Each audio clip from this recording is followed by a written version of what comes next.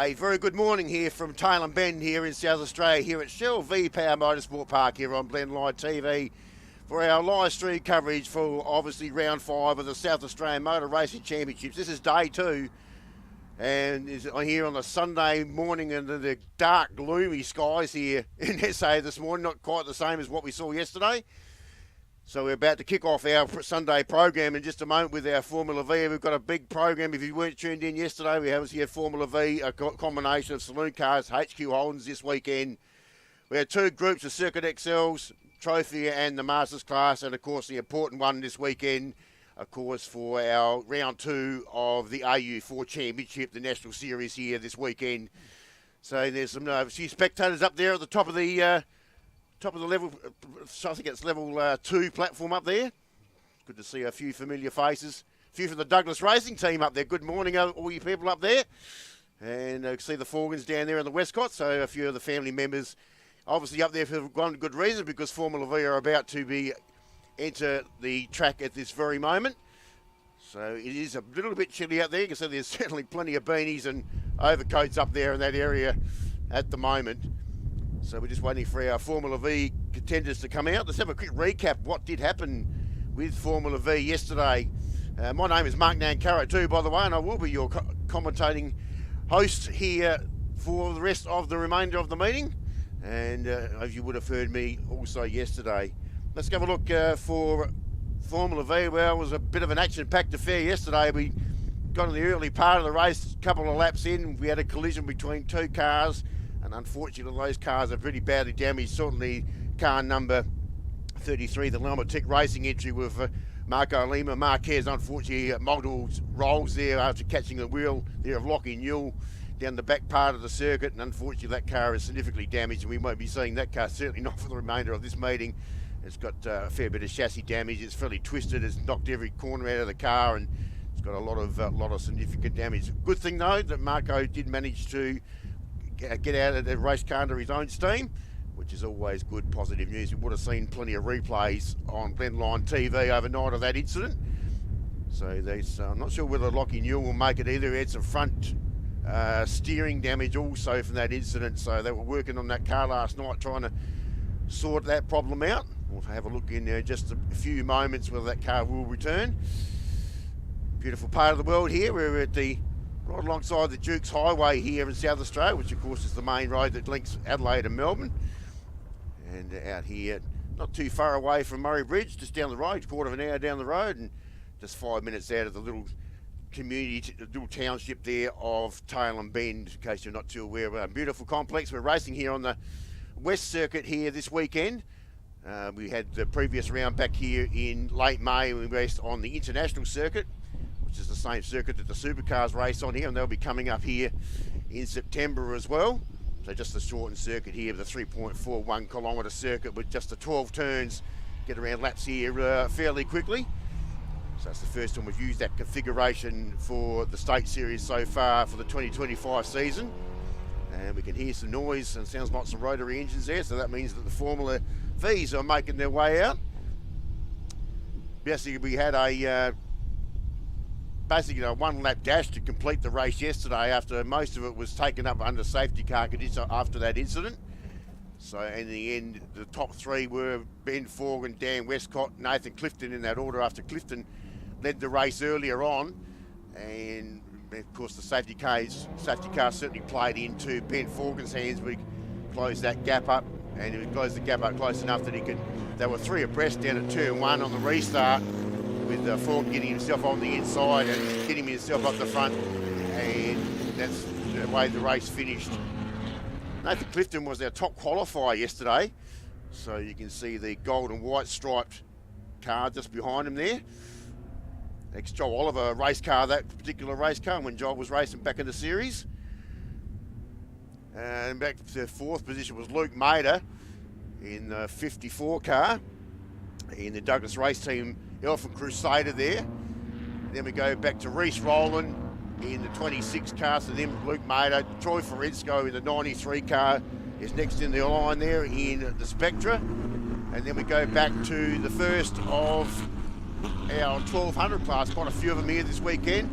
Current championship leader going in to this round in the 1200 class is Baxter Midwinter, and he won his class first up yesterday as well, in front of Frank Chessel in the 44, which is another one of the Orphan Crusaders in the field. There it is, right on shot there. And there was second in class in front of Hugh East. Jay Thompson just in front of his brother there, Tim. And then we had Julian Winter a little bit further back. And obviously, just waiting to see if I can pick up that 36 car with Lockie Newell to see if they did get that repairs done. Obviously, there will be no Lima Marquez in this group. Hugh East goes through. There's the two Thompsons. And there's Lockie Newell there at the back of the pack. So he has made the grid, which is certainly great news there for the young fella. One of the fresh-faced kids, certainly involved in Formula V racing here in SA. Distinctive car. That car, of course, the Lockie Newell running in the Scorpion chassis. You can see the engine cover there, a different colour. That's how he's raced throughout the series so far today. He's got a bit of work to do, obviously, now to try and pick his way through the field. You can see him just testing the steering there to make sure that everything is all in order. Fairly cool conditions here. They'll have a big stiff headwind going down the main straightaway here, down there to turn one, because a big strong northerly blind straight in their faces. With the rain forecast a little bit later in the afternoon, we'll probably get through most of the meeting before we get to that stage. For Formula V going into this final round, this next round on championship points. We had Dan Westcott on top leading the points yesterday. He picked up another second yesterday, so that we could increase his points with Ben Forgan, just gaining on him there a little bit with that win. And there's Ben Forgan there in the CRA entry, his sponsorship for that driver for this series. 6-time state champion Ben Forgan. He's had 4 years out of the driver's seat and decided to come back midway through the series. This is round 3 of their state series. And he's on pole position. You can see the staggered start there. This is the format that we're using here this weekend, here on the short course. It's a great head-on shot there from our Blendline TV crew. Looking straight, gun barrel straight down the main straight into the grid area. Right alongside of pit lane and the big complex that we have here at Shell V-Power Motorsport Park. All the garages there underneath all those glass windows. Car 26, that's Reece Rowland, the Image Roads entry. A couple of seasons in too, now a bit more experienced in the BC chassis, and we're away. And we've got yellows waving down the back of the grid there, so someone has stopped. I think that might be the Midwinter car. I think that's Julian at the back of the pack there. And he's up and away, so it looks like he's got that car refired. So we'll go to the back of to the front of the field there, and obviously straight to the lead there, Forgan from Westcott. Then Clifton. Luke Mader's got Reece Rowland for early company there. Here's a venture out onto their first lap. And there goes Rowland around Troy Forensko there. Picks up another position. So that's the northern side of the track. You can see where the big electrical towers are down to the other side. So I head down towards turn 6, and we'll do a quick right-hander here to go down to 7, opposite direction to the international track. Normally the international track, you obviously go left up the hill there. It's 3.4 kilometres here, so it's a short circuit. It'll take too long to get around. And back inside the main complex there of 9, 10, and up to turn 11 up the crest. Luke Mader there. Started 4th on the grid and finished 4th in his race yesterday. He's got company, he's got Reece Rowland, there's Lockie Newell. He started from the rear of the grid. And he's trying to get past Troy Forensko there in the 93 car. So a couple of sets of pairs there at the moment. I'll just have a look at the pair up the front of the field there, the red and the orange entries there. Ben Forgan and Dan Westcott starting to dominate, and Westcott certainly sticking to his guns at the moment. The pass down Reece Rowland. Gets past Luke Mader, so he's found a bit of pace in a straight line, but a bit of drafting behind Mader there down towards turn 1. Change of lead. Westcott goes to the front. The 2023 state champion there gets up and regains the lead. Had last season off, and now goes back to the front So these are the dominant pair in the state championship of Formula V at the moment. And they're the ones certainly well and truly on top as far as points are concerned going into this round, with Westcott just in front of on points going into this final round, and obviously with Ben Forgan with the win yesterday just gaining a few points. So they head down once again to turn number 6. So Dan in car number 20, the early model Jacer there. It's one of the F2K5 Jacers, so one of the earliest chassis builds. Jacer, pretty phenomenal, pretty well-known name, certainly in Formula V racing here in Australia. A lot of older chassis cars in this field. And once Reece Rowland's got past Lukey Mader there, he's starting to gap him as well. And look at the shark's tooth front nose cone there of Lachlan Newell just behind them. Started from the rear of the field. He's got himself up into 6th position at this very moment.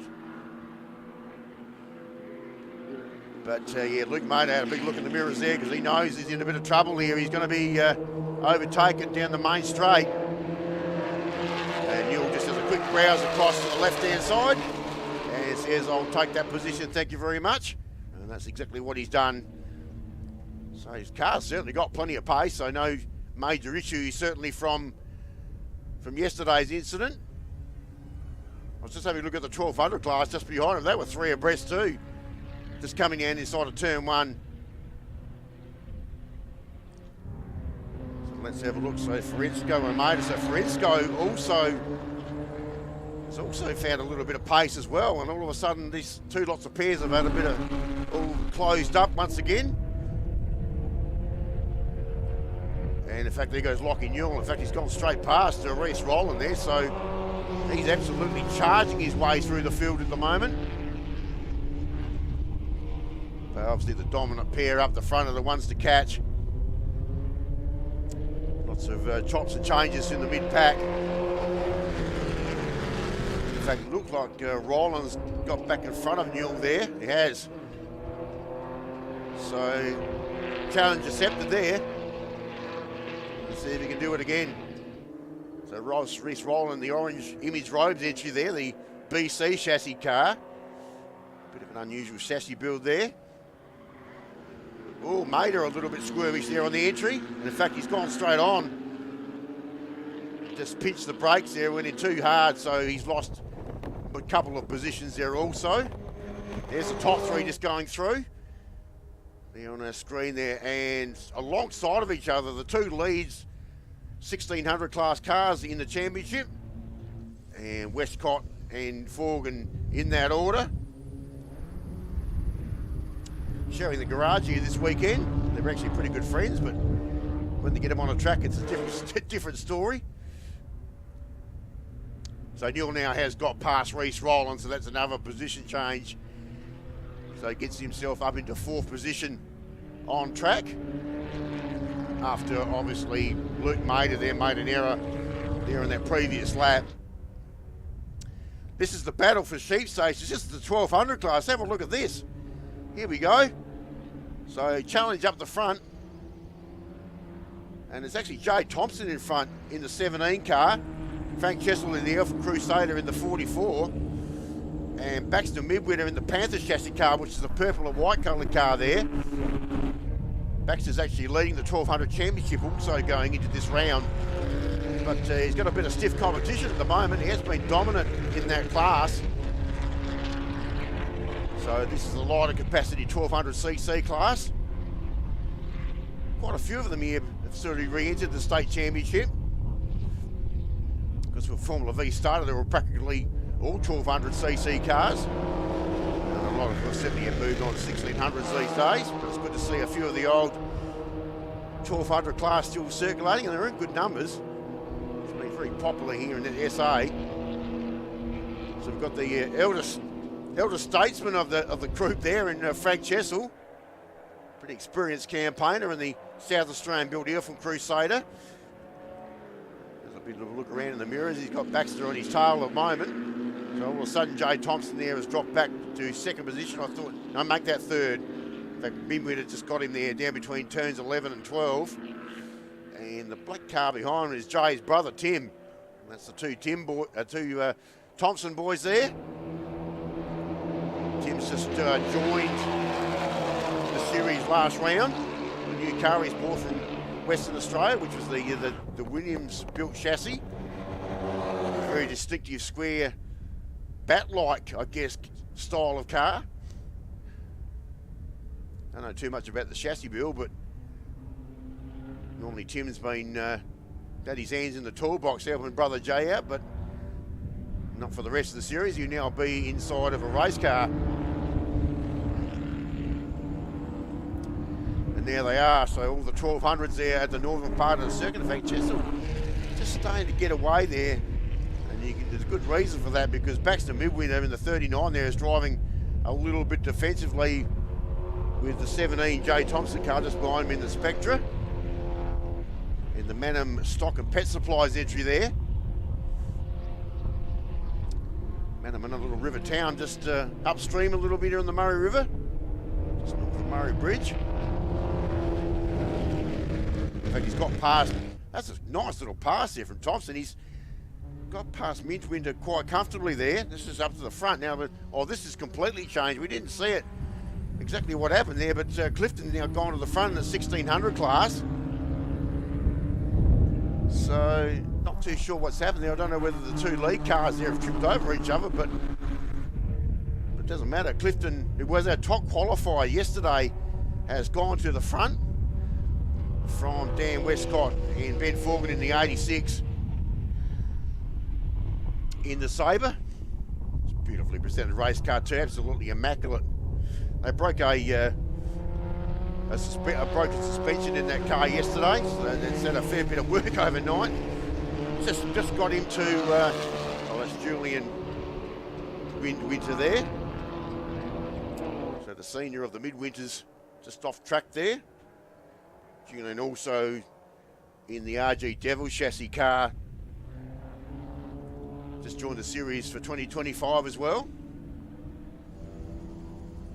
Great battle. This is still the battle for the 1200s. In fact, Tim has got in front of his brother Jay there, so that's a change of position and make that now Jay in front of Tim. The two brothers there going hammer and tongs. In fact, Tim there on the inside, nice little pass there. And talking about passing, let's have a look at turn 6 for the front of the 1200 class. And a little bit wide there, Chesil from Midwinter. Gee, that corner really does tighten up. Makes it very difficult to certainly get around that curve and the next preceding corner there, which is turn 7. So still Chesil's holding off the challenge there of a current. Oh, gee, Jay Thompson just dropped the wheels off there. Just did that all on himself. I'm not too sure what... he's having a big look around too. I don't know whether he's a bit worried about some sort of damage there. And there we go, now the 1600 class. So now that's changed. Now Westcott's gone back to the front. In front of Forgan, and then all of a sudden Clifton, who was leading on the previous lap, has gone back to third position. So it's all happening here amongst the two classes. And certainly Westcott head down. Plenty of breeze out there at the moment. Ooh, a little bit of a brake lock there too from Westcott. Laid on the brakes, and the local yellow down there. Well, that's for the Midwinter entry, which is just parked there on the grass on the left-hand side between alert turns 11 and 12. Okay, so now they'll spread eagle. Let's have a look. This could be 3 abreast here, and you bet you it is. Goodness me.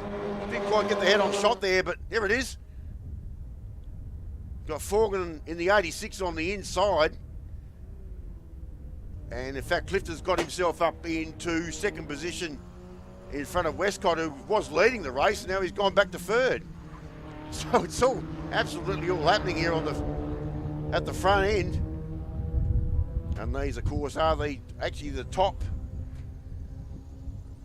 Oh, look, Clifton missed a round, so he's a little bit further back on points. Actually, third in the championship is Luke Mader. Is currently back into. He's in the pits. Okay, well I missed that. So he is pitted. I wonder what had happened there as well.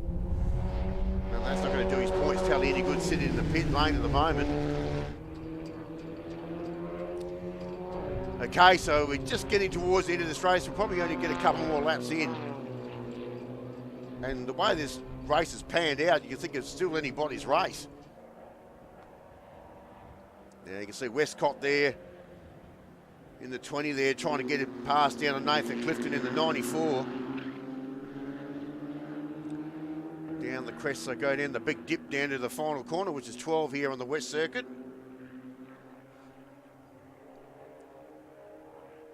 And now they're in the main straight. So they should get a couple more laps in. Time has just gone into negative, just as they cross the line there, so see how that pans out. All timed events these days. Don't have the lap count scheme, but now three abreast again. Here we go. So Forgan goes back to the front. Now Clifton's on the challenge here. And I think that gets that nose cone tucked right under the back exhaust pipe there of the 86 car. And somewhere he'll pick up maybe a position down through this section. It's the sweeper at 5 there. Not really a passing opportunity there, but there might be here. I think Cliff's going to try the outside manoeuvre. Late braking down there in turn 6. Oh, he braked late, all right, he went too late. And in fact, he pushed forward real wide. So, and all of a sudden, with that little bit of brake indiscretion there, he's fallen back into the clutches there of Dan Westcott. Now we're looking to get back his second position. Just coming up behind some of the lap vehicles there. It's Jade Thompson, I think he's got an issue. Yeah, he's just circulating around slowly. Oh, a little bit untidy on the entry there for Clifton too. Braking very late. And this will be the checkers by the looks of things. Checkers have been shown. So Forgan will take race 2 out. Take out the first 2 races. He'll do his championship points very nicely, thank you very much. And obviously second there, Nathan Clifton, Dan Westcott in third. That's a great battle. And you can see the 1200 class still going through. They've got another lap to go, so that's going to be where the interest is going to lie at the moment. That's Lockie Newell and Reece Rowland there currently in 4th and 5th position. Rowland's stuck to his guns there. He hasn't quite been able to get hold of Lockie Newell, but he's certainly targeted him around lap after lap. And he'll throw everything at the kitchen sink here, Rowland, to try and get past Newell, but I think Newell's got too much pace there. Too much sting in the tail there from the Scorpion chassis car. Or is it? Let's have a look. How do they finish up? So Newell held on there from Reece Rowland for 4th and 5th position. And we go back to this shot. This is the 1200 class. And this has been close throughout the whole race here at the moment. So it's still Chessel and Baxter Midwinter sorting out there, the top 2. In fact, that's a change of position because Midwinter was in front of him on the previous lap. So Chessel might get a class win here. It's no mean feat. Baxter's been pretty dominant in the 1200 championship so far for 2025. But he's going to not get a win here. It looks like Frank Chessel will take the win in the 1200 class, will he?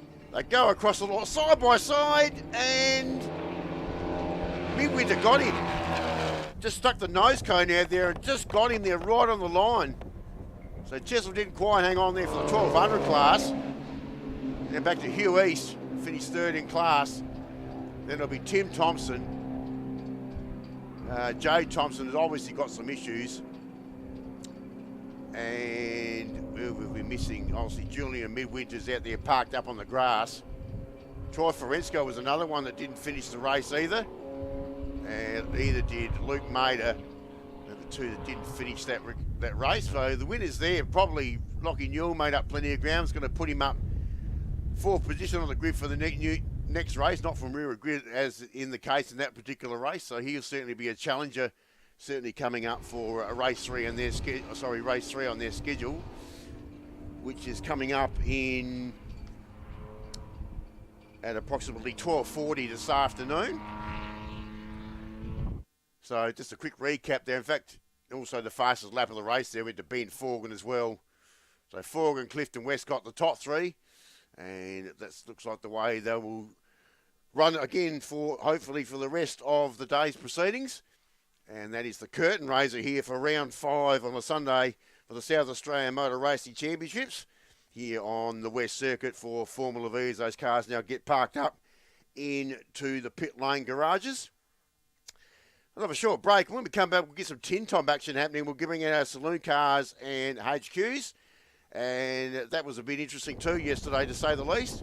And we'll come back with that in just a few moments here on Blendline TV. Stick around, we'll be back in a few minutes.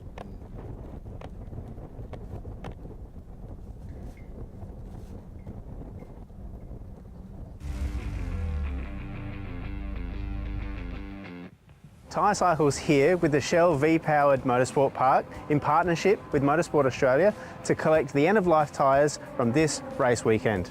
At Motorsport Australia, we see the value in partnering with industry experts as we work to shape a more sustainable future for motorsport.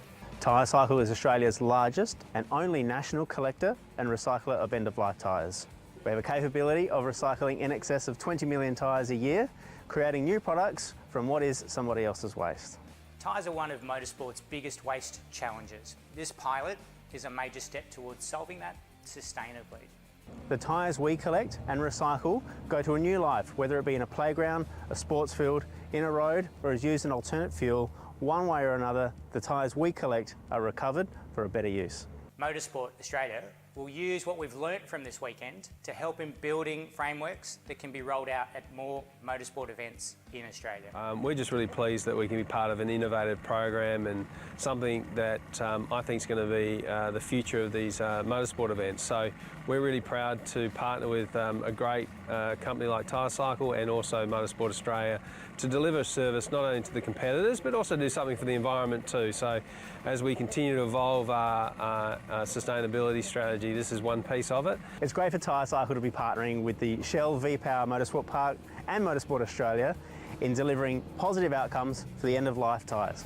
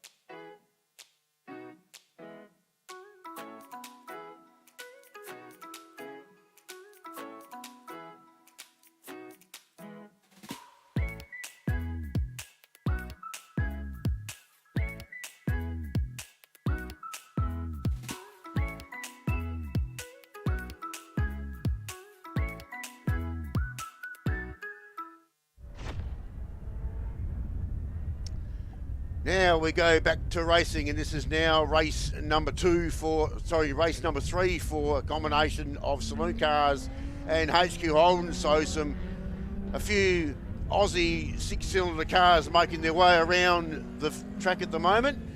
And well, it's been shared, the load.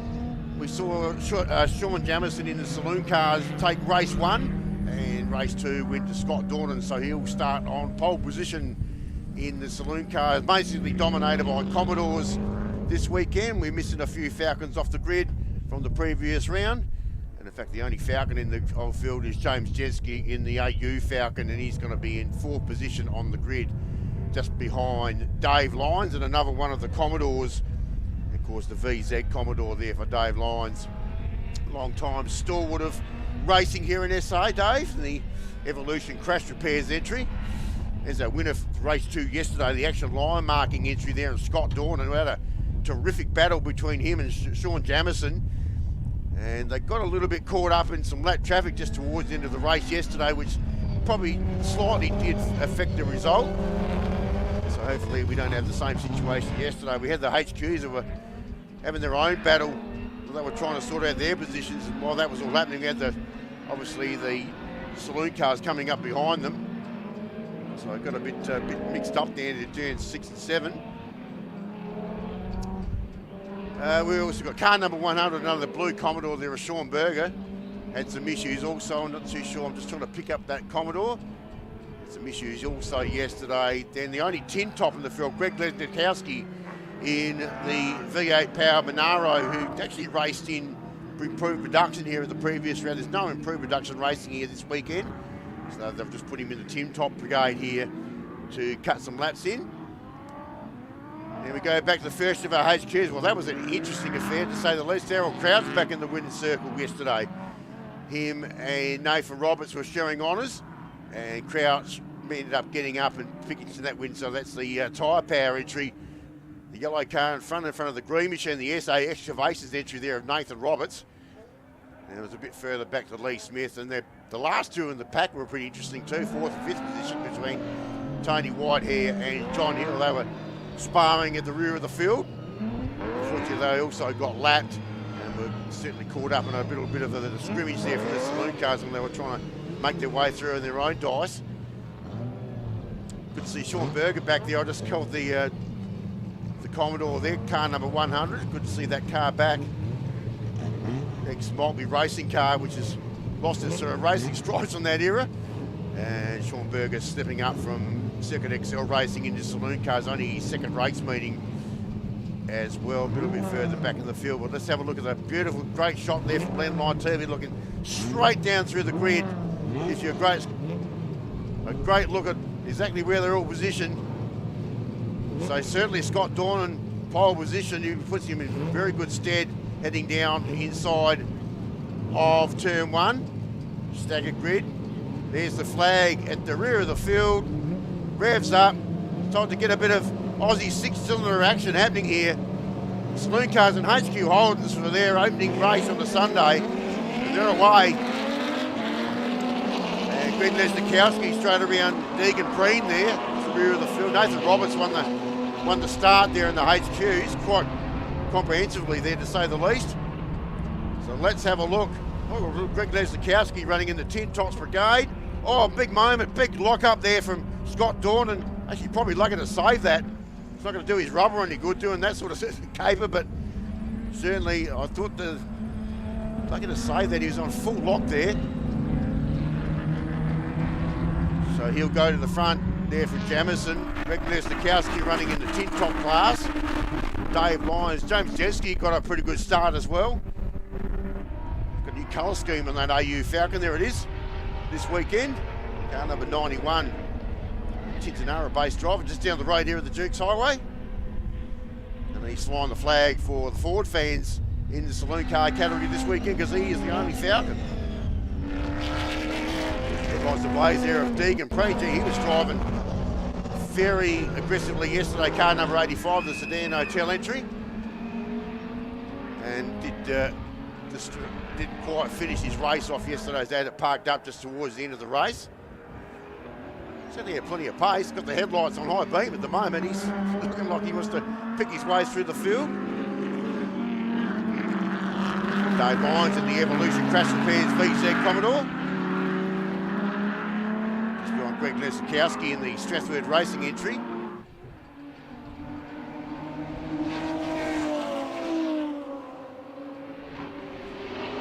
There they go. Greg Lesnikowski goes through. That's Deegan Preen there. Lesnikowski up the front of two silver cars. There's the front of the Monaro there of Greg Lesnikowski. Gee, been very late under brakes there, just about on full lock again, but he gets past Dave Lyons there quite easily. So nice little pass there down to turn 1, and that picks him up into overall 4th position on track, and 3rd position obviously in Saloon Cars. Tin top class car there in between of Greg Lesnikowski. He's the only one out there with 2 extra cylinders.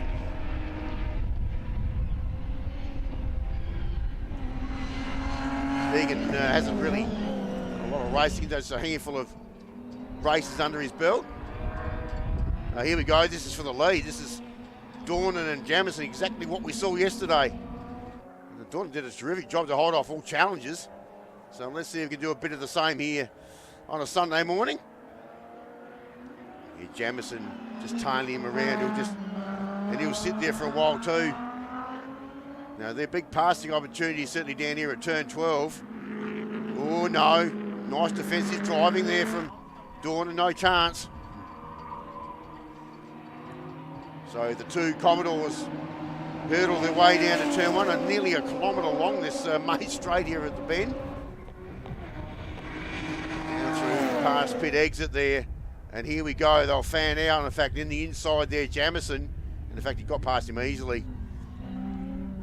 And now Dornan's just got a return serve, and he's trying to do that right at this moment. Gets the nose tucked up in there, but he's not quite close enough. Tightens up there at turn 3. And then the climb over turn 4. Oh, gee, Jamison a little wide. Dornan kind of followed him half through that line as well. So no advantage given or taken there. So down to turn 6, another big passing opportunity. Dalton's right up here. Really late on the brake pedal there. Pushes it super wide. The Sedan Hotel entry there of Sean Jamison. Got plenty of national credentials in that name, that's for sure. Very experienced campaigner, travels a lot. These two also pretty well known to compete in the Vic State Racer Series. I don't mind going to Phillip Island, Sandown, and a few places like that. Trying to take a few championship points over there in Victoria. Two very devoted race car drivers. And they're devoted at the moment. So full tilt they go down the main straight once again. I don't think Dawn's quite close enough to get the pass done, or will he? He pulls out of the draft and tightens up there a bit. Cuts across the nose there of the 23 car. Scott Dornan there. The Jamison regains the lead. And down through the 2, 3 and 4 turn combination, right down the northern end of the circuit. And through the sweeper. Very fast pass to the circuit here. This is probably one of the fastest parts of the circuit. You really are full throttle down through this section, and then you've got to lean on the brake pedal right about here. So there's a very heavy braking point there down at turn 6. Turn 6 also on the west circuit, also turn 6 on the international circuit if you were heading in the other direction, which will actually point you towards the north and heading up towards turn 7 on the international circuit, but not in this case. Exit stays right there instead of left. Dave Lyons just getting underneath. I think that was Greg Lesnikowski in the Monaro. That's the Evolution Crash Repairs entry. Dave, long time racing driver stalwart, certainly in this state, not only in Saloon Cars, but did quite a lot of years in HQ Holdens as well. But certainly has been running around in the SA Saloon Car Championship for quite a number of years.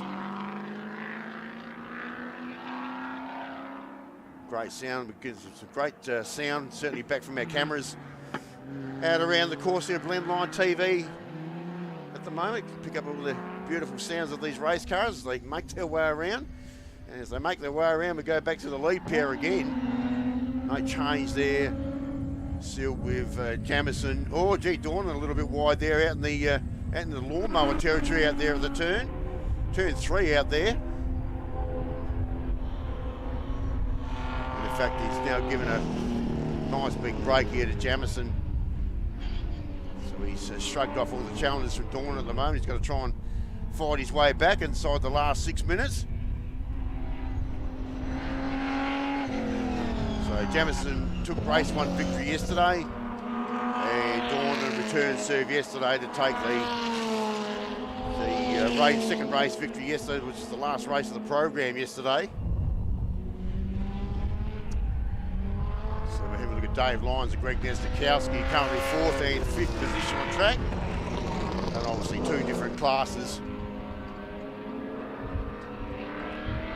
Dave Lyons is showing a little bit of pace at the moment, so trying to get away from the V8-powered Monaro there of Greg Nestakowski. Now, what's been happening in the HQs? Let's have a look.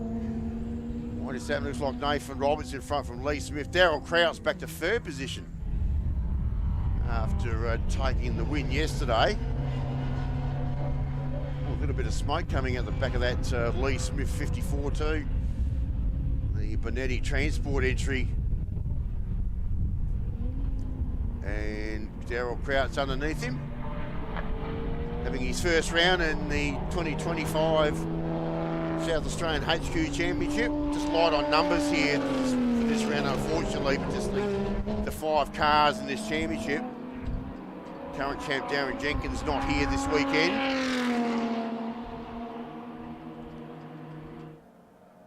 Really just slightly struggling for numbers at the moment to try and get this HQ Championship back up and running. We know that it's running very strongly in other states, certainly Victoria, and certainly the Sydney side is there in the New South Wales Championship.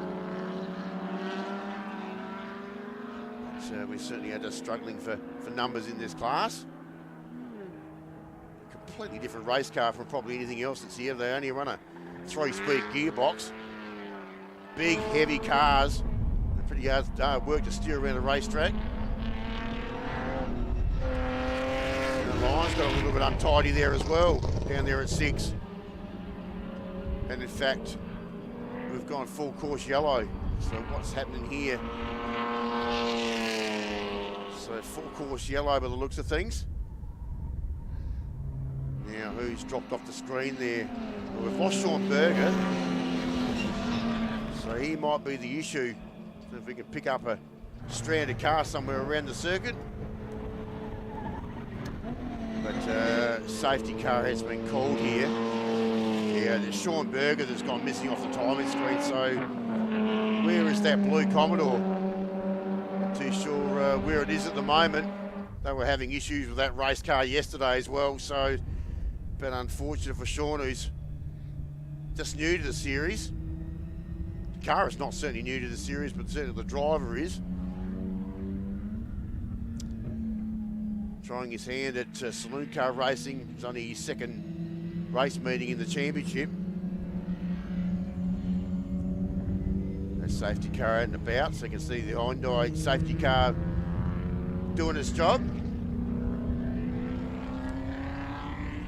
So it's definitely Sean Berger that's missing, and he's gone a lap down. So, oh, there we go. And there's confirmation. And he's got himself buried in the sand trap. Or the gravel trap now. I'm trying to pick up what corner that is. That looks like possibly 11. This looks like just with the way that catch fence is situated there. Get the wide shot will certainly tell me a little bit more exactly where he is. And where is that? Oh, that's 5. That's turn 5. That's the sweeper. That's a big, deep patch of kitty litter down there too. It's pretty wide. He's gone through a fair bit of it too. He's up against the rubber matting there. So I don't know whether there was any contact made. I'm not too sure, but it was something. You already see he's got some rear end quarter panel damage on that car from a previous incident yesterday. And so he just sits in the car, and I'm going to need a big tow strap there to pull him out of all the gravel down there. There's going to be plenty of that in amongst the car. Car number 100. That's the number he used in Circuit XL as well. Did a few rounds in that series last year. Car pretty well known. It had the Greyhound Express livery on it when Naomi Mulvey raced it a few seasons back. So it had a bit of a Red Bull retro livery. Well, there it is there. So that is turn 11, is it? Let's see the recovery vehicle sitting out there. I thought that was 5. I think it's actually is 11. Yeah, it is. That's where they're heading at the moment. Oh no, they're just going through the gate there. No matter how, it'll take a little while. We've only got, well, in fact, the race will finish under safety car here with only 30 seconds left on the clock. So next time around, they'll be declared, I would possibly say. And if that's the case, then Sean Jamieson will take his second race victory for the weekend. Nobody likes seeing races finish under safety car, but I don't think that's the case at the moment. Still with Nathan Roberts in front of the HQs, in front of Darryl Crouch and Lee Smith. You can see the camera shaking there. You can also pick up the wind noise through the cameras as well. It is quite breezy here. In fact, they're driving into a head-on wind in the northerly as those cars head towards us.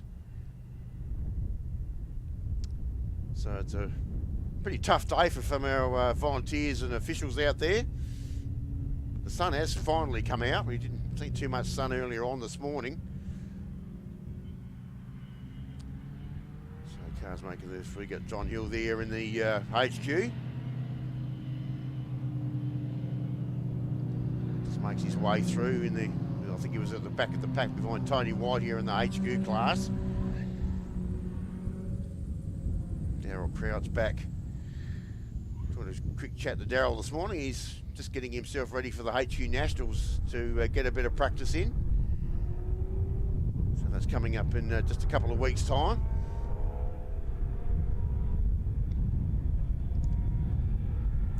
Talking about the Nationals, we've actually got the Bend Nationals coming up here on the weekend of the 19th and the 21st of September. And the Saloon Car Nationals will be back here at the Bend for that weekend. And while we've got them on track at the moment, they'll be coming here to fight out the National Championship. And 2018 was the last time we saw the Saloon Car National Championship here. And Joel Heinrich took victory there in that National Championship. They've also got the Formula V Nationals also here this weekend. That'll be a massive field of open wheel race cars here. I've already done a couple of Formula V Nationals, and that'll be certainly well entered. Also, we've got Formula Regional also coming here that weekend. We've got Formula 4 Duratec, and also got the Dunlop Destiny Series for the XLs, the National Series. So great to have that on board as well for the Bend Nationals coming up there on that third weekend in September. Got a meeting before that. In fact, only next month we've got the South Australian Motor Racing Championship Grand Final to sort out our state champions. And that's a big weekend because we've got the TGRA Scholarship Series, the Australian Prototype Series here, so a couple of national championships. Obviously our XLs, this SA Sports Sedans will be here to fight out their championship for their final round of the season, as long as also with the improved production. And we'll have the E30 racing cars back here for the BMWs back here for that round. And there's the checkered flag to confirm that that race has now been declared under safety car. So final results there, obviously Sean Jamieson, Scott Dorner and Deegan Preen in third position, then Dave Lyons. They're the top saloon cars. The tin top there, car of Greg Nikowski in the Monaro, and then fifth in the saloon cars there, James Jeske. First of the HQs there, Nathan Roberts in the SA Excavations District car 27. The 124 car there of Darryl Crouch. The 54 there of Lee Smith, Tony White here, and John Hill to round out our small group of HQ Holdens there. So that finishes off that. Well, that's race 3 there for Saloon Cars and HQs. So we're just going back to what we were talking about, future meetings there. So the next meeting here, as I mentioned, it also will be live streamed on Blendline TV coming up here next month for the South Australian Motor Racing Championship Grand Final to sort out of our South Australian champions after the conclusion of that weekend. So a couple of big meetings coming up. As I just mentioned, also the Nationals coming up there in September. Just go to Shell V-Power Motorsport website and all the calendars and information is all located there in various options. Okay, so when we get through that, we're going to go back to the first of our XL races coming up here on a Sunday, and it'll be for the Masters class, so race 2 of the weekend, and we'll be back with that in just a few short moments.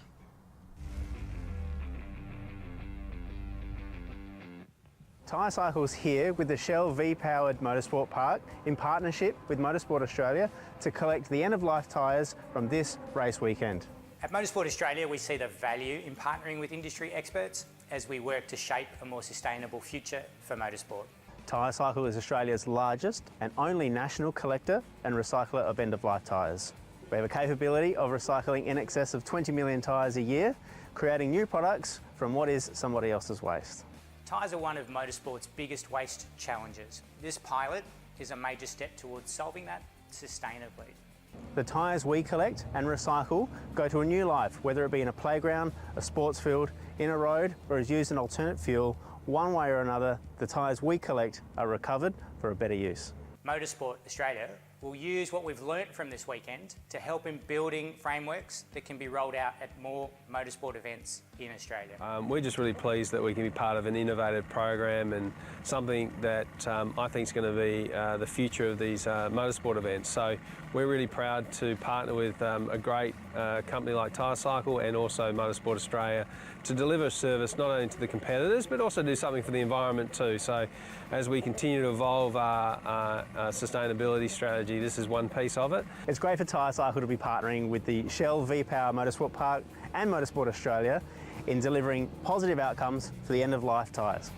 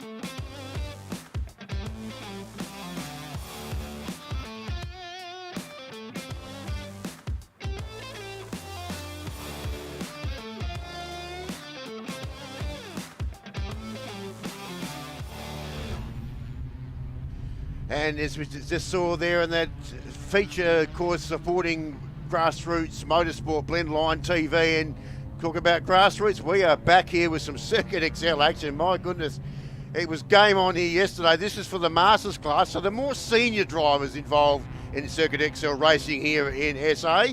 And we certainly had some interesting incidents yesterday as well. Just take note if you are looking through the schedule or the program that obviously Adrian Gallio will be driving the Grunter Racing entry for the rest of the weekend after he actually rode his original Castrol livered car off yesterday. So he's still out there to still get a drive in. And no doubt Adrian will be joining in commentary a little bit later on for the Trophy Series, as he did yesterday. So he's a little bit of a change there in the list. So what happened yesterday? Well, it was a tough battle up the front, that's for sure. And certainly Kim Anderson ended up with the victory after their first race yesterday. But by gee, he had some company.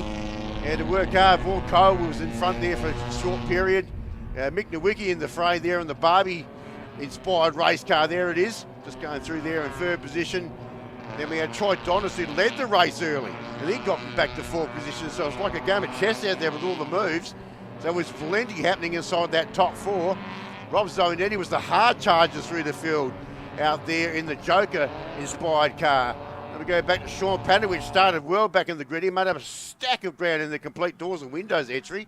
So he's certainly one to look out for in this group. Car 99, the high beam car wash injured there. Brian Smith had to do a bit of work too. He started from well back in the grid. So he gets himself up inside the top 7. And we go back to Aaron Semler, who actually qualified second fastest yesterday. He dropped all the way back to 8th position. So he had lots of issues. Bo Hastings had a couple of off-track moments too when car number 118, as Greg Stook goes through, that's the green machine there, the Green's Tough inspired entry there in car 13. Beck Bosgiano in the Beckstar entry. And we go back to Adrian Gallio, I just mentioned. Dave Zolo had some problems yesterday in the Hampstead Auto and Dyno entry. So we'll be out there to find out today. There's the Bondi Home and Maintenance Garden, or sorry, Bondi, the Bondi Home and Garden entry there of Dale Annette and Alan Hawkins, who had some issues yesterday. And the rear of the field is Ash Bennett. Unfortunately was disqualified yesterday for too much camber on the wheels, so that was out of camber. So he's going to the back of the pack in the US fighter plane Mustang inspired entry at the rear of the field, and he'll have to fight too. He's got a fair bit of work to do from back in that pack. So lots happening in after race 1 yesterday. It was certainly lots happening. We're about to find out again. Masters are away. Well, I thought Colwell was a little bit tardy there. No problems about Anderson. He got away sharp as a tack. He was away. So they head down towards turn 1 and try and get themselves some sort of trap position. I reckon Mitch Nowicki here might be in the fray too. In fact, he's right up alongside of Kim Anderson around the outside. Colwell darts back on the inside. So 3 abreast there. So it'll be Anderson, Nowicki, Colwell, and that's Panowich up to 4th. What a start. He's picked off a couple of early places. So the current Masters Championship from last season got himself up into 4th position. He's under attack though. He's got Troy Dontis in the Stanford Mowers entries right up alongside of him. And Semler as well picked up a couple of spots. So he's got off to a good start. So Dontis on the inside of Panowich. And the Barley's vehicle hoist entry there of Aaron Semler gets one as well. Yes, he does. He gets past, so Panowich loses 2 positions there. Oh, a little bit of a brake lock too. Oh, he's under attack. He's got Brian Smith right behind him. And there's the Joker, car 29 there of Rob Zonetti. The evil face of the Joker is beware, it's right behind you. And he was picking his way through the field too pretty quickly yesterday, after starting a little bit further back. So there's a lot of hard charges here at the back, certainly mid-pack here off the grid. So still Kim Anderson got that nice little break. Oh, gee, nice move. So Annette there just picks off Bo Hastings there in the 118 racing entry. Well, he's one of the newer faces in Circuit XL racing this season. Done a terrific job. He's certainly been very progressive. So there's Anderson, who'll lead the pack through. And there's my commentator from yesterday, Adrian Gallio, in the Grunter Racing team entry. There's a massive crew down there. I saw a group photo on social media yesterday. They're great supporters of this category. Unfortunately, his original retro Castrol car was written off yesterday. That's major damage after he clobbered the wall at turn 5 during the qualifying session. And looks like that Grunter Racing team entry might have an issue as well, just off the shot there. There's Ash Bennett. Got the US fighter plane moniker on the side of that race car. Done a terrific job in presentation of that car. He was unfortunately disqualified yesterday due to too much camber on the front wheels there, so he's had to fight his way back. So obviously that problem has been adjusted. There's the two green and white machines there, the 86 car there of Vaughan Kylewell and Troy Dontis. Great to see Troy back in the series. He's had a little bit of time away from the series and now he's back. Got his own business there on the side of the car, Stanford Mowers. Those two, pretty much what we saw yesterday, racing together. They were sort of, well actually Dontis was in the front there for a little while yesterday. So they were sort of locked horns of the similar coloured cars there yesterday. And in fact, something up the front, Mitch DeWicki there in second position. Cole now under attack from Troy Dontis. Cole were there with the Stonehaven's Wines entry. Watertown base driver, not far away from Stonehaven Wines down there at the Pathway region in the upper southeast of South Australia. And while that's all happening, we get out of turn 6 and those two cars now are alongside of each other. Dontis around the outside. And now back to the old overlap switchback manoeuvre there. And he gets himself up on the curb and he should be able to pick up that position and take him up into third. This is for the top three. Oh, still locked together there. Coming out of turns 8 and 9. Oh, gee, a little bit untidy there from Dontis. Geez, not giving an inch, are they? Have a look at that. That's what you call locking horns right there. That's door handle to door handle. Still no one gives an inch down to turn 11. Well, someone's got to give there, surely. No one did. They're still locked together. And Dontis just has to give a little bit there down at turn 12. Brian Smith's also another one charging through the field. There they go.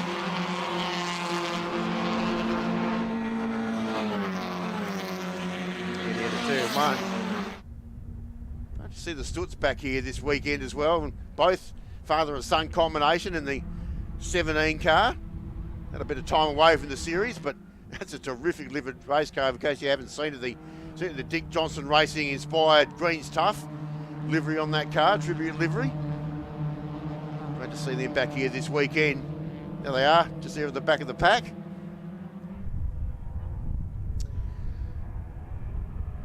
Still Kylewell and Dontis there, but there's the high beam car washer Gawler entry there. That's our 2023 Masters champion there, and Brian Smith. So he certainly picked a few off. Certainly that season we had the two blue cars up the front between Smith and Anderson. Not the case so far this weekend. Oh, and he's gone off there. Dropped the wheels off the other side of the curb, and then Aaron Semler go through in the Bailey Vehicle Hoist entry. And I'll tell you what, the old joker himself, Rob Zoanetti, he's breathing down there next. Here he goes on the inside of Smith. So you can't go 3 wide there. That's tough to do. He's going to have to push someone out wide. In fact, Aaron Semler held it together nicely there. He was the widest one down there at turn 11. Oh, it came on in that pack. Look at that. That's positions 5 right back to 10. So positions 5 to 10. Well, that's going to be sorted out in a minute. Greg Stutt on the inside there of Bo Hastings to get himself up in the 9th position. And he's made that pass as well. There's 4 and 5 wide, wherever you want to go down there at turn 1. They're all over the place. And in fact, Brian Smith has now picked up another position. He's got past Troy Dontis, finally, after tailing him.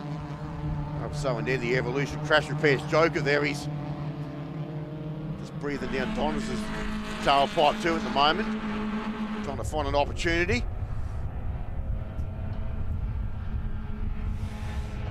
So and then he had, unfortunately, the other car blew a motor at the previous round. So new fresh race car and a marvellous livery on that car. In fact, that's a nice pass. In fact, Dontis went wide there. And so and then he did a little bit of the same. So Dontis has lost about 4 positions there. In fact, he's out of the gravel. So hopefully he can get out of that position.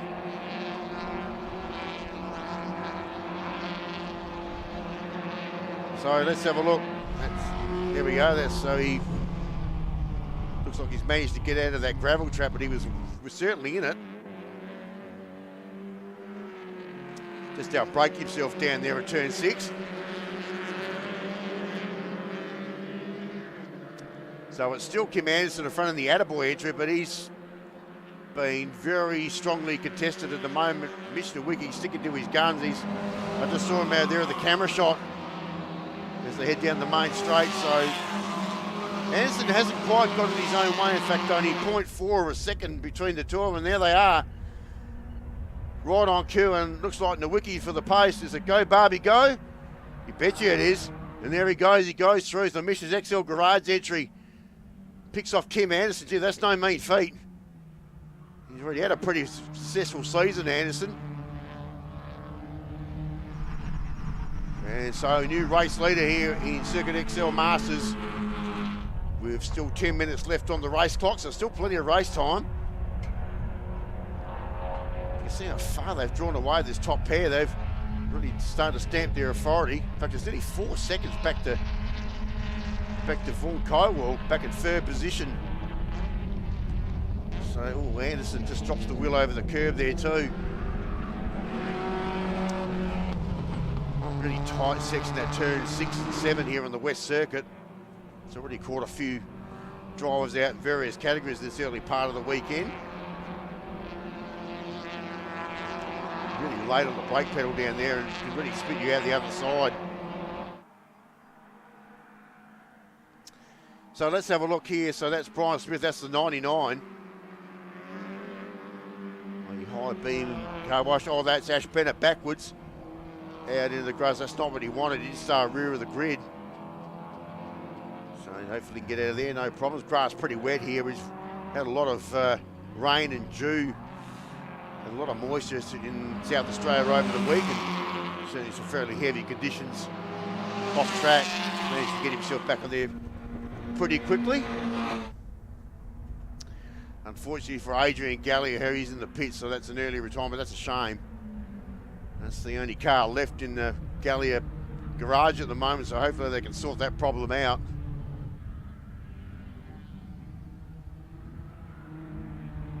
Last positions just go through. Dave Zolo and Alan Hawkins. Oh, gee.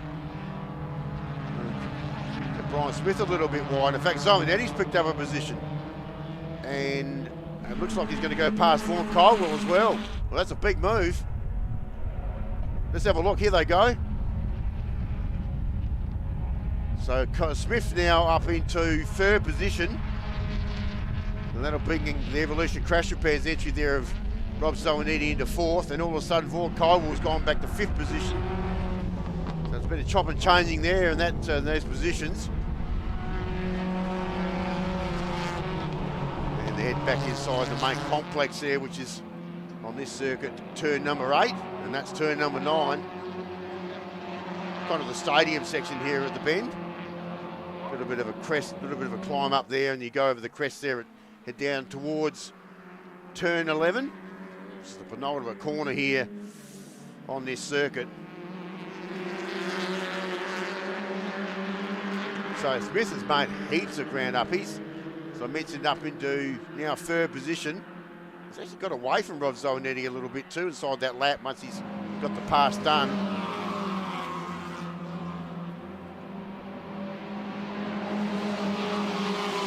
They scream down the main straight. Now that Ash Bennett's dropped off the timing screen, Beck Boggiano's actually got herself inside the top 10 as well. So good effort. Being the only female driver in this group. Got a bit of a motorcycling history as well. Sidecar style, of course.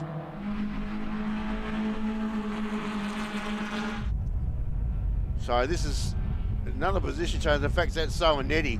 So he's got past Brian Smith, and that now takes him up to third position. Well, he's got terrific drive. He's picked off plenty of positions. So Zolinetti out wide there, Cowell. So the Evolution Crash Repairs issue car 29 finds itself up into third position.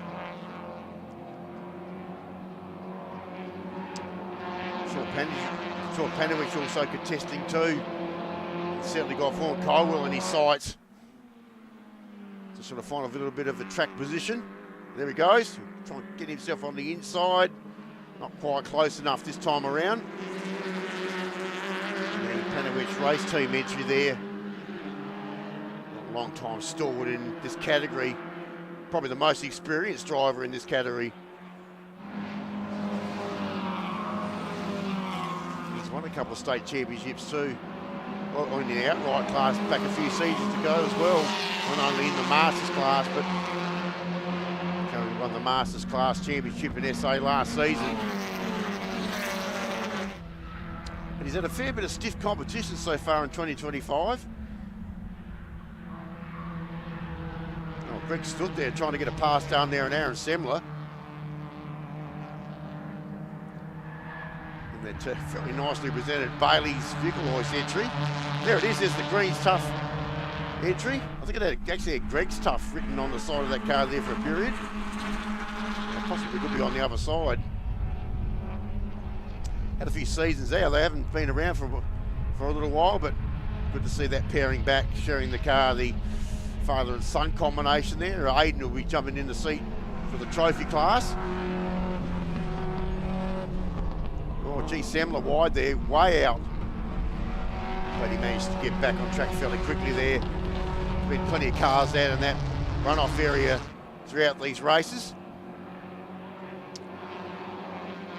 So Sean Panowich on the screen there, complete doors and windows entry, trying to get around Vaughan Cowell. He might be a little bit closer this time. Certainly sharing times as well, that pairing. Oh, Cowell wide, so he's given Panowich a massive look in there and a big opportunity, and he'll take that opportunity. He goes straight past him. So the rear bumper just flapping on the rear of that Cowell car as well. It looks like one of the bumper clips has come amiss.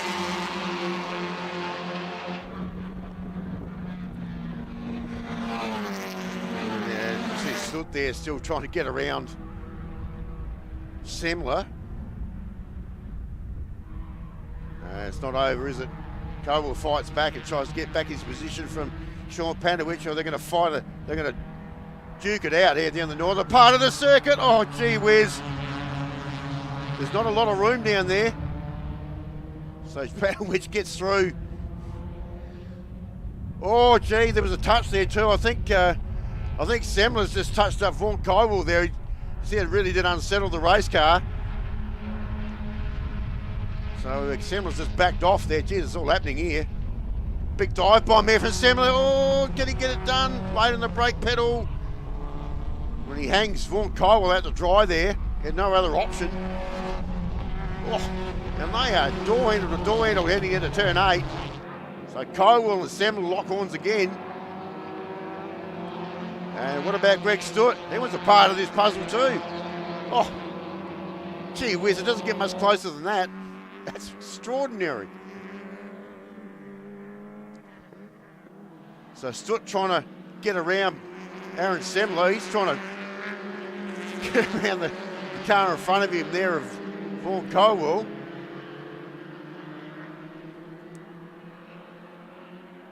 He's lost Troy Dontis too.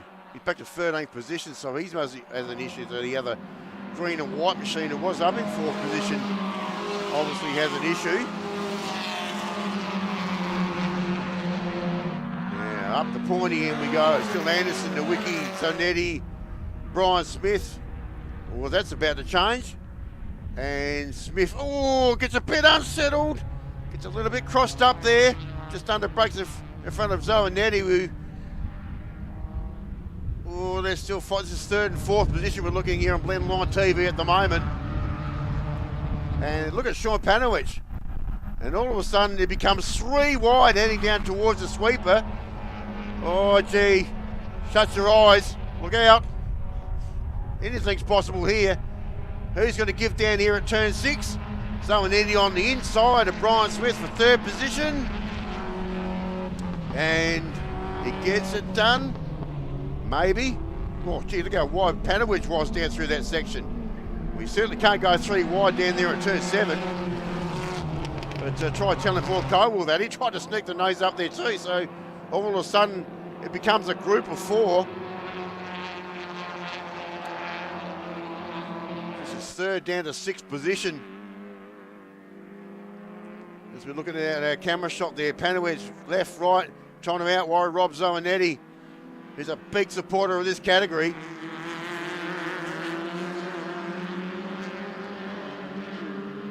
Cowell's still in there for the fight as well.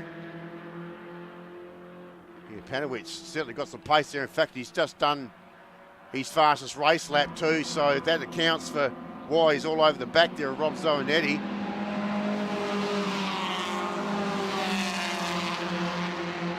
So in the Masters class, well, Masters it is, here they are. Don't tell me they're going to do 4 wide down at turn 1. Oh, gee, they are. Oh, goodness me. So Smith underneath Cowell, trying to pick up another position. That's for 5th and 6th. Well, the obligatory indicator light hanging out the side there of Cowell's car. It's just to show that things have got a little bit closer comfort. And close to comfort is turn 5 sweeper. It's a little bit tight there. You are flat, full throttle through that section of the track, and then it's on the brake pedal a bit right here. Gee, no one's given an inch there. So Smith on the inside, pushed Cowell way wide, and while that was all happening, Bo Hastings said, "Thank you very much. I'll take that one. Thanks for the gift wrapping." He take the position. So team 118 there, Bo Hastings in the Titan entry. Well, Smith and Cowell are trying to sort each other out. This will be for the checkered flag too. We go back to the front cars, which is Kim Anderson. Take the 2nd race victory in the Masters class here this weekend. Gee, they were really close. He's really got away from the wiki there inside that last lap. In fact, there is no checkered flag. They're going to get another one. I thought there might have been checkers there. So still another lap. But I'm just about to say, it's now over 5 seconds between 1st and 2nd position. Now, considering that they were locked together earlier in the race, Kim Anderson's really has just gone away with it. And here we go back to that mid-pack again. Gee, it's been game on here. Now it's Panowicz for the challenge on Rob Zanetti. Well, that's for 3rd position. Smith on the inside. Cowell, we unsettled him there a little bit. Got up on the curb. And that's Aaron Semler in the 36 car who's made his way through. Greg Stewart's done a great job. He's just keep peppering away there in the Greens tough entry. This is 3rd position. And this will go right down to the checkers. Absolutely no doubt about this pair. They will be right in the thick of it. 2 very fierce competitors. Zevinowity in the Joker car. On the inside, oh, there's a little bit of rubbing there. Panowicz. Then he gets it all crossed up on the entry there to turn 8. So it wasn't really a clean entry there to that turn. And, oh, we've got a slowing car here. What's the deal here? Oh, there's smoke. Oh, there's damage on the front of that Semler car. You can see the front quarter panel there is rubbing on the tyre. So there's been some serious contact somewhere. Checkers are out. There goes Kim Anderson to go through to collect that second race win. Look at the gap between him and Mr. Wiki there. And, oh, this, I told you it was going to go down to the wire. It's gone down to the wire, all right. Zoe Nettie's been spread out the side. And then in the inside. And where did that come from? Bo Hostie's got up for 4th position. Oh, gee whiz. I can get a replay of that. That was all happening down there at turn 12. Well, there was multiple contact on the back part of the circuit between Panowicz and Zoanetti. He got spat out the other side, not lucky not to collect the tyre bundle down there on the infield on the exit there at 12. Geez, catch my breath here for a moment. Let's have a recap of where they actually finished. Obviously Anderson first, Minowicki second. Sean Panowicz after all that got himself up into 3rd position. Bo Hastings was the big winner out of that in 4th. Then 5th will go back to Smith. Vaughan Cole will back to 6th position. Rove Zoanetti did get across the line. 7th position. Beck Bosgiano, 8th position. Geez, she'll be delighted with that. Aaron Semler has parked it up. He's just crawled across the finish line and he'll finish up in 9th position. And after all that, Troy Donners was up the front of the field. He's gone back to 10th. Dave Zolo in 11th. Greg stood in 12th, so he's dropped off that battle pack as well. Ash Bennett, Alan Hawkins, and Darlin, that'll be the last one. Did not finish there was Adrian Gallagher, unfortunately. Obviously with some problems. And another one who's only just finished there is Aaron Semler with some... They're going to need a big rubber mallet there on that front quarter panel of that car because you can see it's been pushed in and it's rubbing up against the front right-hand tyre. See the front on shot there. But he has managed to get across the line. Only just. Whew, gee. And a big breath there. There was plenty happening inside that last lap. It never fails to disappoint, does it, when you get to Circuit still racing here in SA. And that's just for the Masters class. We've still got plenty of trophy racing to come too a little bit later on. So while we tidy up these stranded race cars around the circuit, I think we'll have a short break. And when we come back, it's going to be race number 2 for the National AU4 Championship. Can't wait. Should be a terrific race yesterday, and we'll be back for that. Make sure you stay tuned. Go and put the kettle on. And when you come back, we'll be back with our AU4 Championship race, race number 2. And we'll see you for that in just a few moments.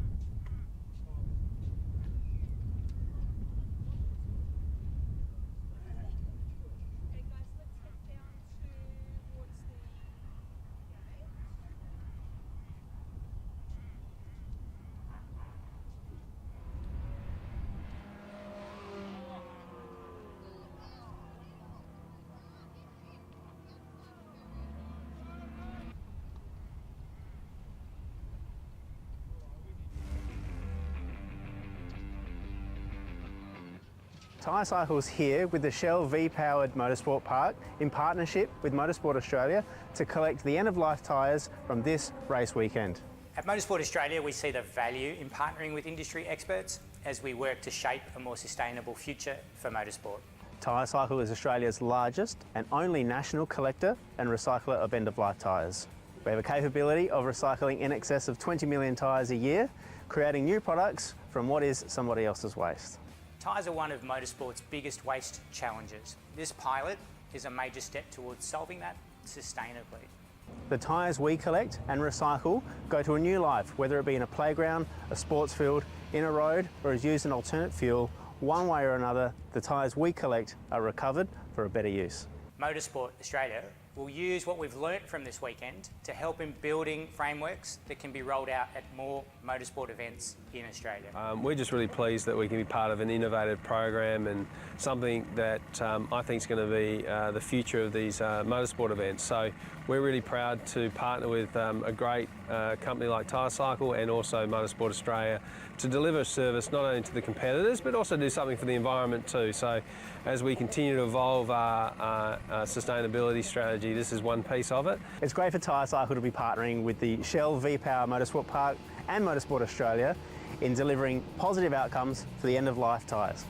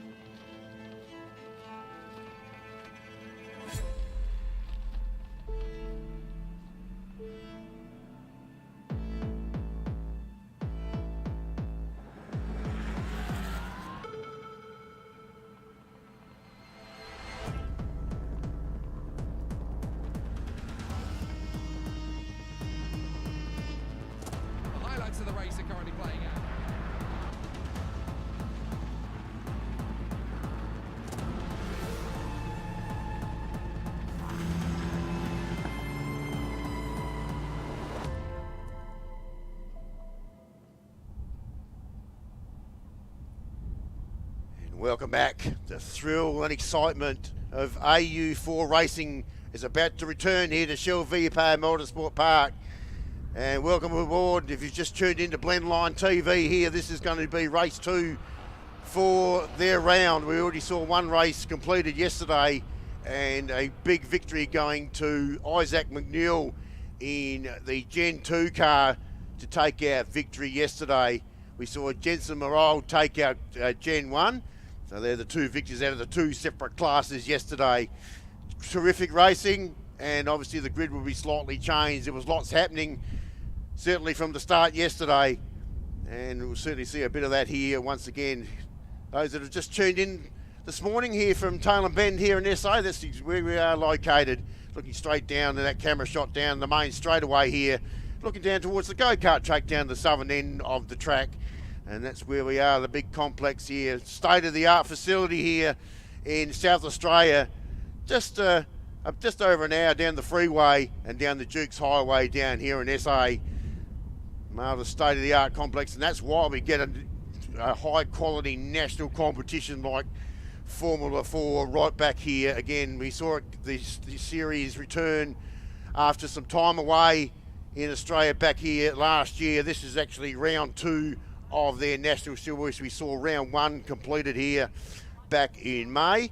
So the first 2 rounds to be done here at this circuit. When we finish this round, we'll be heading to Phillip Island on the weekend of the 16th and 17th of August, a 5-round national championship. And the last 2 rounds will be completed in late August in Sydney Motorsport Park. And in the last weekend in September to finish off the series also at Sydney Motorsport Park on the Grand Prix circuit there, and that's where they'll be finishing up the 5-round series. It's been, for those that aren't too familiar with it, these are young, fresh-faced kids, basically aged between 14 and 17 years of age, trying out to progress themselves. They've done a terrific job. We saw Isaac McNeil take a win out yesterday, as he did here at round 1 as well. And that's exactly, so he's certainly coming in track. Of course, round 1, of course, was run on the international circuit. So the bigger 4.95 kilometre circuit here for round 1. And obviously for round 2, back here on the west circuit, 3.41 kilometres, there are only 12 turns. So you get plenty of laps in, they're quick laps. And they certainly get them around nice and quickly as well. Cars you can see in pit lane there. And obviously there's a lot of AGI Sport entries there. They are the blue and gold coloured race cars on track, and they have a big heap of race cars involved, including Jesse James Samuels, Kobe Wilson, Noah Killian. Well, there's a story. Stalled on the grid yesterday and made his way up and actually claimed 2nd position from race 1 in that team. So terrific drive. We've got Imogen Radburn in that team. Jensen Morale, who's been unbeaten in the Gen 1 class so far this year, and he also won that class yesterday as well, and also took a clean sweep in the Gen 1 class here at round 1 as well. So still undefeated in that class. Cohen Kokovic there also in that team, and Diago Steele, but certainly one of the youngest drivers in the field down there in car 73. That's the team there at AGI. We've got Tim Macro's also got 4 cars here. We've got Georgie Morgan, Chloe Lane, Brock Burton, and Harrison Dusk, who was up near the front for most of the race also yesterday, and has also claimed a victory here from round 1 as well. So we've also got Volante Rosso racing with Isaac McNeil, who of course is the solo driver in that team and also took our race 1 yesterday. Got some of the Masters class cars there. We've obviously got Laurie Costidis and Nick Filippetto. There's no Kevin Fang here this weekend, and Andrew Fitzpatrick in the Andrew Fitzpatrick Racing Car 88 also towards the rear of the field.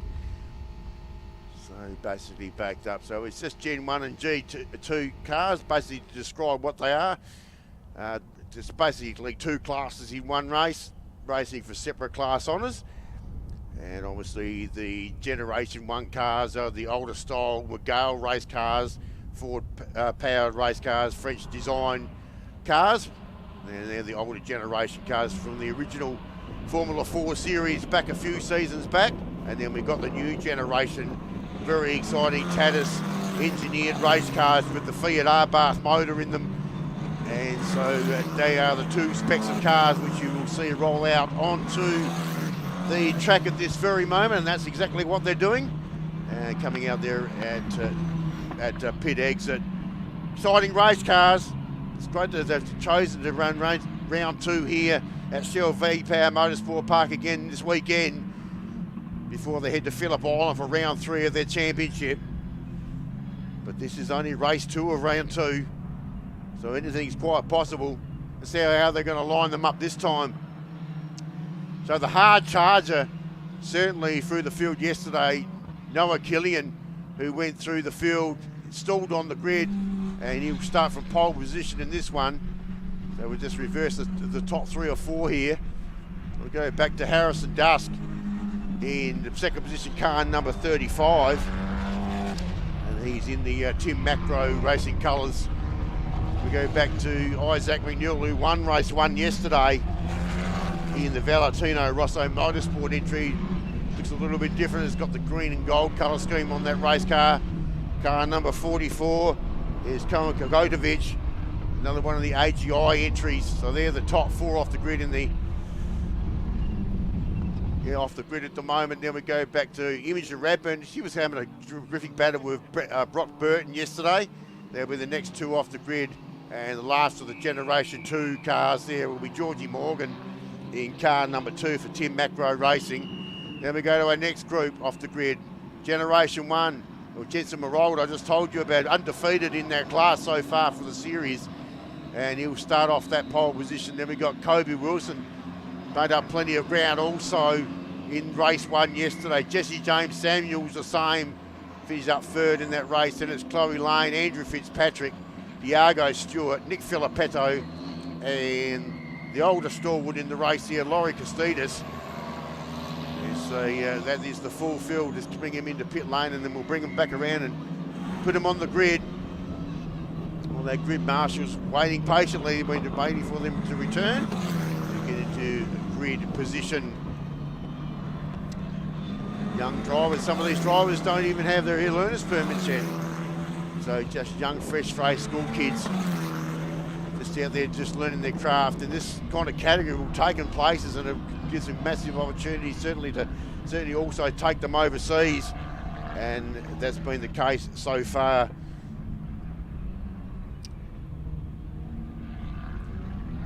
Cars just making their way out onto the field. Pit crews come back out onto the track.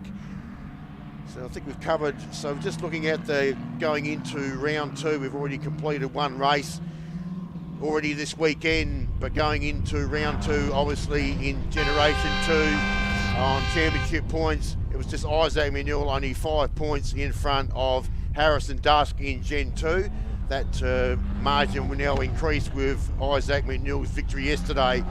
3rd in that Gen 2 championship, Imogen Radburn, who was a little bit further back. And they are basically the dominant 3. Then we go back to Noah Killian. Well, this is his big opportunity to start from pole here and pick up and gain a few more points here, possibly with a race win. We're about to wait and find out. Certainly showed plenty of pace yesterday to charge through the field.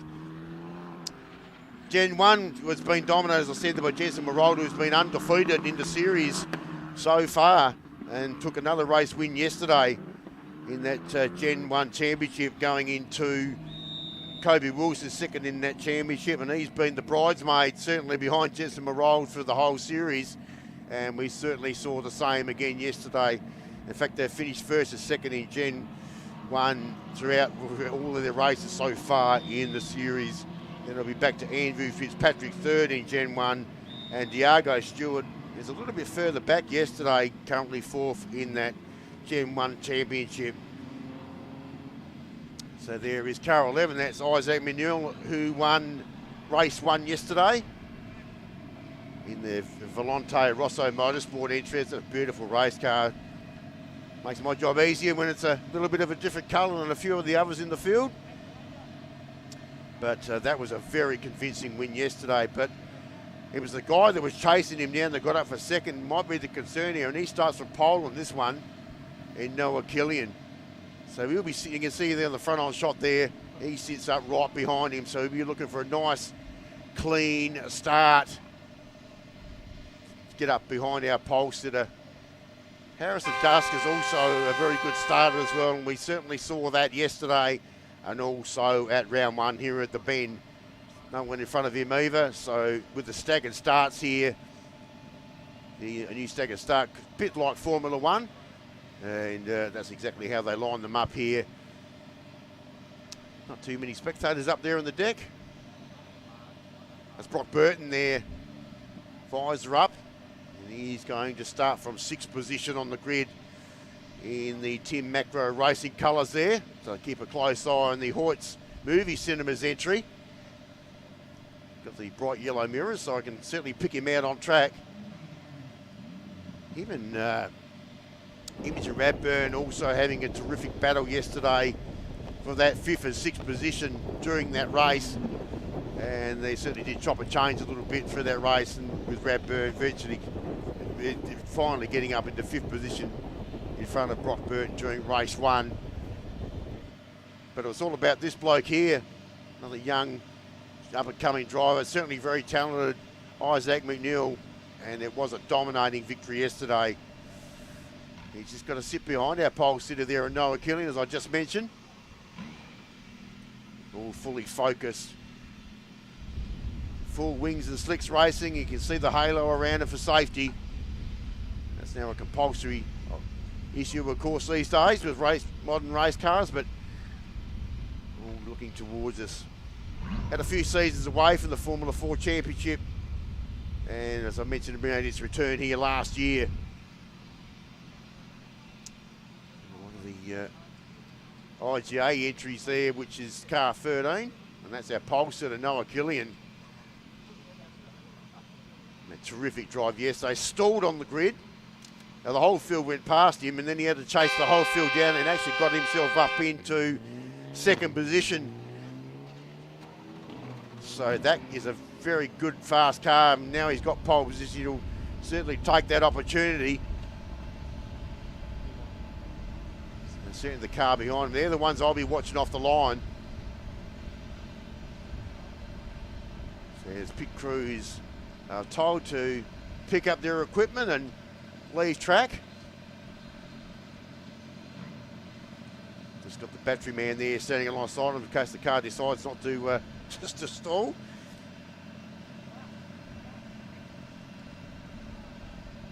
All patiently waiting. These are 25-minute races plus 1 lap. So plenty of laps to be taken. I think they've got about 15 or 16 laps in yesterday, so only on the short circuit here at Shell V-Power Motorsport Park here on Blendline TV live stream. And we're about to bring it to you. I hope you've made your cup of tea and you're sitting back in your couch if you're at home, because we're about to go racing here for race 2 here for round 2. We'll have the race this afternoon as well. So 3 races over the weekend, and their next race will come up at approximately 1:55 this afternoon, SA standard time.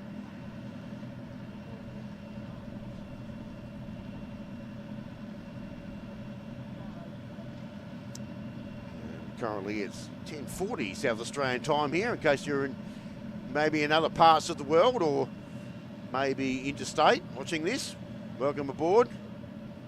Good, just creating certainly plenty of interest wherever you may be. Young up-and-coming champion race drivers in race seats here. Gee, there's some talent up that front part of that grid, I can tell you. So everyone scampers, gets behind the gate. I've got a formation lap. And then we'll be on our way. Terrific side. That's a great camera shot. You can see right underneath the footbridge there in the main straightaway. That's our camera up there. That's actually on the balcony at level 3 of the complex. Looks straight on top of the grid there. It's also a great viewing position up there at level 4. They'll be getting the same sort of view up there in the sky deck. Stand on the roof of the building. As I mentioned, it's strong northerly breeze here. They'll be racing straight into it down the main straight. We'll get a little bit of tyre warm up here and we'll get our formation lap. And Harrison Dusk is stalled there. Didn't want to leave the line at all, so everyone goes past him. That's not a positive start if that's the case. Sun is certainly out here, but conditions are quite cool. So they'll be certainly looking for track temperature will certainly be quite cold. That breeze is stiff northerly, it's quite fresh, and certainly keeping the much cooler conditions here. And was that a spinner there in the background? I thought I saw someone backwards there just as the cars went past. There it is. Oh, it's Brock Burton. Well, that's not the way you want to start off your warm-up lap. So, you don't want to be driving it out in the gravel either. That's probably the last thing you want to be doing, and he's throwing a whole lot of kitty litter on the track too. That's very unfortunate. It'll make things a little bit slippery down there at turns 1 and 2. And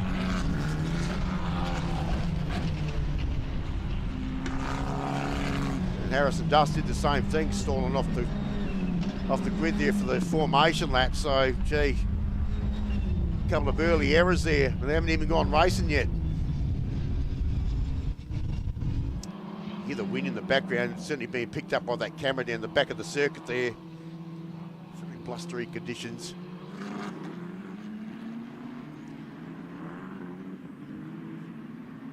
Fitzpatrick there, he's just making it through in the Masters class car owned by 88. It's the one car team there. So they're the more senior drivers in the field.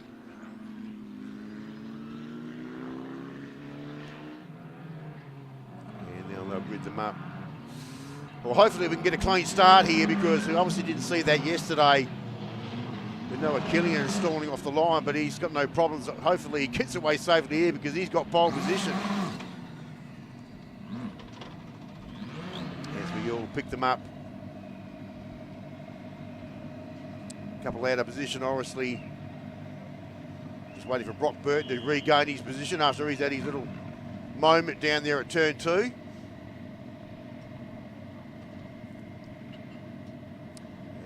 Looks like we're just about all set here to go racing here. AU4 Championship, race number 2 about to be kicked off. Just waiting for that green flag there at the back of the grid.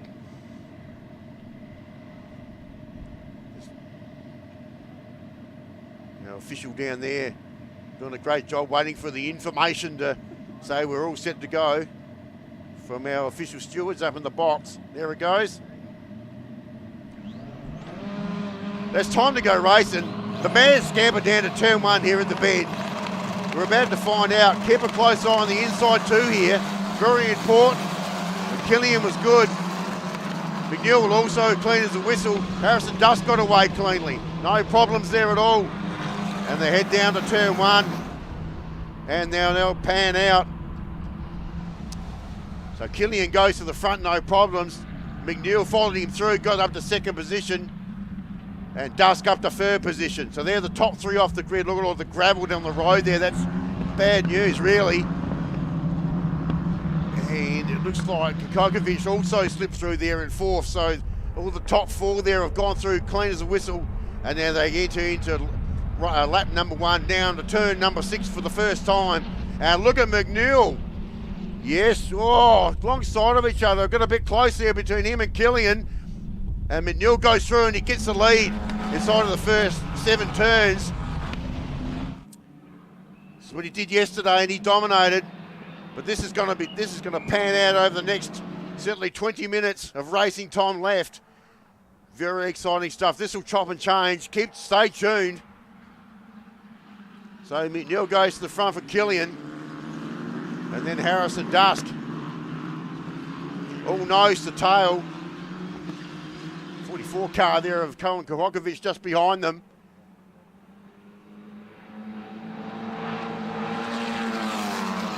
And Imogen Radburn got herself up into 5th position. That's where she started from the grid from Brock Burton.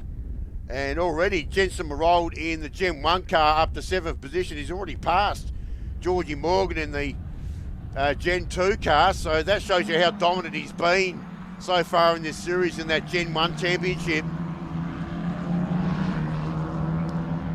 Kokovic there, looking for the pass down there on Harrison Dusk. Just went out of the camera shot there. And there they go. So he's made that pass done, he got in front of Dusk. And have a look at the image of Radburn under brakes. He locks them all up, the action line marking entry there. And Kokovic there has actually ended up very wide there out of the exit there at turn 6. Oh, got a bit close there if you don't mind. Don't want to be rubbing any wheels here. It gets too tight there. Let's have a look at Harrison Dusk working on the steering wheel there. He's very busy. Got a little bit crossed up there at the exit there at turn 9. And Radburn around the outside at 11. Oh, gee, got pushed a bit wide. So the AGI entry goes past the Tim Macro Racing entry there of Harrison Dusk. So he picks up another position. So she goes herself up the 4th position there at the moment. But the leader, who's Isaac McNeil, has already scooted away in the Valente Rosso Motorsport entry there. Has certainly kicked away already. There's Radburn, that's Harrison Dusk.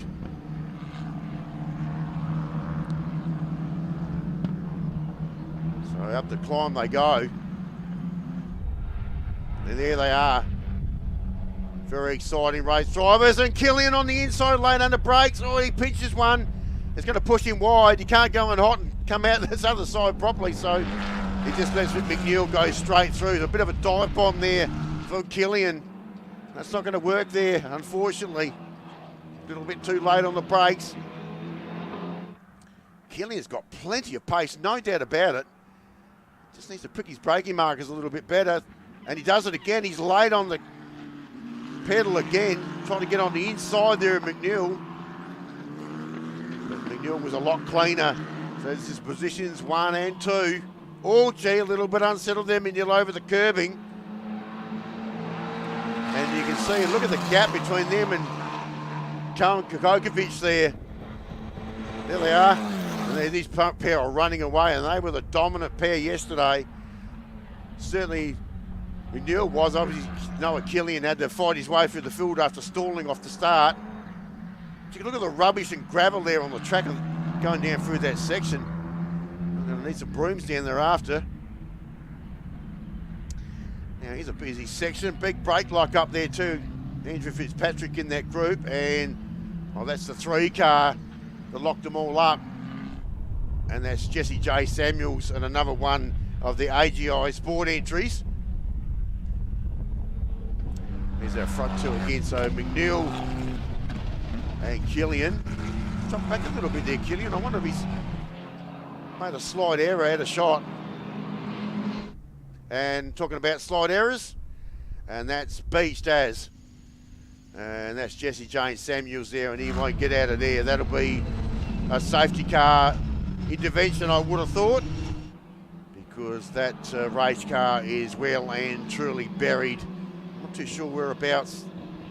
It looks like turn 8. I'll come a look in a moment.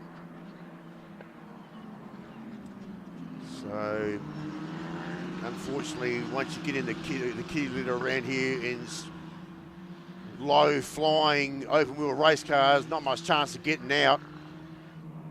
And oh, talking about getting out, if you don't mind. So I think that was Chloe Lane out there, out in the weeds. And I can see safety car lights in pit lane, so there's going to be a decision made here in just a moment, I would have thought. So where is this Samuels car? That's a 73 car shot there. It's Diago Stewart. And oh, there it is. So it's on the runoff at the northern part of turn 2. Oh, well, that's just off the edge on the side of the kitty litter there. So no decision taken just yet. But McNeil now with a 2.6 second lead, and there it is, it's been called. It had to happen. We can't leave that race car there. It's in a very precarious position down there at the moment, and a dangerous position, so they'll have to put the hitch on there and pull him out of the gravel. He had a big brake lock up just here at turn 1 just beforehand, so whether he's had another issue down there, maybe a braking issue with that race car, I'm not too sure, but he looks like he spun out there and got himself into the kitty litter, which is a bit unfortunate. The race was just shaping up nicely, so this will back them all back up. And what was happening there was a position change too, because while we were looking at back markers there on a shot, we actually had Noah Killian actually go to the race lead just before they had that safety car calling. That's turn 3, right down the far outer reaches of the northern part of the track. And unfortunately, he's scattered a fair bit. Here we go, this will answer the question. And he's just spun out under his own. He's got a flat tyre. That's got a deflated right-hand rear. And that was the reason. You can see it there decisively that tyre is deflated, so that tyre was already down before he found himself in the kitty litter. Just tried to get out of there, just spun under his own steam, and once he's lit that thing up, it's just spun him around and thrown him back in the kitty litter, because obviously with that flat tyre, he wouldn't have probably known that, so that's the reason. No harm done. So change the lead up the front. We had Noah Killian just go to the lead there just before that safety car was called. Whew, gee, that's going to make it exciting, isn't it? Now Newell's got to fight his way back. And what about Imogen Radburn? Got herself up to third position as well while that was all happening, in front of Koen Kokovic there. So a fair bit of changes, certainly around the top 4 or 5 inside of those last couple of laps just before the safety car was called. Very exciting up the front now. And now we're going to back them all back up again. The Eco Industries entry there of Andrew Fitzpatrick just goes past. And the more senior drivers in the field. They don't have to put that recovery vehicle in too far there, so this will be a fairly quick recovery. You would have thought so. Maybe a little bit of a track tidy up. There's been a fair bit of gravel thrown across that part of the circuit as well, just from our shot.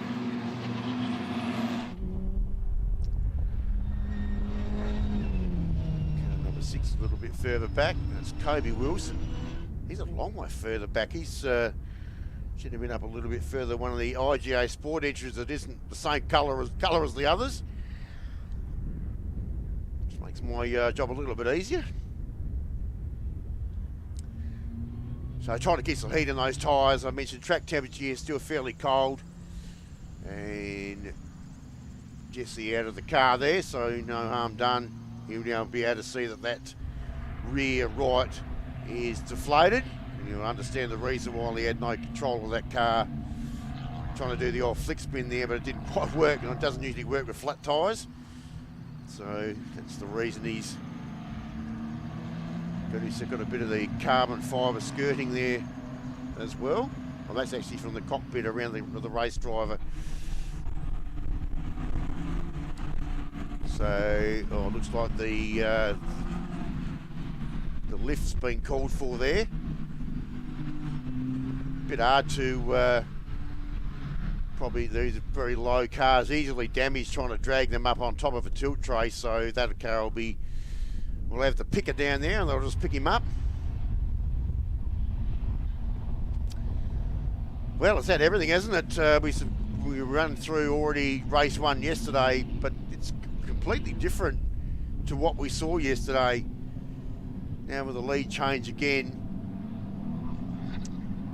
All cars now backed up behind. All those gaps have all been squashed up, and it'll be now race on again. Still got 10 minutes remaining here in this particular race. Chloe Lane there, car 21. It's good to see there's plenty of young female drivers certainly involved here in this series this year. And they've had a fair bit of success too at previous series, so and they've gone on to do bigger and better things. Let's hope the same as well. Just having a look at the screen there, we can see Jensen Marold leading the Gen 1 category there, well, easily. Andrew Fitzpatrick in second position in that class. Well, Cody Wilson's been the one chasing him around in that class so far for the series. He's a fair way back through the field there. And that shows you there's Noah Killian, Isaac McNeil, Imogen Radburn, Cohen Kokovic there, Harrison Dusk, Brock Burton and Georgie Morgan, another female driver in the field there. 7th position in the Gen 2 category. Radburn's certainly been one to watch here. She started from position 5 of the grid. She's made up 2 positions. She's got herself up into 3rd position. Driver's busy at the wheel there, scrubbing these tyres, trying to get the heat in them as much as possible. Because obviously the hotter the tyres, the better they stick to the road. That's the job they're meant to do. Running on slick rubber here, as you would expect. Certainly no wet weather tyres required today. Well, not yet anyway. We'll just leave it at that. It's a rain forecast a little bit later in the afternoon. We may actually get through their last race before that rain does arrive. They have loaded that race car up on the back of the tilt tray there, so that'll be headed back towards the infield access road, and they'll be out of harm's way very shortly. And we certainly will get a start here on this lap. Below on the settings, just under 8 minutes remaining. It'll be approximately under 7 minutes before they do the restart here. Exciting restart too. This is going to be an absolute mad scamper down to turn 1. McNeil will be pretty keen to regain his lead here.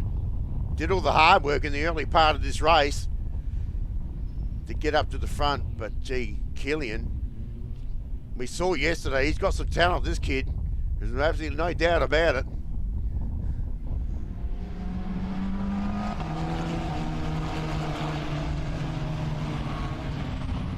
And he lights out, so we will get the restart here. And we're about to kick things off. There's less than 7 minutes now remaining, race time remaining in race 2. Wasted a few minutes there under safety car conditions. Clock keeps ticking.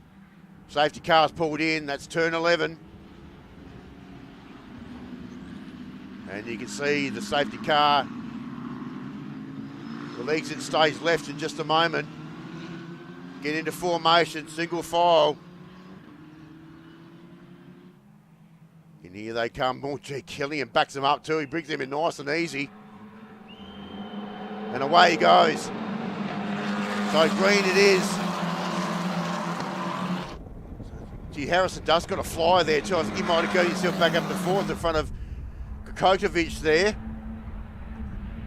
And Killian goes to the front. Here they go.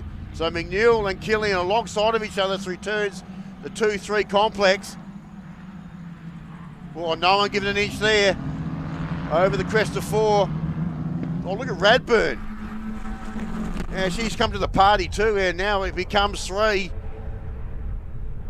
Now she's much closer, obviously after the safety car intervention. And under the heavy braking marker down there at turn 6. McNeil's been very good through this section of the early part. And now down through 8 and 9, back inside the main complex here. Big sweeping bends. So if McNeil's close enough, he'll try and get himself tucked up behind our race leader Noah Killian down there at turn 11, because there is a passing opportunity there if close enough. Killian regains the lead there and hangs on. top three going to draw away. I'll tell you what, Radburn's got some pace. She is not going to be too far away inside the next couple of laps. And Neil was actually fastest on that lap. Currently in second position, but that will certainly change. Maybe. Just saw, I think that was Kobe Wilson putting a pass down in Clobby Lane there, back through the pack. That was 10th and 11th position. Just out of the camera shot there, that's Harrison Dusk. Car 35 in the Tim Macro Racing entry. Currently 5th on track. And there's the top two. So Killian now starting to dominate. Got that little bit of a margin between him and Isaac McNeil.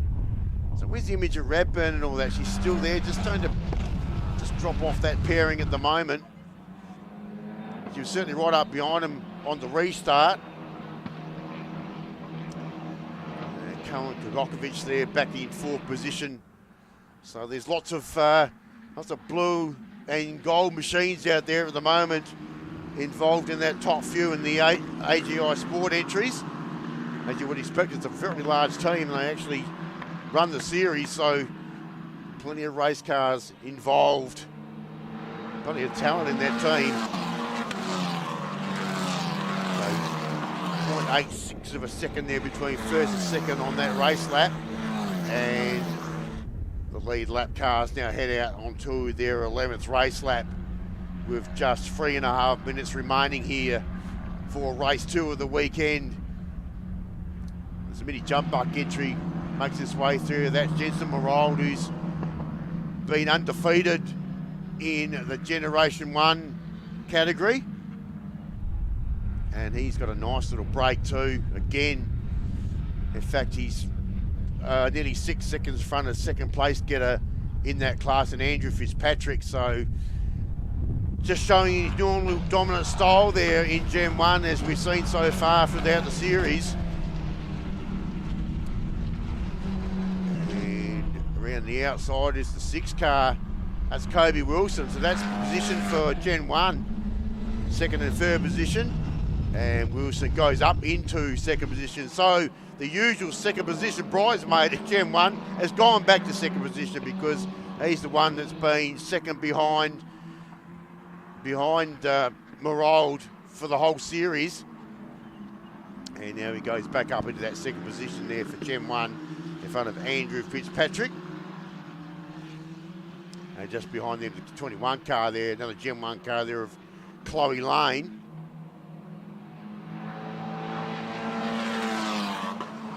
Kobe Wilson there. Fitzpatrick's not letting him get by. In fact, he's going to try and get back to his second position. And around the outside there for Fitzpatrick.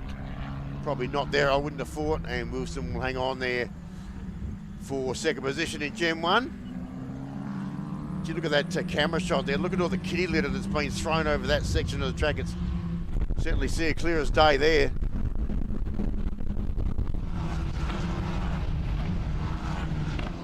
So car in the pits.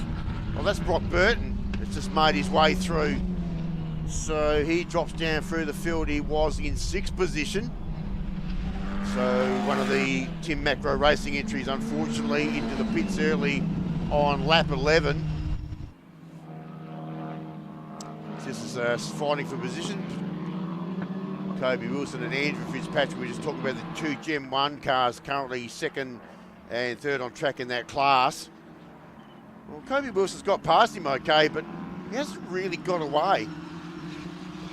So, interesting.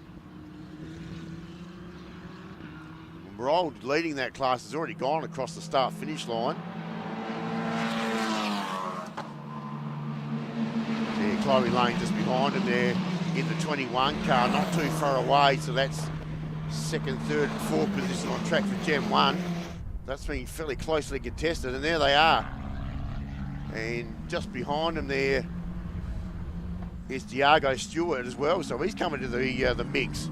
To the white car just behind them. There it is, the 73 car. So he's made up plenty of ground. barely 15 years of age. Just a young, fresh-faced kid out there like the rest of them in this group.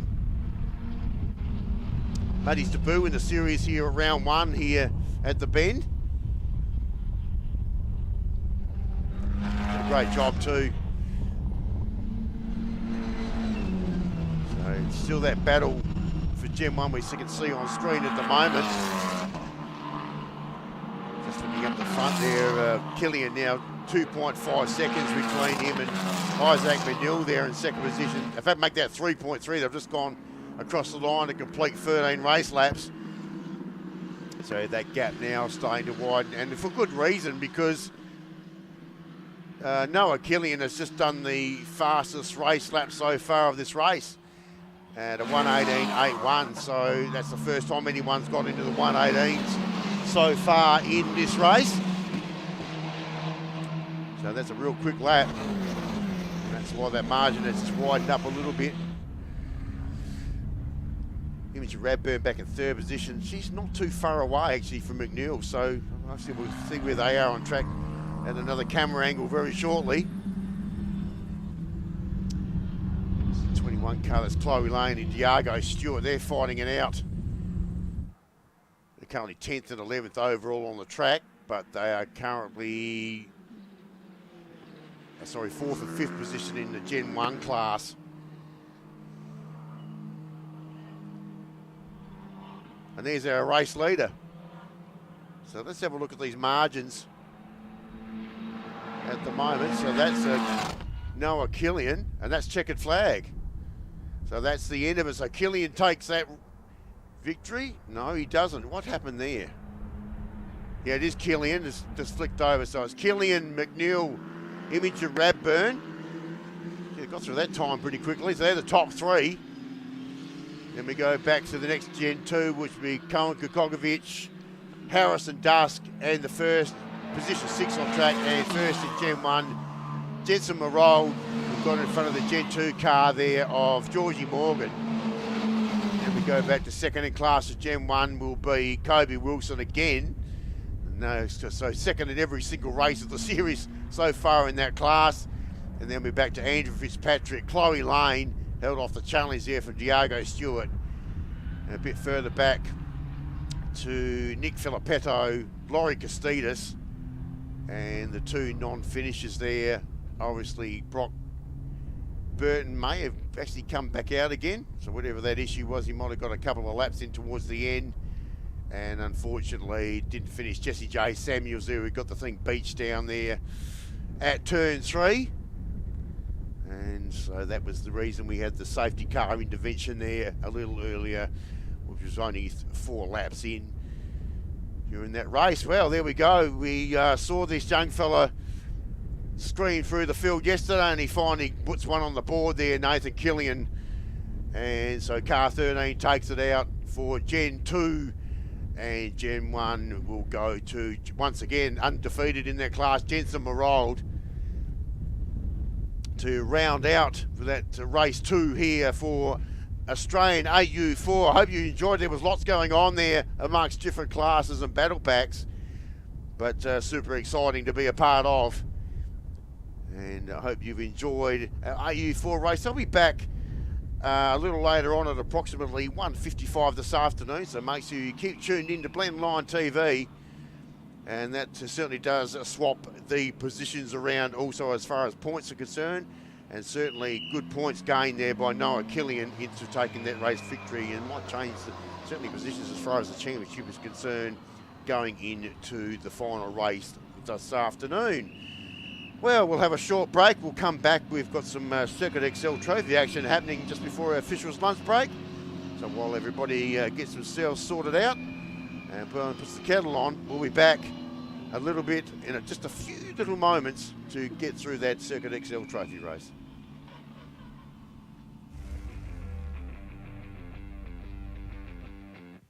Tyrecycle's here with the Shell V-Powered Motorsport Park in partnership with Motorsport Australia to collect the end-of-life tyres from this race weekend.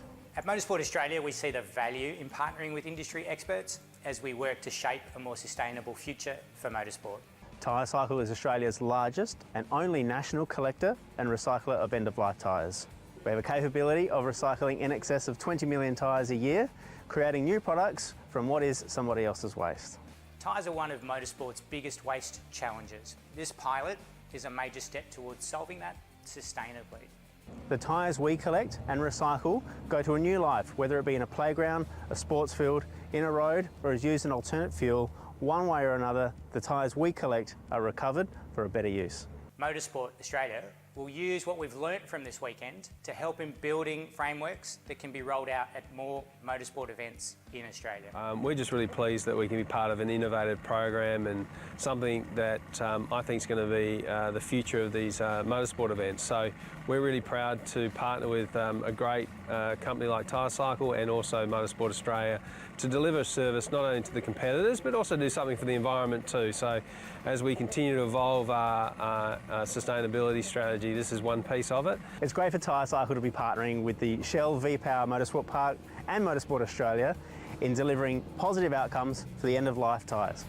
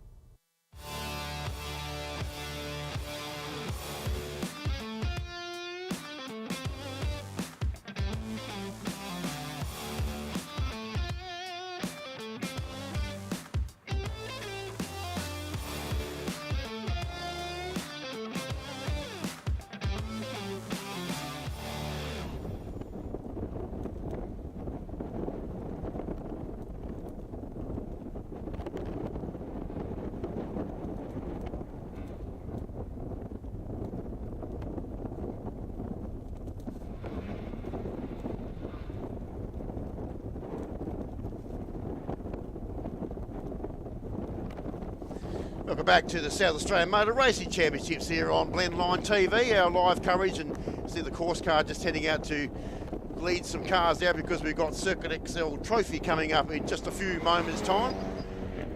And got a commentator alongside of me that would probably be rather sitting in a race car, but he has been doing that. He's also got some more issues. And welcome back to Adrian Gallier, sitting back alongside of me again as he was yesterday. And good afternoon or morning, whatever time of the day is. Good morning, everyone. Glad to be back. Just a few dramas in the old Grunter Racing Garage. A crash yesterday, then Jake's motor, I was using that in Masters, and we've got a few issues engine oil wise. So the boys, the magnificent boys in our team and girls, they're pulling the motor out of my wreck car and putting it into Jake's car so we can finish the last 2 races. Yeah, all hands on deck down there. Yes, there's a bunch of... So we had the Masters race a little earlier on. Gee, there was some carnage there. There's not only in your car, but there's certainly some body damage. A few other cars down there, a few at the moment. So, and we just changed our screen here, so it means that we should be seeing some race cars on the track in just a moment. And there they are. So this is for trophy. Well, we saw once again another dominant performance from Joel Johnson. Once again, yet another victory in the series.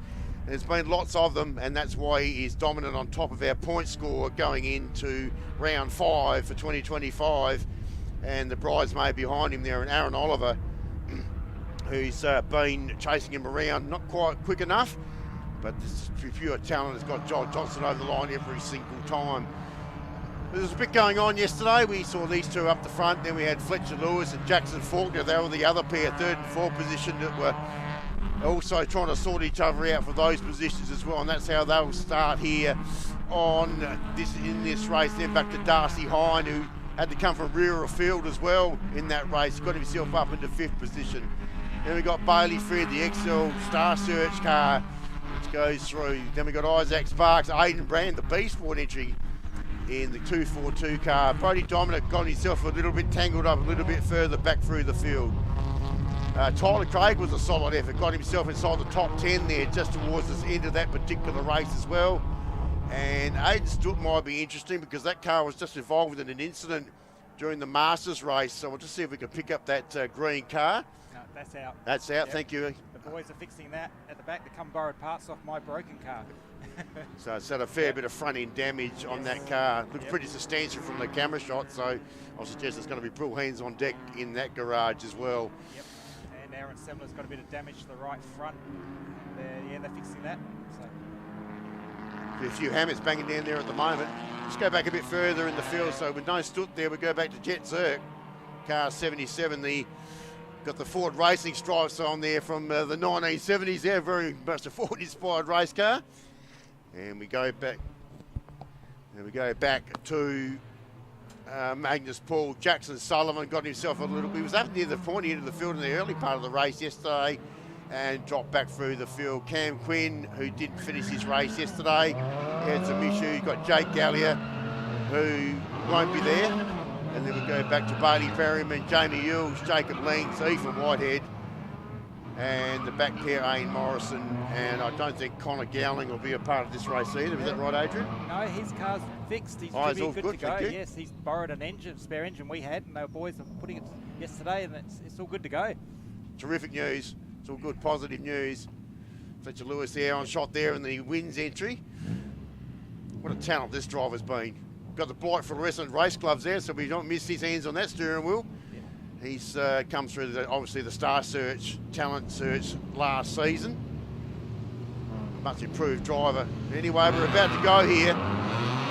No doubt Johnson will be, as they scamper down through there. The B-Sport entry got a good start there. Aidan Brand, I saw his switch positions off the grid.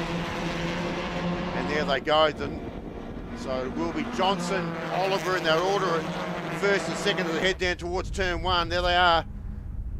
Taking the wide berth down there, the wide apex. Cut across. Seen that plenty of times for these races.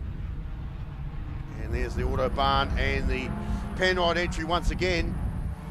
25 car behind there is Jackson Faulkner this weekend. Not Shane DeWicki, who's got other duties in the Toyota 86 series interstate up there at Townsville this weekend.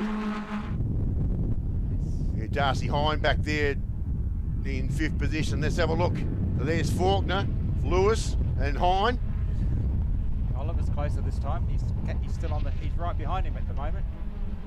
Behind the 83 car, got himself nose stuck under there nicely. He pushed Fletcher Lewis out of the way. We've got a little bit untidy down through there between turn 6 and 7. It's going to get tight here too. Lewis on the inside of Darcy Hine. No one's given an inch there. But they've given now. Lewis gets past Darcy Hine and the climb down towards turn 11 for the first time. There's the first two. They've already split the pack. They're away. Tyler Craig just behind. You can see the BTRX Races entry there. managed to pick up a few spots as well, get inside the top 10. Tyler, a new entry for this year's series. Did a great job.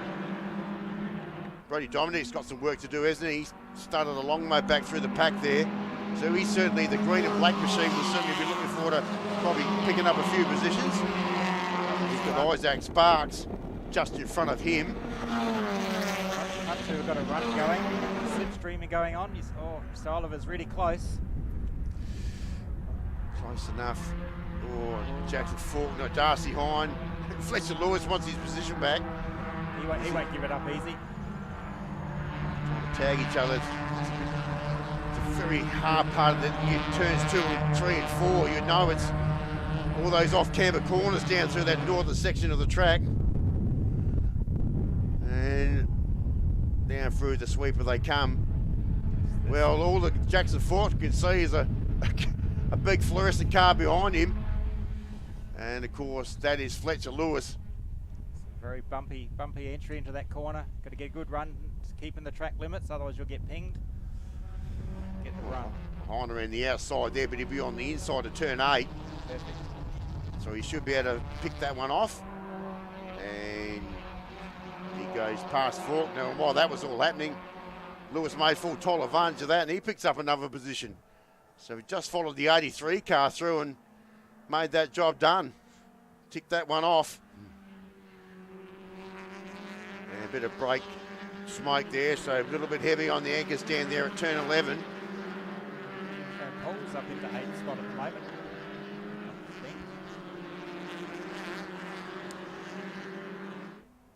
Oh, gee, he pushed a little wide there. Fletcher Lewis tried to out-worry him there at turn 12. Just dropped the wheel over the other side of the curbing there. But does recover okay. Well, that's busy. That's positions 2 down to, where are we? About 7.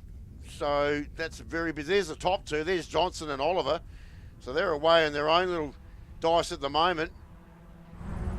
Gee, Aidan Brand's all over the back of Tyler Craig there. I just saw that out of shot. And that's currently 9th and 10th. The battle for the top 10 position there. And oh, someone's out real wide there. And I reckon that might have been Aidan Brand. It looked like one of the B Sport. Well, it is the only B Sport entry here this weekend. And Brody Dominic looking for a pass down Isaac Sparks. So the Robilla Racing entry up on the inside. Nice work. Gets it done. Clean. He's another much improved driver, Brody, isn't he? He's really has picked his way through the field throughout the series. They're meticulous with their car as well. The setup, the presentation, always clean, and that's what counts in this. So, just gets a little bit wheeling there. Jacob Legs on the inside there of Cam Quinn. Yep. So that's positions back to position 15, that is. So Cam Quinn has made up a couple of spots.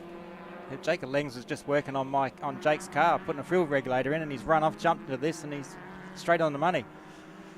Another young teenage face in a race car here in this field. There's certainly plenty of them.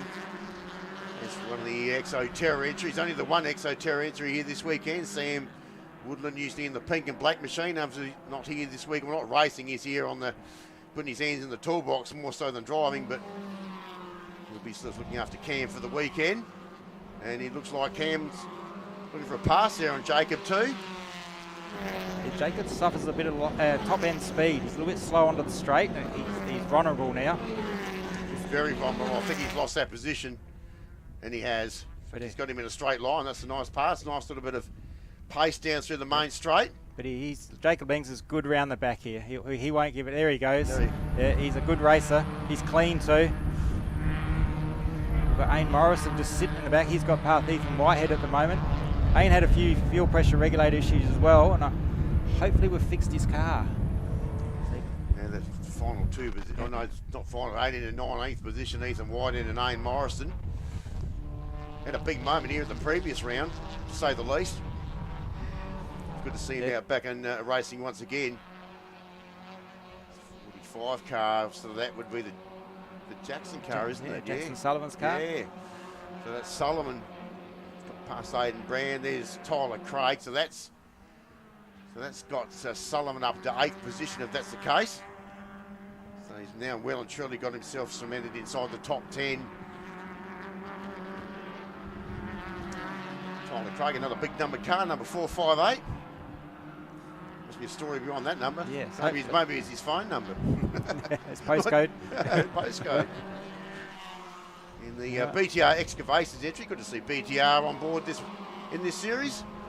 They've been a sponsor of many other sporting things around Adelaide, and see them on board here in this series. And young Tyler, he hasn't been in the series all that long, and he certainly has shown much improvement. Sullivan under the pump there. You've got Aidan Brand behind him in the B Sport entry. Another second generation racer. 12 minutes to go. And of course they're conserving tyres and fuel right now, aren't they?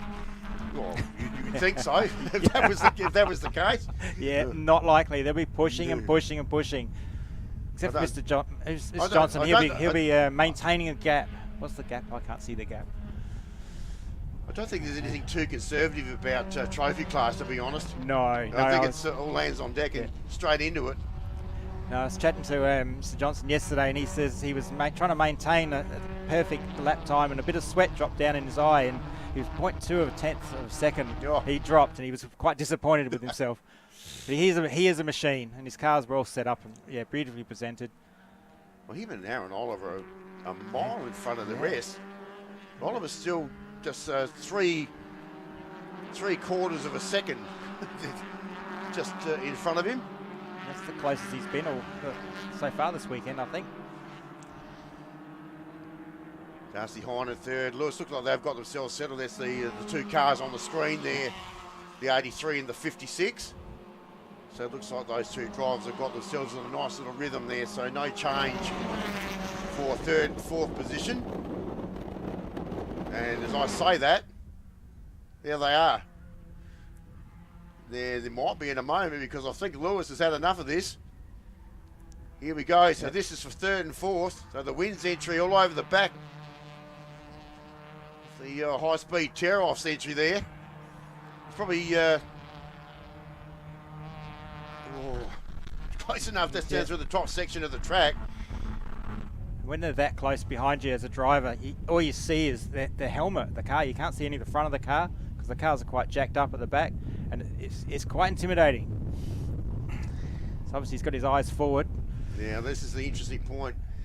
This corner's caught a lot of drivers out throughout the weekend so far. You see they get pushed real wide there. A lot of these young drivers are a little bit later on the brake pedal than others. There's been a few dive bomb efforts down through that section.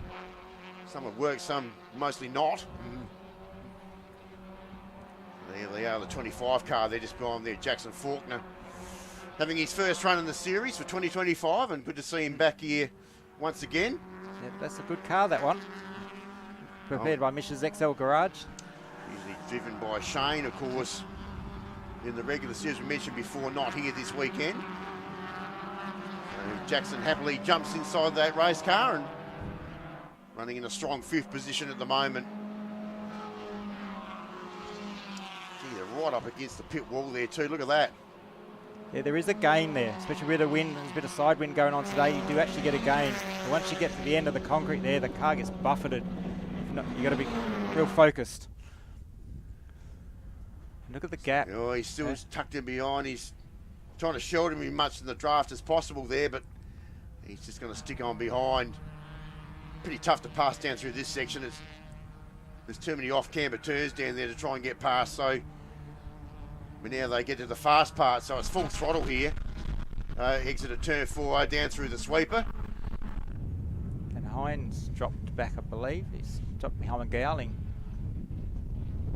Is that correct? No, that can't be correct. No, that's incorrect. He's currently still in 3rd position, so there must be a Dorian issue there. Perryman's taken a spot by the look of it. Oh, Fletcher Lewis has grabbed that spot. And that's Darcy Hine. Looks like he's just dropped off the timing screen. Is he back on there? And he's obviously got an issue, but he's definitely there, up into 4th position. And Fletcher Lewis, I know he's banging on his back bumper bar. Very patient driver, just waiting for the opportunity there, Lewis. And now he gets himself up into third position. Cameron Tongsa just dropped off Faulkner there just for the moment. Still plenty of time in this race too, so some 8 minutes remaining here for this trophy class race. Go back a bit further. Saw Bailey Frid just in the camera shot there too.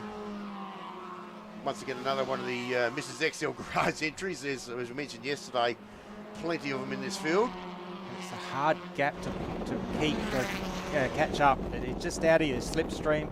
It's very hard to make, pull that gap. Oh, they're so close. There we go again. So Darcy Hine, reverse rogs this time inside this lap. We saw Lewis behind him on the previous lap. Now we turn the table. And it looks like our timing has also corrected itself, so that's good. We've got a replay here. Let's have a look. This is where the pass was. Oh. And we didn't quite get that in the shot. It must have been just on the just before turn 4 there, over the crest. So now we go down to turn 6. Oh, there's Oh, a there's a great lock up. Oh. Oh, gee. Well done. So they to make it stick there, so no good. These young guys got no fear, have they? No, we Right. once you get a little bit older, we sort of lose that fear. Especially when you have to fix the car afterwards. Yeah. No, Right. they've kept it clean, which is good to see. Yeah, there's been no touching. It's been terrific. Touch wood. I wouldn't want to see any. I don't want to put the old commentator's Mockers curse there, but Hine now gets himself in position down to 11. Looks like Yeah. Paul's gone into the pit. He has, so Magnus Paul, he is headed into the pit. Car number 34 there, which is basically the all-white car that's headed into. For a young man, he's only 16 years of age too, I may add. Yep. Another young kid out there in the field. Towards Ethan Whitehead on Ian Morrison. I think he was in front before. Maybe He he's gone was. for a... So it looks like Ian's got a bit of speed back in that car. He's quite disappointed this year so far. He's had a few accidents and just, gearbox. So come on, Ian. I did give him a bit of a go in last night about coming last. Obviously, it's inspired him to move on. Ethan Whitehead there in the Ryman Industries entry, I should say. Beautifully presented car. They've done a great job with the livery and colour scheme in that race car. So we're back. This is third and fourth again. So nothing given, nothing taken here. We're about to find out. So under brakes, this is where it all happens, isn't it? Get on the brake pedal here. Yep. And the rear of the car bounces. You can see it. There you go. Fletcher Lewis is bouncing. And pretty much followed the same line through there, both those race cars, so no different. So just follow him around, Lewis. He might be able to get up on the inside of 8 there. You see Hine there driving actually quite defensively. But he just shut all the gaps, shuts the door in his face. He knows exactly where Fletcher Lewis is trying to head. Is he going to go for the dive? Well, no, he's No, not close no. enough. Still just under 5 minutes remaining here, so he's got plenty of time. He's quite patient, and we saw this earlier with the pass that he pulled to get up the third a couple of laps back. Just looking at Joel Johnson, a race leader. He's pulled out nearly a 3-second gap between him and Aaron Oliver too. I just saw that come up on the timing screen, so he's increased that. There they are, just going down the main straight at this very moment on that shot. So that gap has Darcy Hines dropping down for the time screen. He's obviously got a Dorian issue there at the moment. He hasn't lost any position, even though you can see that on our broadcast screen that just dropped off. I think that's rectified itself again. It has. So it's just so I might want to check the battery life in that Dorian. I think. I think there's something might be a little bit dead there. It might be hanging under the car by one screw. So we've got a 1:40.7 as the best lap for Joel Johnson, compared to a 1:45.7 for. I can't see who that is. So Joel Johnson's best fast lap 1:40.75, and Aaron Oliver's best lap was on lap 3, 1:40.82. Not too much separating them, is there, as far as best lap times are concerned, but certainly this latter part of the race, you can see the margin is just widened again for our elite race leaders, so that Let's have a look. This is a battle pack here. We're looking at Bailey Perriman there, just tucked in behind the 31 car. So that's Cam. That's not Cam Quinn. That's the 31 car of Jamie Eels. So that's the Victorian entry. And they're a little bit further back. In fact, 13th, 14th, and 15th position. That's Cam Quinn in the Exoterra entry. He's come a long way this year. He's got some good pace in that car. Perriman's no slouch. He won't give in. He won't give you a minute or an inch on the track. Been in the series for a little while now, Barley. He should be getting a little bit more confident. Another one of our southeastern competitors from down the Mount Gambier region here in SA. Okay. They're keen followers of certainly the XL series. Got the front bumper just detached there. One of the clips has decided to dislodge itself. That's it. Yeah, they're not held on by much. Either that or one of the indicator lights is usually hanging out at one side. I see plenty of that during the series. Yes. Oh, that's Fred and Dominic. So that's a position change. Takes Bailey Fred up to 6th position. So there's been a pass done there. Didn't get that in the camera shot. And also Jackson Sullivan, who's come from the absolute clouds here, he's got himself up inside that group as well. Yeah. So, and he's going to go for a bit of a late breaking dive bomb here around the outside. Sullivan. Come on, young man, hold it in there. They're two good young lads, Dominic and Dominic did a bit of the same there. He just pushed him out. And Sullivan gave himself a beautiful passing opportunity there, and that's exactly what he did. He got himself positioned up on the inside of turn 8. Yeah, so the Autosport entry there just gets himself up behind Bailey Fred and takes him up into 8th position. Tough spot to be in the middle there. Jackson Sullivan's holding it nicely. He's trying to go for a pass and also protect without making a mistake. So up the hill there to turn 12. So see who gets pushed wide here. Well, a nice driving line through there. Everyone was clean as a whistle through there. Now, here we go. Out of the draft he comes, Sullivan. So looking for an opportunity to get himself up into the top 6. And he's a bit of the switchback there from Dominic. He's pulled the old bluff card out there. Yep. Trying to fool. I'll tell you what, it nearly worked. Oh, he got himself up on the curve. That's not where you want to be there at turn 1. That's the last place you want to be. There's a bit of a sausage curve there which pops you up onto 2 wheels. Isaac Spark's got a battle going on. Actually, once Sullivan's got it back from that pair, he's away. Well, the other two are still rubbing door handles. Still at it. Look at me go. Alongside of each other down through the turn 5 sweeper. Oh, that's a scary spot for me. Yes. That's an image you probably never forget. No, it was a vicious impact too. Now here they go. So the out-braking manoeuvres begin again. And Fred gets pushed out on the runoff there again. So Dominic on the inside of the curb, but it gives Fred the inside of turn 8. That's exactly where to position yourself. And job done. So he gets himself up and regains that position again. Yeah, sorry, mate. I had a chat to Bailey Fred yesterday on Facebook Live, even though you couldn't hear it on the audio. But he's having a ball. He says the car's great and he's really loving what he's doing and the opportunity he's been given. And he's got results coming.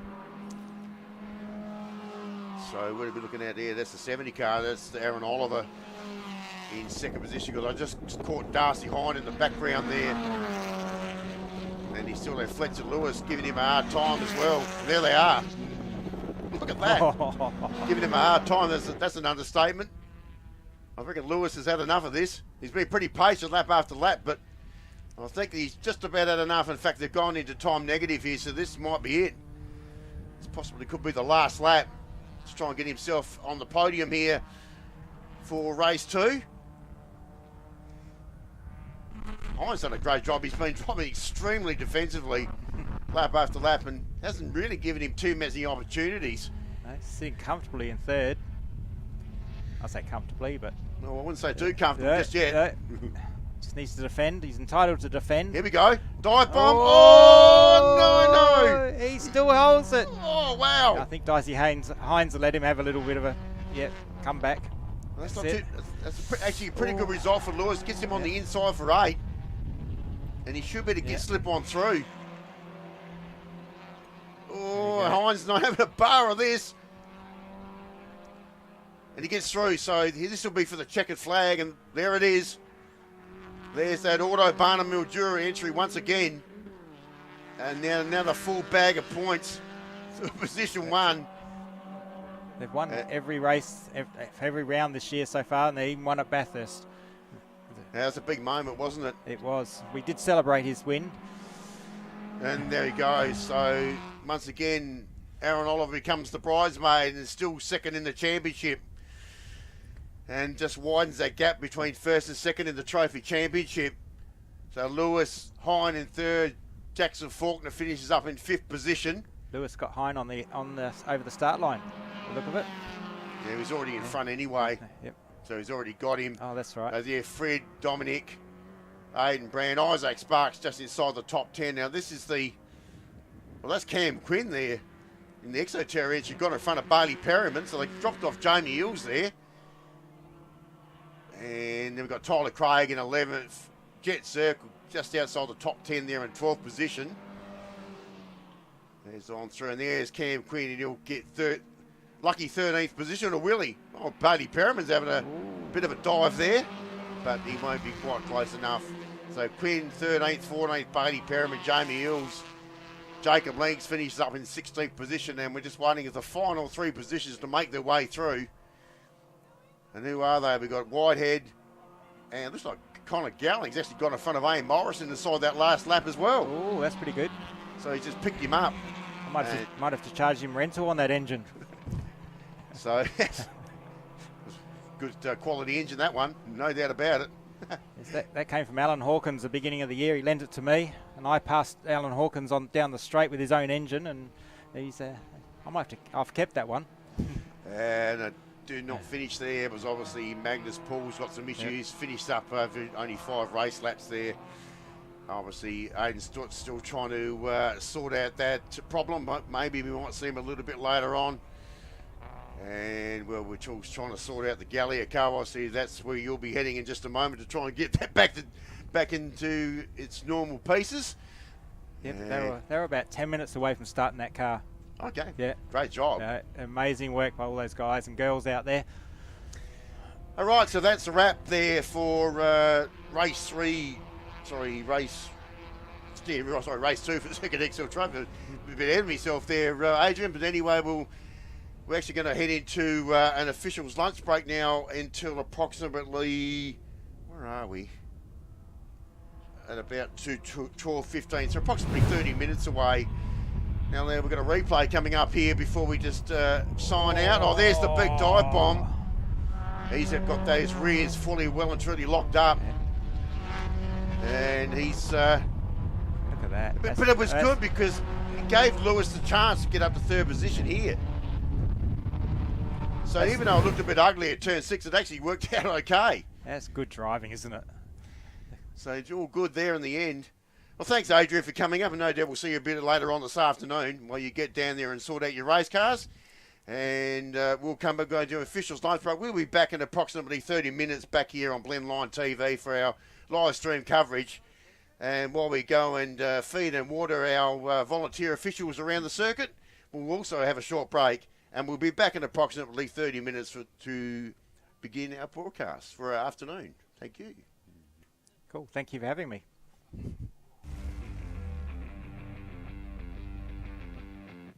Tyrecycle's here with the Shell V-Powered Motorsport Park in partnership with Motorsport Australia to collect the end-of-life tyres from this race weekend. At Motorsport Australia, we see the value in partnering with industry experts as we work to shape a more sustainable future for motorsport. Tyrecycle is Australia's largest and only national collector and recycler of end-of-life tyres. We have a capability of recycling in excess of 20 million tyres a year, creating new products from what is somebody else's waste. Tyres are one of motorsport's biggest waste challenges. This pilot is a major step towards solving that sustainably. The tyres we collect and recycle go to a new life, whether it be in a playground, a sports field, in a road, or as used an alternate fuel. One way or another, the tyres we collect are recovered for a better use. Motorsport Australia will use what we've learnt from this weekend to help in building frameworks that can be rolled out at more motorsport events in Australia. We're just really pleased that we can be part of an innovative program and something that I think is going to be the future of these motorsport events. So we're really proud to partner with a great company like Tyrecycle and also Motorsport Australia to deliver a service not only to the competitors but also do something for the environment too. So as we continue to evolve our sustainability strategy, this is one piece of it. It's great for Tyrecycle to be partnering with the Shell V-Power Motorsport Park and Motorsport Australia in delivering positive outcomes for the end-of-life tyres.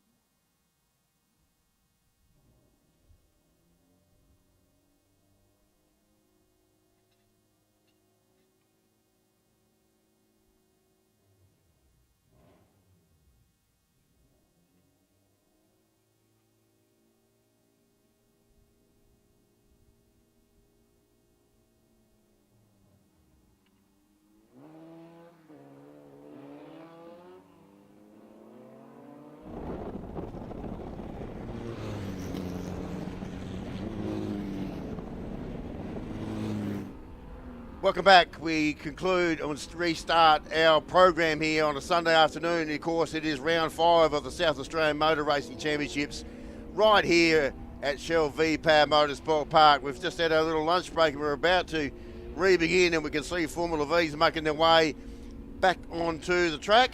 This, of course, will be race 3 of 4 for their meeting.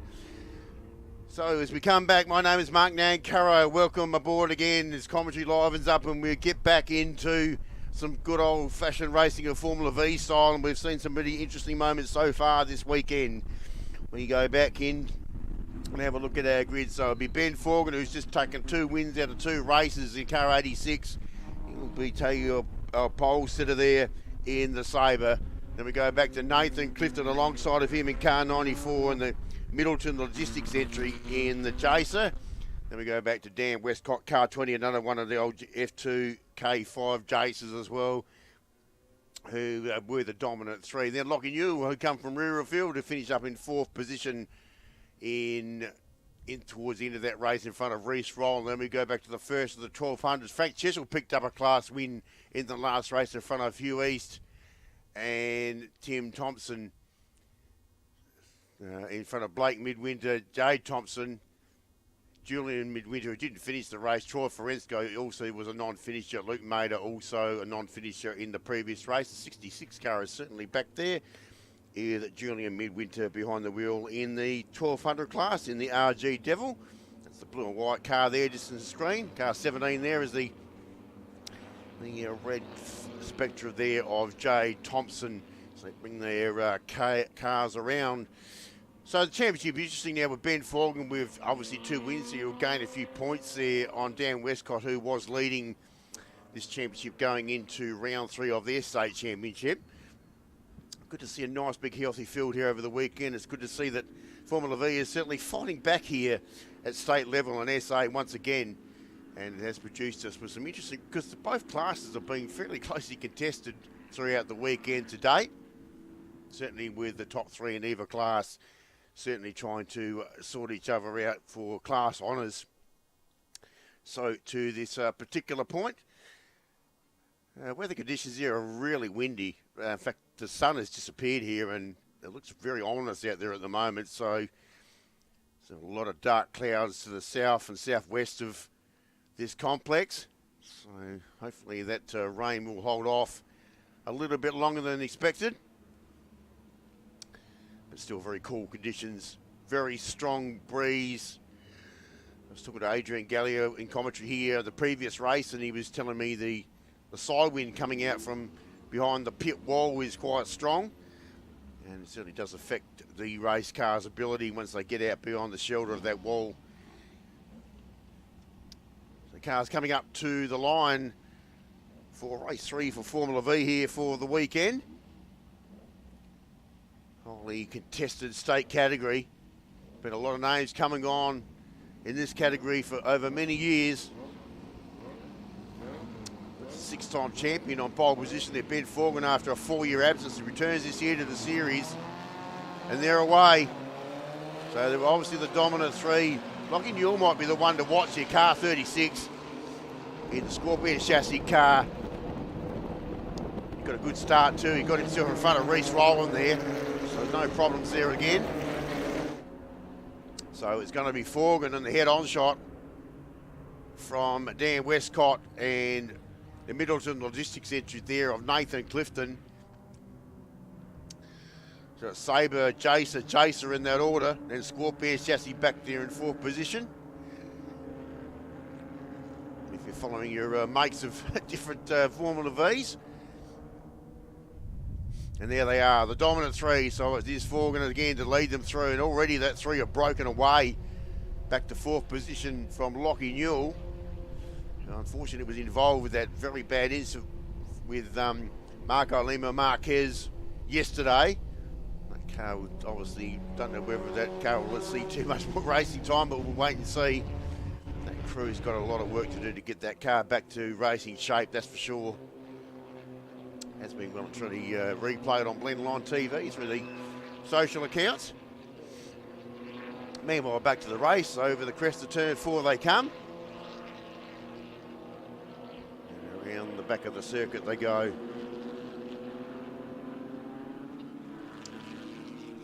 So there's still Forgan, Westcott, Clifton in that order. No change. So they head down for the main straight. Clifton is a mile back to Lockie Newell, who's just about to go across the line. And then we've got Fresco also back in this race as well. Luke Mader also made a return. Car 54 back in the race. The Douglas racing team entry there a little bit further back. In the South Australian build here from Crusader, there's two of them in this field. So good to see the Elfins still flying the flag here in SA. First the 1200 class, Baxter Midwinter, Frank Chessel and Jay Thompson. I mentioned there Baxter Midwinter with a nice handy buffer of points going into this round as far as the championship is concerned. There's our top three, that's turn 6. You can see the international circuit just behind that fence. Only on the West Circuit here this weekend, the shortened version. Basically reduced from 18 turns to 12 turns. It's the first time we've used this configuration for the South Australian Motor Racing Championships this season.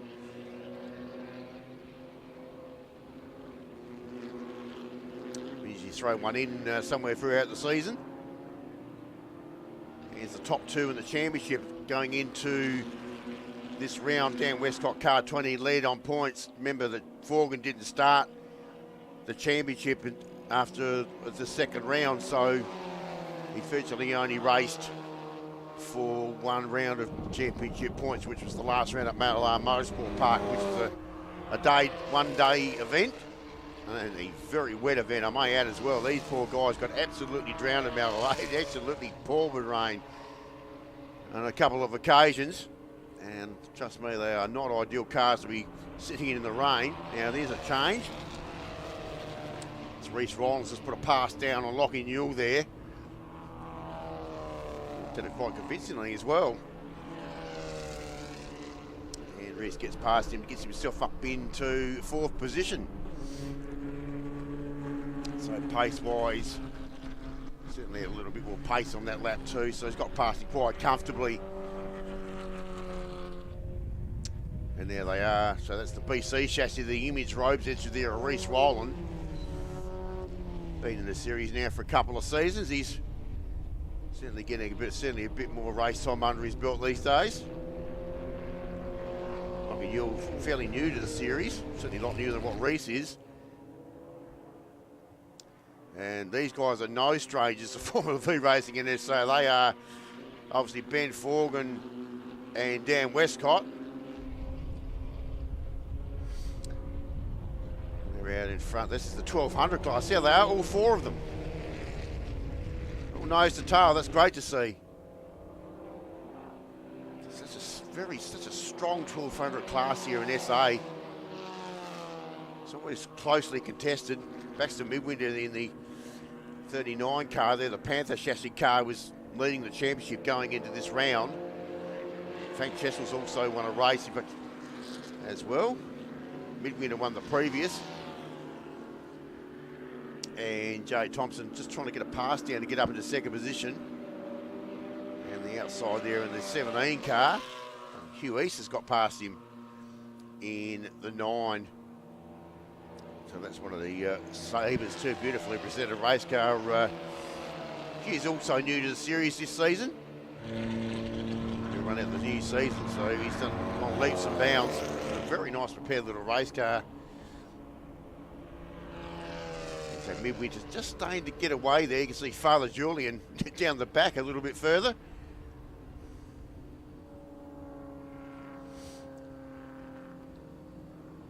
So that's Frank Chessel.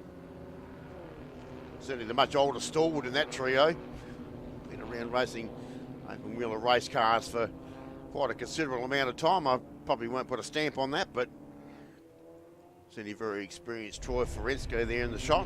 He's just had a little bit of a moment there. So Certainly the lead between first and second in the 1600 class has not widened at all. 0.32 of a second on the previous lap. And the return serve there, Lockie Newell's just put a pass on Reese Rowland there to get back to his 4th position. Those two are having a great battle. They're giving young Reese something to chase there. I think they're both young guys there. Young, fresh-faced kids, really. A bit more experience under the belt there for Rowland, as I pointed on before. In fact, he's going to put a pass down there at turn 1. And gets the race car positioned beautifully. And, a little bit squirmish under brakes there. But gets the job done. Looking new with the different colour engine cover there.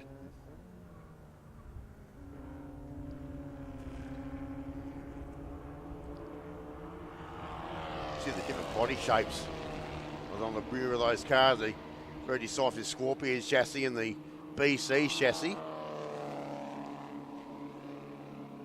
Very different design style race cars.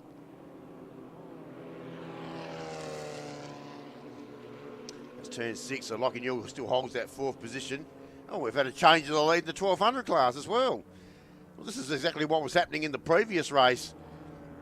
So now Frank Chessel goes to the front. In front of Baxter Midwinter, Jay Thompson back to 3rd. He's actually got back in front of Hugh East in the Sabre. Some game on here in the 1200 class. In fact, there might be a pass taken here. Baxter Midwinter, car 39 there in the Panther chassis, the leading the points table in the series going into this round. He's had a very good season. But he's had a bit more competition this round. Well, here we go. 3 wide. And this means there's going to be a change of the lead in the 1600 class. And Nathan Clifton goes to the front for 3rd position. So Ben Forgan's got some work to do, and so has Westcott. Just over 4 minutes remaining, race time remaining in this race. And we've had a change up the front. So Nathan Clifton goes back to the front. Good him, see him back this round. We haven't seen Nathan at all rounds this season.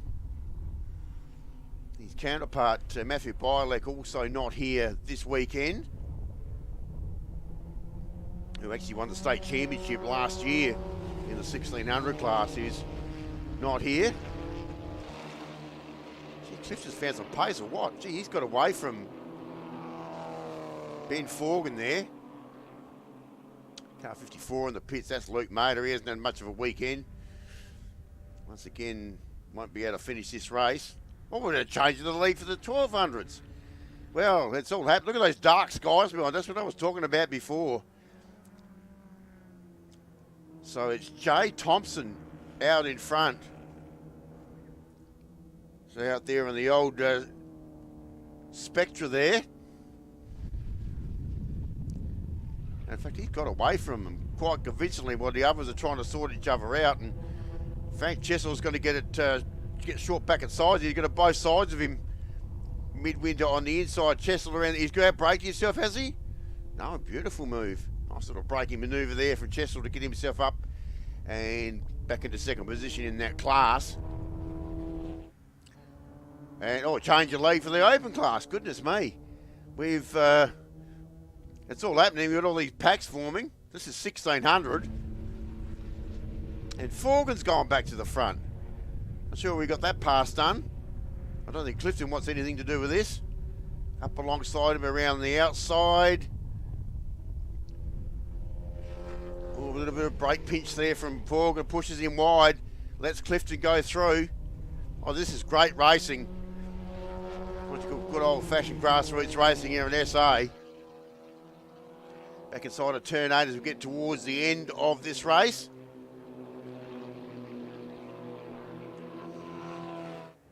Forgan's taken out the first 2 in the 1600 class so far this weekend. Will we have another race winner? We're about to find out. Dan Westcott's been very patient back there in 3rd position. So this is 1200s we're looking at here. Frank Chisel goes back to 2nd position. Gets the pass done, and Hugh East wants a bit of this too. Trying to get up on the inside there of Baxter Midwinter, car 9. The 39 car regains his spot and still holds third position in that class. Just put a lap down to Julian Midwinter there, the blue car, but don't worry about that because Forgan's just gone back to the front. So now it's Ben Forgan back in front. Well, this has been great dicing. It's been pretty much full on. Ooh, Westcott a little bit wide over the curbing there. So then the fast part. So full throttle down through the sweeper. Just open it right up and then it's the lean on the brake pedal here. Who's got the better braking ability? It was pretty even Stevens there.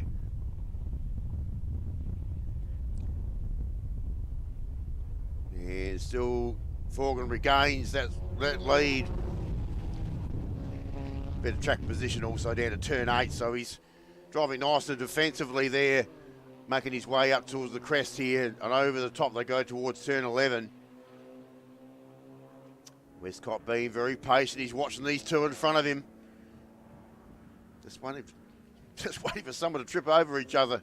Been clean so far. All follow the same racing line through that area. And I think Dan Westcott's patience is just about run out. He was looking to get a pass down on Clifton there. As we have a look at our 1200 class on screen. Well, Jay Thompson is running away with this. He'll be absolutely stoked. He hasn't seen too many race victories of late. I was the dominant pair in this series, being the other two behind him. And Dan Westcott's got himself up in the second position too. It looked like he was ready to just about had enough of chasing Nathan Clifton around, so he'll get out alongside him. Down through the sweeper, it gets pushed a little bit wide, full throttle through there. And Clifton on the inside this time around. Just trying to break each other down there. Westcott was better on the exit there, no problems. So gets himself a nice track position for turn 8 again. A couple little puffs of smoke at the back of that car. I don't think there's anything to worry about at this stage. So this will be the final lap, I believe. Looks like it will be. And there's our race leader. It is Ben Forgan looking for 3 out of 3. Just coming up behind some of the lap traffic there, but second position is very tight. Have a look at this. And we should have checkers, do we? One more to go. So still another lap to go. So still a chance here for Dan Westcott to get up and pinch second position here from Nathan Clifton. Frank Chessel there battling it out with Hugh East. That's Tim Thompson there. Oh, that is checkers. Okay, so that has been confirmed. So it is Forgan to take out the win from Nathan Clifton and Dan Westcott in that order. So that's 3 out of 3 there for Forgan. And then we've got 4th position will be Lockie Newell. And this is the battle for the 1200s too. We'll have a look at that in just a moment. That's a second. So Reece Rowland should have been in front of Troy Forensko. Oh, gone around there, Chessel. Well, he's fighting for a position there and he's out-braked himself there. He'll be super disappointed with that, and Tim Thompson goes past him. And he'll grab that position, no worries at all. So Troy Forensko in 6th position behind Reece Rowland. And what about Jay Thompson? He's going to take a 1200 victory. It's been a long time between drinks. And finally, patience pays off. He's got the current championship leader just behind him there, but he's going to take the full bag of points here for race 3 here, Jay Thompson, for the 1200 class. Little low budget affair. They're doing a terrific job, and there we go. We take the win. Look at that. Very happy indeed. And just in front of his counterpart there, Baxter Midwinter, Hugh East in third position in class. And for the next group, Frank Chester was just recovered and just got in front of Tim Thompson there for obviously fourth and fifth position in that class. Julian Midwinter's all would have been gone a lap down. And that's the wrap there. Well, there was lots happening there. Absolutely no doubt about that. And another class, a different class winner in the 1200s at least there for Jade Thompson. And all of a sudden Ben Forgan's got a clean bag of points. This is going to make it very interesting state championship wise. I've only got one more race to go, which is actually the last race on today's program. So trying to gain some points on Dan Westcott at this round, and that's looking pretty likely. Might be a swap around at the top of the points table there at this particular stage. Okay, so that's race 3 of Formula V of SA taken care of. Now we come back to a short little break. We come back with the last race of the weekend for Saloon Cars and HQ Holdens. It'll be over 17 minutes plus one lap. Then we've got Circuit XL Masters to follow, and then the final race of AU4 for the weekend. There are our next 3 races here on Blendline TV here for the South Australian Motor Racing Championships at round 5 here at Shell V-Power Motorsport Park in the dark and gloomy conditions, and we'll be back in just a moment with Saloon Cars.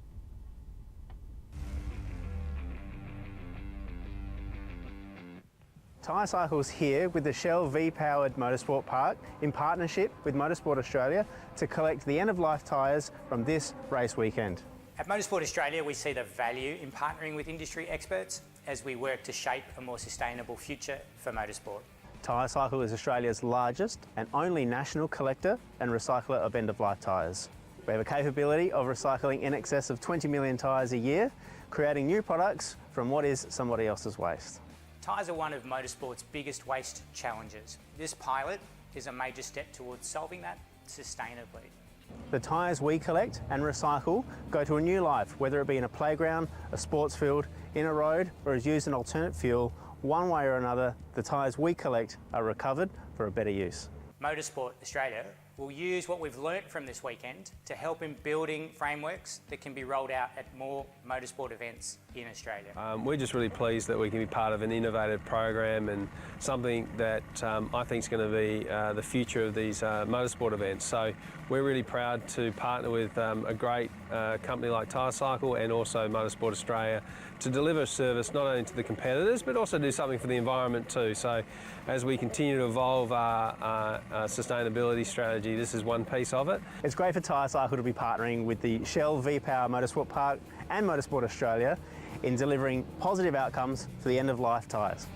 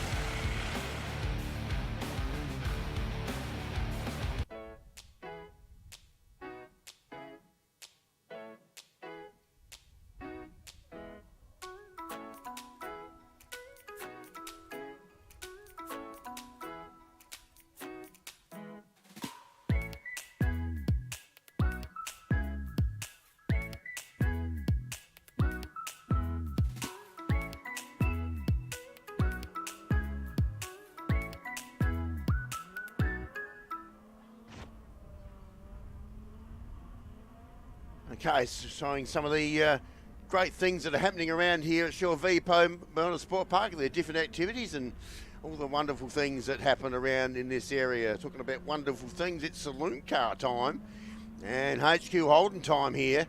And this is their final race, race 4 for the weekend here on Blendline TV. I hope you're enjoying all the coverage out there. Look at those big dark clouds behind us towards the south. That's probably the concern here at the moment.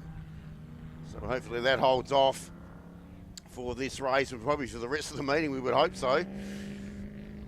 And let's see how they're going to line them up. Well, Sean Jamison's been dominant so far, taking 2 of the wins out of the first 3 races. We saw Scott Dornan also take a win yesterday as well. And that's the lead car coming out for car 15 there is Sean Jamison in the sedan hotel entry. Alongside of him on the grid, or the staggered grid, it should be Scott Dornan. Declan Preen's had an adventurous weekend. He finished up in 3rd after all that in the previous race in front of Dave Lyons.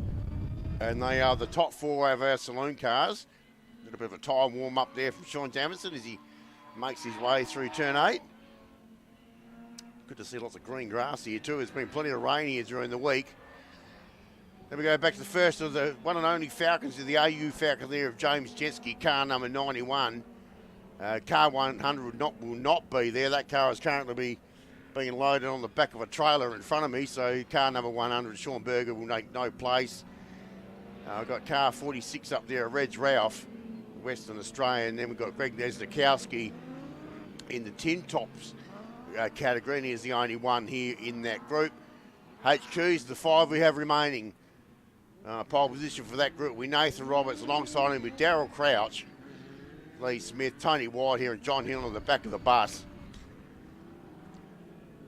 It's been interesting, hasn't it, the HQ small group, but gee, the race has been good. There's been no messing around. Darryl Crouch, Nathan Roberts have been the dominant pair there, but there's been a lot of chopping and changing up that order as well. And here they are, just going down towards the final turn to get themselves on the grid. So a bit of good old-fashioned Australian 6-cylinder action here. Not too many Holden versus 4 battles here, but obviously not too many Falcons here at the South Australian Saloon Car Championship here this weekend. We've multiple state champ Wayne King is not here. We've lost the Rob Sinclair equipment finance entries of Rob himself and of course Blair Davies. There's no Jaden Jamison at this meeting. I was always on a Falcon at the previous round as well. So it's a really Holden Commodore wipeout here. Great shot. Look at these big clouds behind us. So Dornan should get the clean run through here in the action line marking Commodore. Just waiting for the final track clearance at the back of the pack there. And there they are. And away they go. So Alessia's got the good start. Well, Reg Ralph got a good start. We didn't see too much of him earlier, the Western Australian, and another one of the sedan hotel entries. There he is. The red car just going past Greg Nesdakowski. And they all get a bit unsettled under brakes down there. Jamison holds the lead there from Dornan. Now they have been the dominant pair this weekend. I wonder if Deegan Preen's got something up his sleeve. He's been threatened to do the same in this bloke too, Reg Ralph. Had some issues this weekend. He hasn't raced in every race over the weekend, but he's certainly back here for this one. And he's just got, well, it's Dave Lyons in front of him there, the Evolution Crash Repairs Commodore. As they go around turn 6, I think Ralph has got him. He got him all right. Oh, he got him. He tagged him. Good save there from Dave Lyons. I think Ralph was a little bit courteous there. Just let him straighten up before he went right around. Oh, he's gone on. And Lyons is out in the weeds. So he's on the access road at the moment. That's not the racetrack. There we go. He's back on now. So it was all happening in that little short bit down the back. Fair bump, play on. HQ time. Let's have a look here on the screen. Got the HQ Premier headlights ablaze there. And that's, of course, Nathan Roberts got the Premier model with the twin headlights. Don't see too many of them in HQ racing. fact, it's actually Lee Smith in second in front of Darryl Crouch. So this will be a great battle. We know that Darryl Crouch has had plenty of pace over the weekend. Some of these guys getting themselves to the HQ Nationals. Darryl's certainly one of those.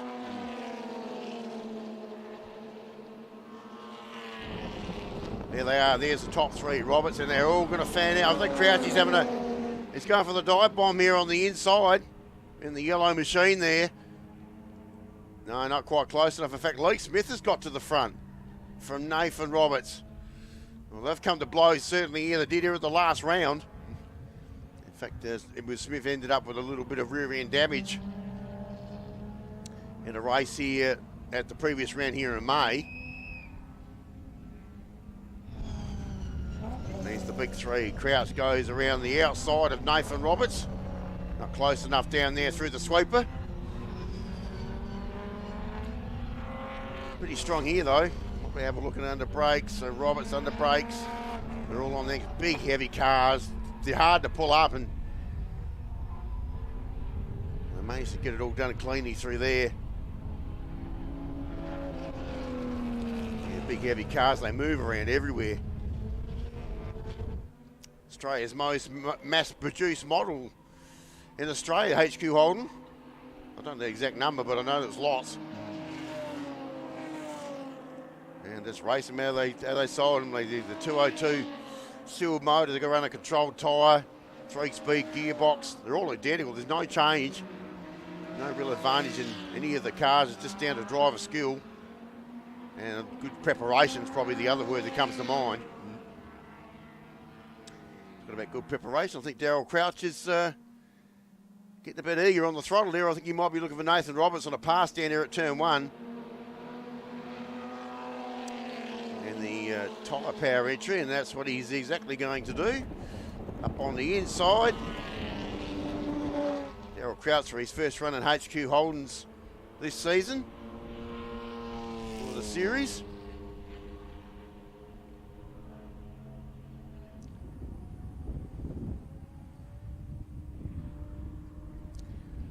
He goes to the front from Roberts.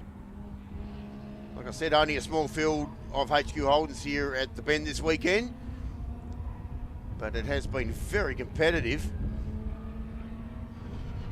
I think with Darryl Crouch back in the series, and he now skips away. This is a nice little gap too in the tyre power of Blackwood entry.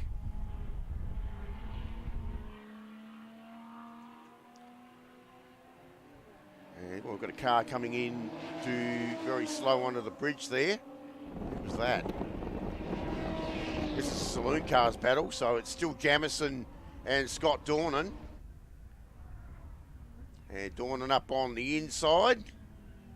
Jamison on the outside. Look, door handle to door handle down through 2 and 3. This is tough to do. Trying to get side by side down through there. Geez, it tightens up. A little bit too close for comfort there. Two Commodores at it. So Dornan just side by side through the sweeper. Pushed a little bit wider. Well, that was a nice move there from Dornan. He got around Jamison there nicely. Now, hopefully he gets through here clean. It's been very tricky here this weekend. And the return 6. And it got through nicely in the action line marking entry. And it goes back to the front. Scott Dornan won the second race this weekend. Jamison's won 2, so they're looking to square the ledger up a little bit. Hopefully, if Dornan gets his own way, he'll get 2 just like Jamison behind him, but that's another 7 or so minutes away before we decide that. Nice drive line through there as well. And you can see Deegan Preen. I mean, out in the way wide there for Dornan. He managed to hold it all together. And in fact, Jamison didn't really take advantage there, but he might here. Fiji, they're evenly matched in a straight line, aren't they? In the drag down to turn 1. Yeah, so Jamison really pushing Scott Dornan through that section. He's going to Yeah, he's minding his job here. Mind on the job, no doubt about it.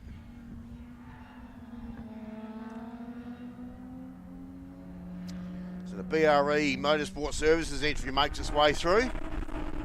Second position. Mitchell Ralph, the Western Australian's got himself in a clear and decisive fourth position. In the sister car to our second car in Sean Jamieson.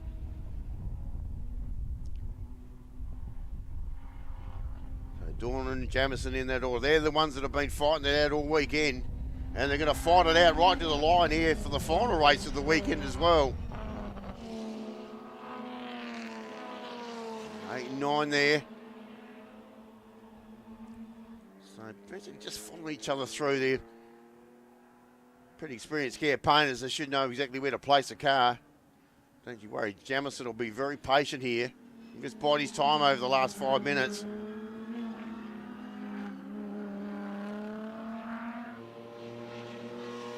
And they come down to the final turn again. Another 3.41 kilometres completed. It's another lap down. In fact, then they head out onto their 6th lap. Nice little break this time on this lap here for Dornan. Just a bit of a gap there in front of Jamieson. Geez, Preen has made up some ground too. And for good reason. He's just completed the fastest lap of the race. It's not Jamieson in that car, that is definitely Deegan Preen. Jade not here this week in race format. Certainly has picked him up. Put in a very solid lap there. Headlights are blazing. Means business here. We're sure to see where he's got his. Can't see it on our broadcast, but it's very dark here. It's all these dark clouds that are hovering around this venue at the moment.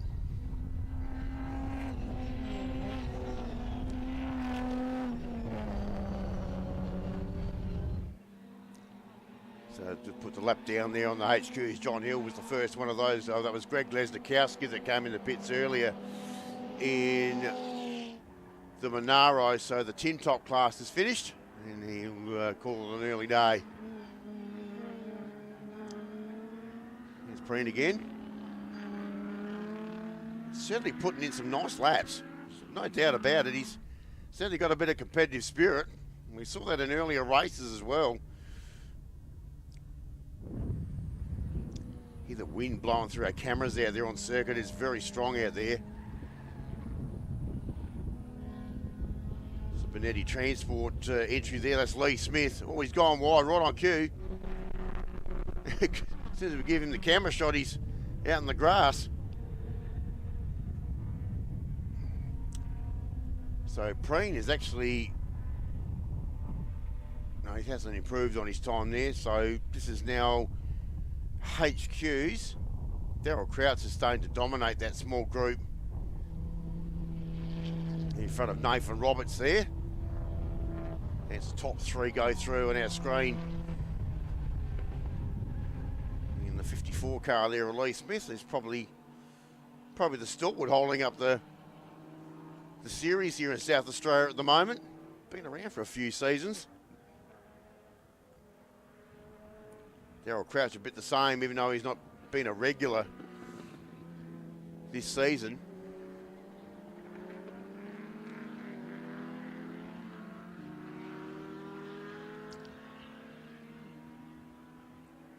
So there he goes. Currently in third position. Now how are we going for time? 2.5 minutes remaining here. Nathan Roberts here in the SA Excavations entry. The flag's been shown to car 46. That's Reg Ralph. So that might be a curb strike problem there, I would probably think. We've had a few of those in this category over the weekend, a few trying to keep inside the track limits expressions, to say the least. We've had a few of them. So there's our lead Saloon Car, still Scott Dornan, and he's holding off all the challenges there from Sean Jamieson. Trying to pick up his second race win for the weekend. There's the blue flag in the background there just to notify that you're about to be lapped. And Lee Smith has stepped aside politely there and just let the lead 2 Saloon Cars go through. So just getting a little bit mixed up with the lead HQs, and the lead HQ was right there. It's the second car on track for the HQs there, and Nathan Roberts. Obviously, Saloon's a lot quicker than what the HQs are, so they'll just go past them.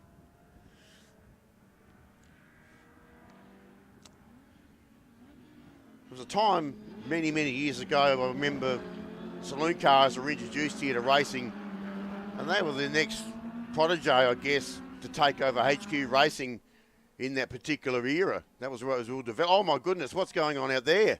We don't want to be out there. That's wide and willing. In fact, he's let Sean Jamison go through and get the lead, so he pushed him hard, and he's way out in the weeds down there at turn 12. Yeah, I was about to say, once upon a time, they were supposed to take over HQ Holdens. Well, HQ Holdens never left. That's the thing, and they're still going today. So that was really a result of the Saloon Car racing and how it all started. And we got Saloon Car racing in every state in Australia. Let's have a look at this. Replay. Oh, yeah, if you don't mind. Action line marking there, it is. There's no action lines out there. That's a way, way big line. And this has now handed Jamison the lead of the race, and we're getting towards the end too. We've gone back into time negative, so we shouldn't have too many more laps to do. Now Dorn's going to try and fight his way back, and he's going to run out of laps, unfortunately. But Willie, he's got to do a bit the same. He's just got to try and worry Sean Jamison out of it. Not too sure that's the case, but don't worry, Scott Dornan will be trying as hard as ever. Both take the same race line through that turn.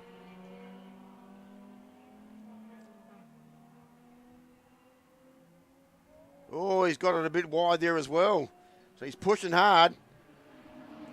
Let's have a look. Do we have a checkered flag yet? No, we don't. So another lap to go. Can the lead change here in Saloon Cars? We're about to find it. Dornan on the inside.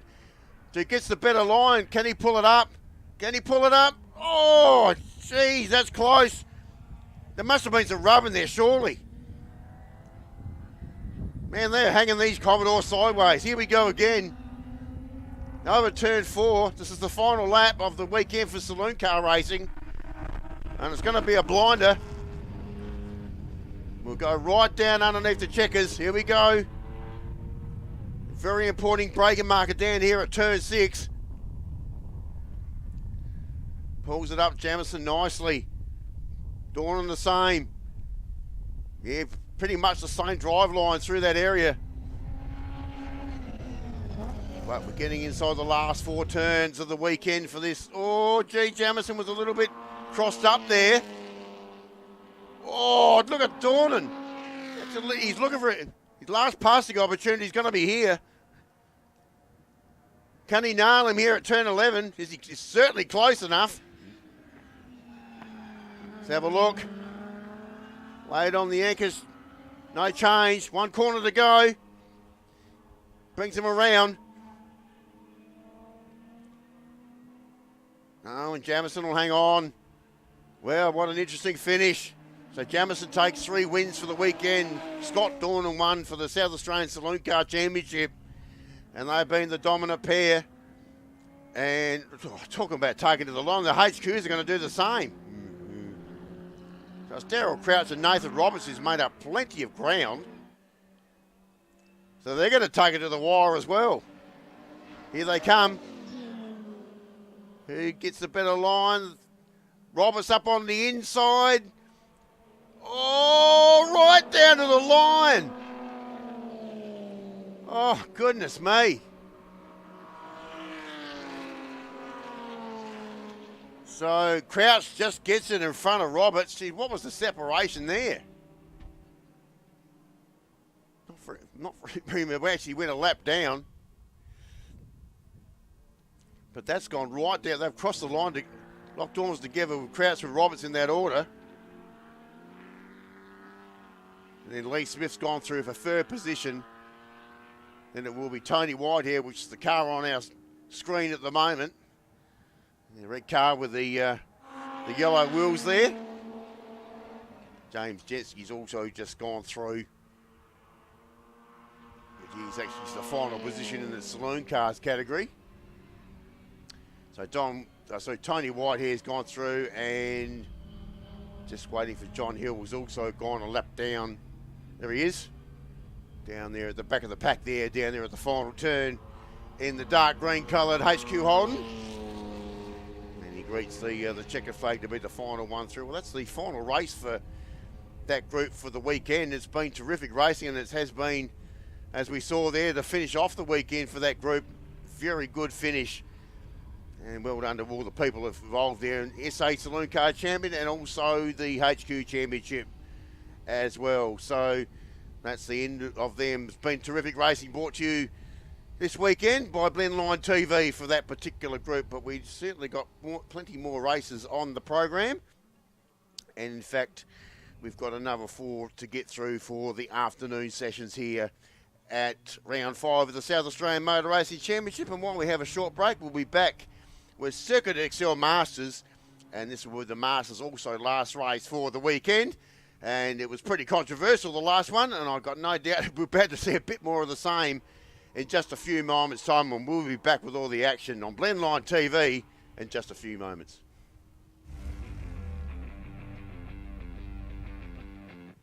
Tyrecycle's here with the Shell V-Power Motorsport Park in partnership with Motorsport Australia to collect the end-of-life tyres from this race weekend. At Motorsport Australia, we see the value in partnering with industry experts as we work to shape a more sustainable future for motorsport. Tyrecycle is Australia's largest and only national collector and recycler of end-of-life tyres.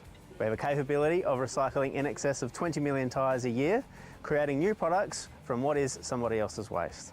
Tyres are one of motorsport's biggest waste challenges. This pilot is a major step towards solving that sustainably. The tyres we collect and recycle go to a new life, whether it be in a playground, a sports field, in a road, or as used in alternate fuel. One way or another, the tyres we collect are recovered for a better use. Motorsport Australia will use what we've learnt from this weekend to help in building frameworks that can be rolled out at more motorsport events in Australia. We're just really pleased that we can be part of an innovative program and something that I think is going to be the future of these motorsport events. So we're really proud to partner with a great company like Tyrecycle and also Motorsport Australia to deliver a service not only to the competitors but also do something for the environment too. So as we continue to evolve our sustainability strategy, this is one piece of it. It's great for Tyrecycle to be partnering with the Shell V-Power Motorsport Park and Motorsport Australia in delivering positive outcomes for the end-of-life tyres.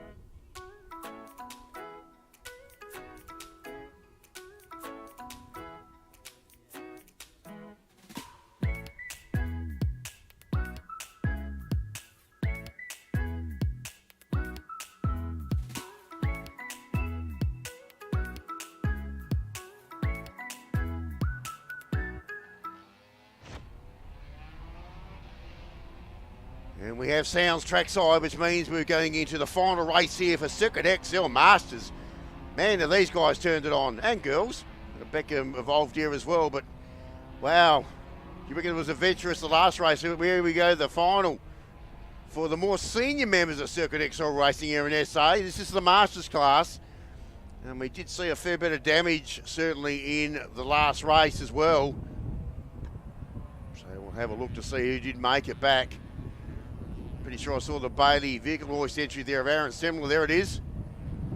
That had a bit of front right-hand quarter panel damage after having a collision with Greg Stewart in the previous race. Doesn't look like Greg's going to make the field here. So he'll be probably rear of the field if that's the case. Can't see that bright green coloured race car out there at the moment. Or is it? About to find out. Lots have happened. We had Adrian Gallagher up here in commentary for the previous trophy race. They were changing an engine in not his race car, it was actually Jake's race car that he's had to use for the rest of the meeting after he rid his Masters class car off in qualifying yesterday. And now they've just changed an engine in that car. So we'll see if we can pick up Adrian in the Grunter Racing Team entry there, the orange and black colour scheme car. He'll be at the rear of the field if that's the case. Ash Bennett's back. He also failed to finish the previous race. Alan Hawkins is back. Dale Arnett's there at the back of the pack. Just waiting to see if these cars that didn't quite finish the previous race are going to return. That's Dale Arnett. Oh, there he is. Here he is, the back there. So the Grunter Racing Team is back. What a job. They've just changed an engine between races. And he'll be at the back of the pack here. Let's have a look here. Kim Anderson, yet another victory for the weekend. He'll start on pole position. Mitch Dewicki will start from car 52, position 2. Sean Panowich, position 3. Bo Hastings, well, he come from the clouds to pick up 4th position in the previous race after all the incidents that were happening in that last lap. Then it'll be Brian Smith 4. Kyle got shunted around a bit as well. Rob Zoanetti, well, he got well and truly shunted out of it. He was pretty lucky to actually get across the line. Beck Bosgiano up to 8th position. Should be stoked with that. Then we go back to Aaron Semler, who's just crawled across the line after his panel damage and his collision in the previous race. So he will start. Troy Donis in the Stanford Mowers there. And then Dave Zolo had some issues. I can't see the 13 car. He looks like he's out of it. Ash Bennett's certainly back there. Alan Hawkins is back. Dale Arnett's back there. And in the back of the pack, I was just mentioning there, Adrian Gallagher. New engine in that car. After the other one had a failure in the previous race. What an effort. Let's hope it reaps reward. Circuit XL Masters class is about to be launched for the last time for the weekend, and they're away. Keep a close eye on that Barbie car there with Mitch Nowicki on board. So where's Gallagher? Oh, he's already trying to pick up 2 cars. Sanderson got the jump. Vanowich was as clean as a whistle too. In fact, he's got himself up in the 2nd position. And there they are towards us. So it's going to be Panowich around the outside. We got the lead too. So back to some of his old form. Gradually worked his way through the field. And now he's up the front from the attaboy entry there of Kim Anderson. Then it'll be Nowicki. Looks like Cowell in that fray as well. Yeah, it is. Got 2 green and white colour scheme cars there. One's Fawn Cowell, the other one's the Stanford Mowers entry there of Troy Dontis. He's back a little bit further. Now the 99 car is interesting because that's another one that was charged his way through the field too in the previous race. And that's Brian Smith, the high beam car wash at Gawler entry. And we pushes Hastings way wide there. So he gets up that position. So and Eddie will be trying to do a bit of the same. Obviously the conclusion of that previous race didn't quite end the way he would have liked. So he's got a bit of ground to make up. In the Joker car, the Evolution Crash Repairs entry. Geez, you got to love that livery. It's a great livery. I'm going to pull the Joker, all right. He's about to find out if he can get past Hastings. Oh, he's done it easily. There he goes. Straight past Bo Hastings there in the Team 118 entry.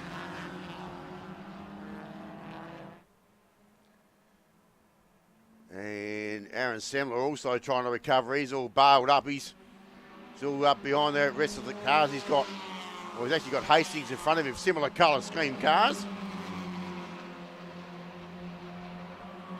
So back through Smith, so it's 5th, 6th, 7th, 8th in the group, and 9th. I think Jontas is in the area. There's Jontas behind them in the 27. So Zoe and Eddie goes through in front of Smith. That's 4th position. Tell you what, the winner out of that start was Vaughan Cowell. He's run plenty around. It was as clean as a whistle that start.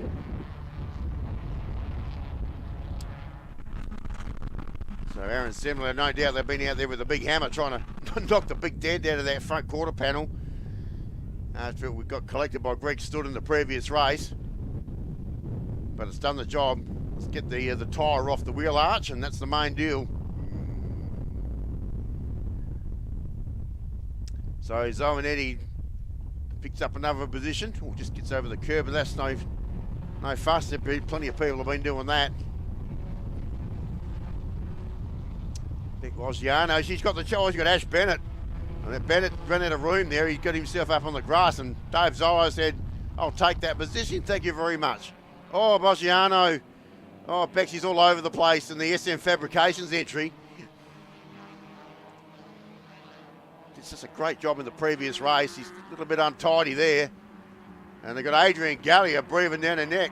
Down on Hawkins. Well, the 2 yellow cars. You can see the P&H Racing entry there of Alan Hawkins. And there's the Grunter Racing Team entry there of Adrian Gallia.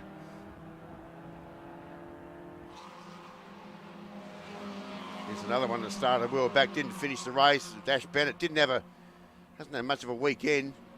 He actually got disqualified in the first race after having too much camber on the wheels, so he had to adjust all that.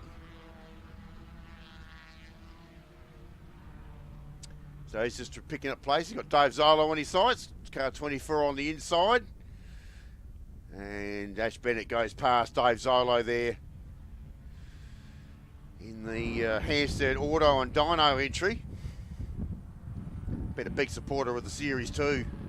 That company, we do thank them for having along for the series this year. Replay coming up. What's happening here? So all come around. Oh, it's by a bit of drifting down there at turn 8. He got it all locked up sideways. Good save. And we'll carry on.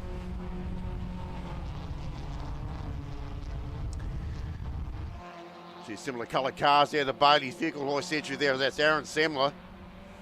And the 118 Racing entry, Titan entry there of Bo Hastings. Bo's had a pretty good weekend too. He's been gradually climbing his way through the field as well. Only new to the series. Did a couple of races later last year and now comes into the full series this year. So they've got plenty of competitive spirit there. So it's similar to the 36 car. They're currently in 8th and 9th position on track. It's like 2 orange and black coloured scheme cars. Now up the front of the field, here we go. Panowicz still leading the field. Now Anderson looking for a challenge here. Looking for a clean sweep for the weekend. But no doubt Sean will be looking to finish off on a high note to complete his weekend. Things didn't qualify all that strongly yesterday, so he's just had to basically pick his way through the field. And now he's actually got himself to the front. So the complete doors and windows entry. Current Circuit XL SA Masters champion from last season. Hasn't had it really his own way this year. Unfortunately, the first part of the series.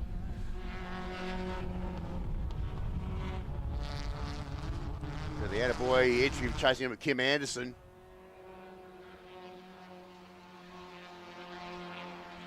The everywhere entry. Been a big supporter of the series for 2025 as well. That company, that's of course Kim's business there, the air conditioning specialist.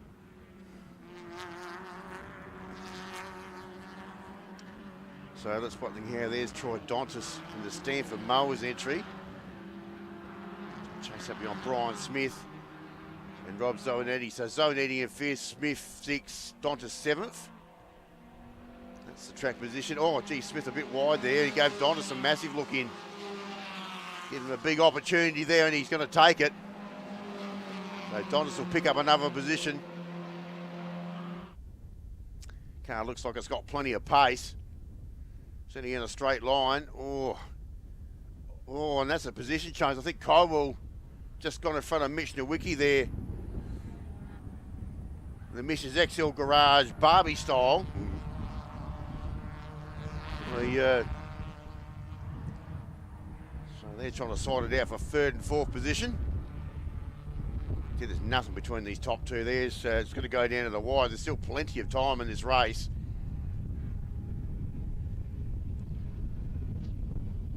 So what are we looking at here? Well, this is the battle for 6th and 7th. Smith and Dontis there. So the 99 car on the brakes. Dontis around the outside in the, just trying to get the overlap there. Oh, he gave him a touch too. Just a gentle reminder there, if you don't mind. Yes, I am here, and I am trying to get my position back. Absolutely no doubt about that at all.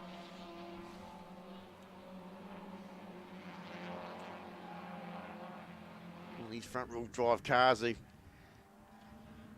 not big with any imagination, but gee, they bring us some exciting races. Plenty of it in this series. It's just a strong series here in SA.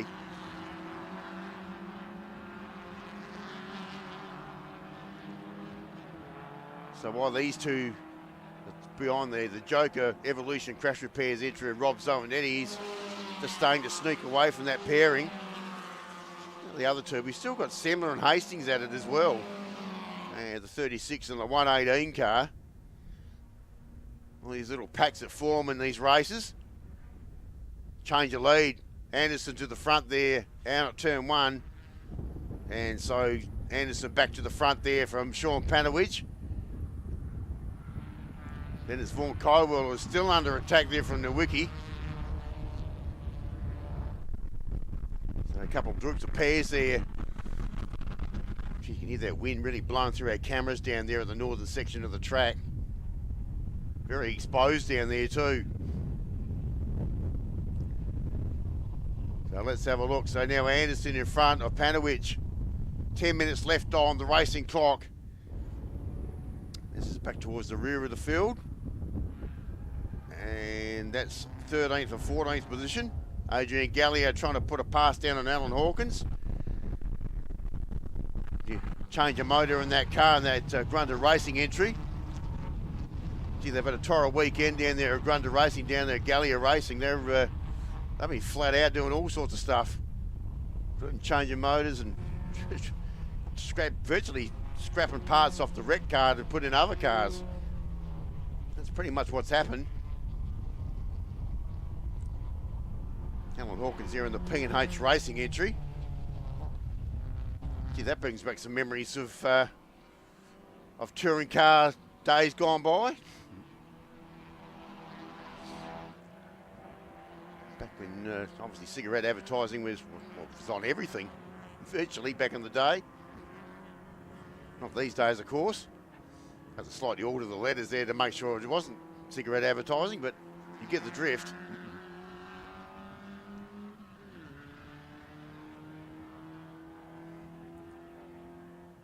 So Adrian's still chasing around Alan Hawkins here.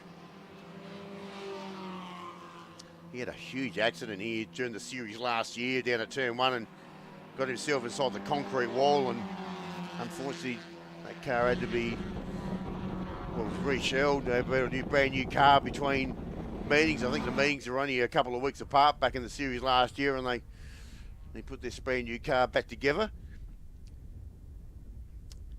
Alan Hawkins, he runs on only a low budget affair, and like a lot of them do. Some have bigger crews than others, but Alan really does run solo there. Now what's happening here? We've got the Evolution Crash Repairs issue there. Rob Zonetti, car 29. He's in 5th position. So no change there. So still Smith and Dontis still at it. What a dice this has been. Dontis just can't quite get him. So he tries the wide berth down here at turn 11. Bit of brake smoke there with some. Oh, that was Zonetti. I just heard that the squeal there just came out of that camera down there at turn, and he's gone wide now. He's given. All of a sudden, man, has this changed? So it looks like Dontis is going to pick up 2 positions there. Oh, look at Dontis looking across at Zonetti. Zonetti doesn't want anything to do with this. Trying to get back to his original position. Now there'll be 3 wide down into turn 1. So who wins the battle here? Might be Smith on the inside there, the 99. He does it. So Dontis gets himself back in front of Zonetti.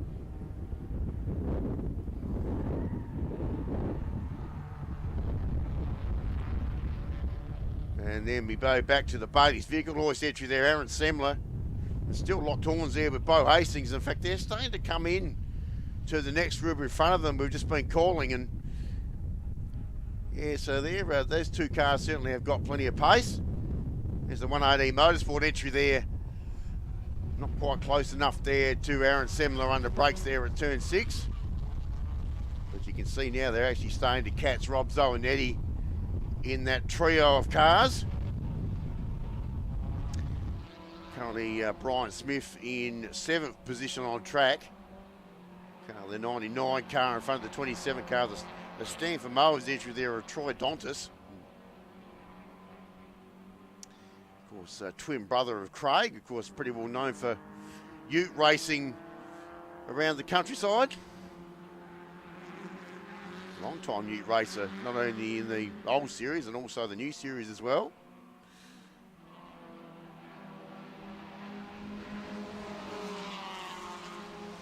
No change. They come down to complete, which will be 8 laps. And up the front we go again. I might have another change of the lead. Let's have a look. We've got Panowich on the inside this time, and he gets Kim Anderson. Well, this has been a great tussle. So Panowich has fought back there. Found a bit of pace down through that section and gets past him down at turn 1. Panowich has got some good straight line speed down the straight. I've noticed that throughout the race, but pretty much throughout the weekend. But Anderson very strong through here. Probably take a little bit of ground off of him under brakes down here at turn 6 braking marker. So Anderson looking for a clean sweep for the weekend in Circuit XL Masters, but not yet. He's got to get past Sean Panowich. Get that complete doors and windows entry. He's got plenty of battle scars on it. Look at all the black marks and scrapes on that car. It's been through a few battles throughout the series. See the big black marks on the front of the car too. There's scrapes all over it.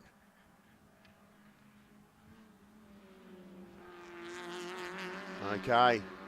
Now we mean business. Get inside the last 4 minutes.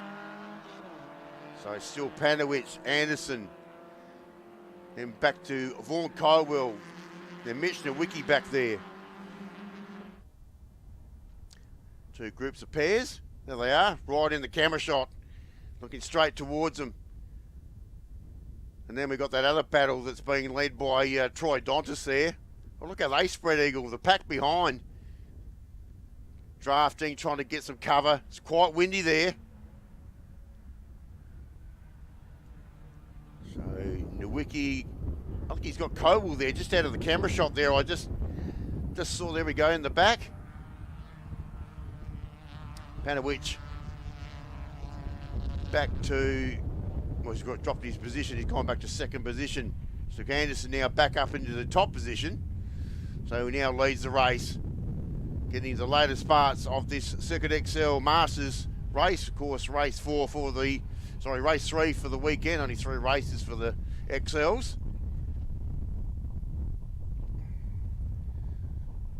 So still hanging on there. Panowich trying to get back into position. Oh, this is the bit further back in the pack. This is the battle between Alan Hawkins and Adrian Gallia. They're in 13th and 14th position. They've only got 1 more car behind them. That's Dale Annette.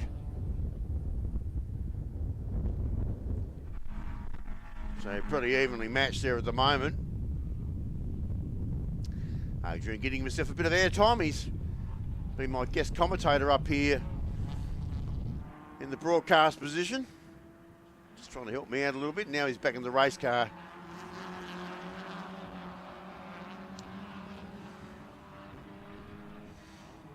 So this is the battle. So Zoe Nettie now back in front of Troy Dontis, another position change. So Zoe Nettie now back into 5th position. Well, this has been the battle pack. They've actually dropped off Brian Smith. I wonder if he's had an issue there. Not too sure. Because both Hastings and Semler have both gone past him. And, oh, gee, Cowell was a bit unsettled there on the brakes, just in the shot. And probably for good reason. He's had the wiki all over the back of him there. So Zonetti, Dontis there, the group we're looking at the moment. 5th, 6th, 7th and 8th position. They've just dropped off Brian Smith in the blue machine. There it is. So he's just a bit of pace. I wonder if he's got a slight issue there. Those two orange and black cars certainly still well and truly in the picture here to pick up the pair in front. Down the outside goes Dontis. Oh, he pushed super wide.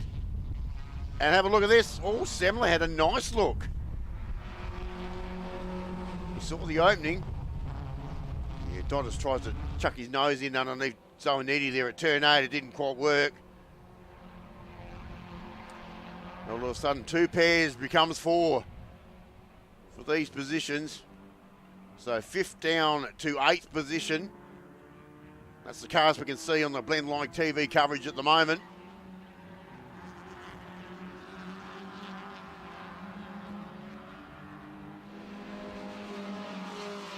So still Dontis still trying to get drops over Nettie. That's the final turn. That's turn 12. So once we get the head-on shot here, you will see they're all trying to duck for cover, do a bit of drafting, trying to keep out of the stiff breeze. Said it gets very much picked up on that camera shot. Look at that camera shaking down there. Very, very violent winds down there. So who's doing what here? Well, Zonetti just went out on his own. Now Semler looking for the pass on Dontis. Now they're all alongside of each other down through turns 2 and 3. And Semler just biding his time there. He wants Troy Dontis. I'm actually sharing the same garage this weekend as well. I mean, that would make for an interesting conversation after the completion of the meeting, that's for sure. So no change. Still the Joker car to lead him around. Well, hang on a minute. Hold on to your horses. Dontis. Looking to get up on the outside. It's going to put him out of track position to turn 8, unfortunately. But certainly close enough. He should be close enough at 11 here. And in fact, gone into time negative here, so we haven't got too many laps to deal with.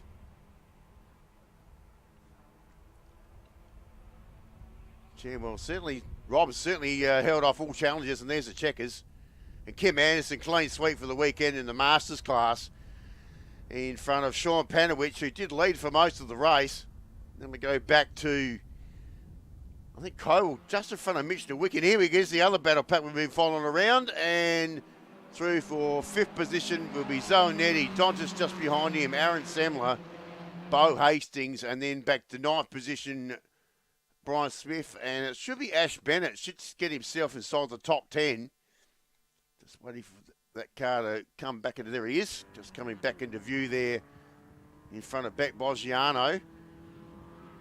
And the battle that we're looking at the moment is for 13th and 14th position. Dave Zola will pick up 12th. And he's just gone past us there. So Galley will pick up 13th. Oh, look, he's pumped. He's actually finished the race. Have a look at the big, gigantic fist pump there. He's had a tough old weekend, but he's managed to finish the race and finally get himself in front of Alan Hawkins, a pretty good teammate of his. Yeah, there's more exciting in the front. I think he gets pretty emotional. And Dale Annette back there at the rear of the pack, just coming across to collect the checkered flag. Haven't seen too much of him in the race. He's been tail end Charlie at the back of the field. And also the non-starter there, Greg Stutt, but everybody else is finished. So pretty nice, solid conclusion to Circuit XL Masters for the weekend. And the round win will certainly go there to Kim Anderson in the 42 car. But it has been eventful, certainly in that class for the weekend, and there's certainly going to be plenty of write-ups in social media circles and that Facebook page over the week about what's been happening in Circuit XL this weekend. Okay, so we do thank Circuit XL Masters, and we'll put them cars away for a little while until the next meeting. Until then, we'll come back and we'll have a short break, and we have the final race for race 3 for the AU4 Championship, and that's coming up in just a few moments for their final race. We can't wait. It's going to be exciting. It has been all weekend. Stick around to Blendline TV, and we'll be back with AU4 Championships in just a few minutes.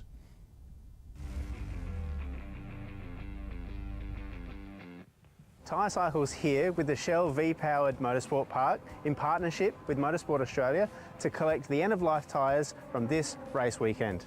At Motorsport Australia, we see the value in partnering with industry experts as we work to shape a more sustainable future for motorsport.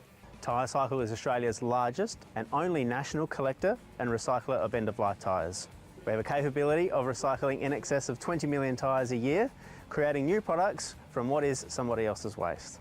Tyres are one of motorsport's biggest waste challenges. This pilot is a major step towards solving that sustainably. The tyres we collect and recycle go to a new life, whether it be in a playground, a sports field, in a road, or as used in alternate fuel. One way or another, the tyres we collect are recovered for a better use. Motorsport Australia will use what we've learnt from this weekend to help in building frameworks that can be rolled out at more motorsport events in Australia.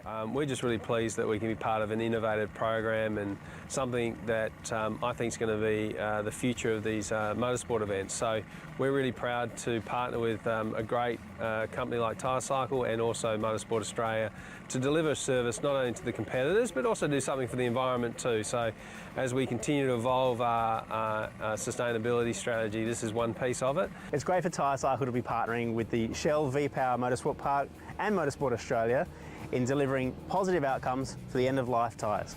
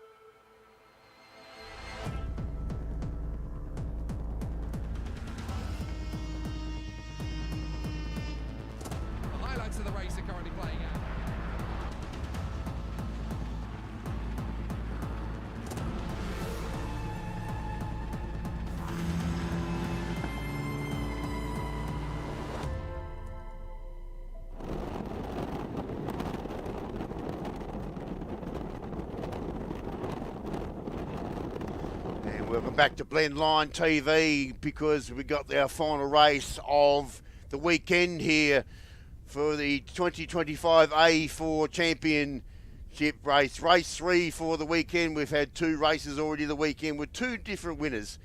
And hopefully we can get something a bit similar here in the final race here for the National Championship. This is round 2 of the 5-round series. We've already had 1 round at the Bend Motorsport Park here back in May. This is round 2 of their championship. Final race here for the weekend to come your way. In just a moment, as you look across, you can see the flags on top of the building there. I think one's just about ready to be launched into the stratosphere. That flag there is not looking too good at all. So very blustery conditions, plenty of dark clouds around. Hopefully that rain holds off before we get into some open wheel racing here in just a few moments time. And cars are about to be launched back out onto the track in just a few moments.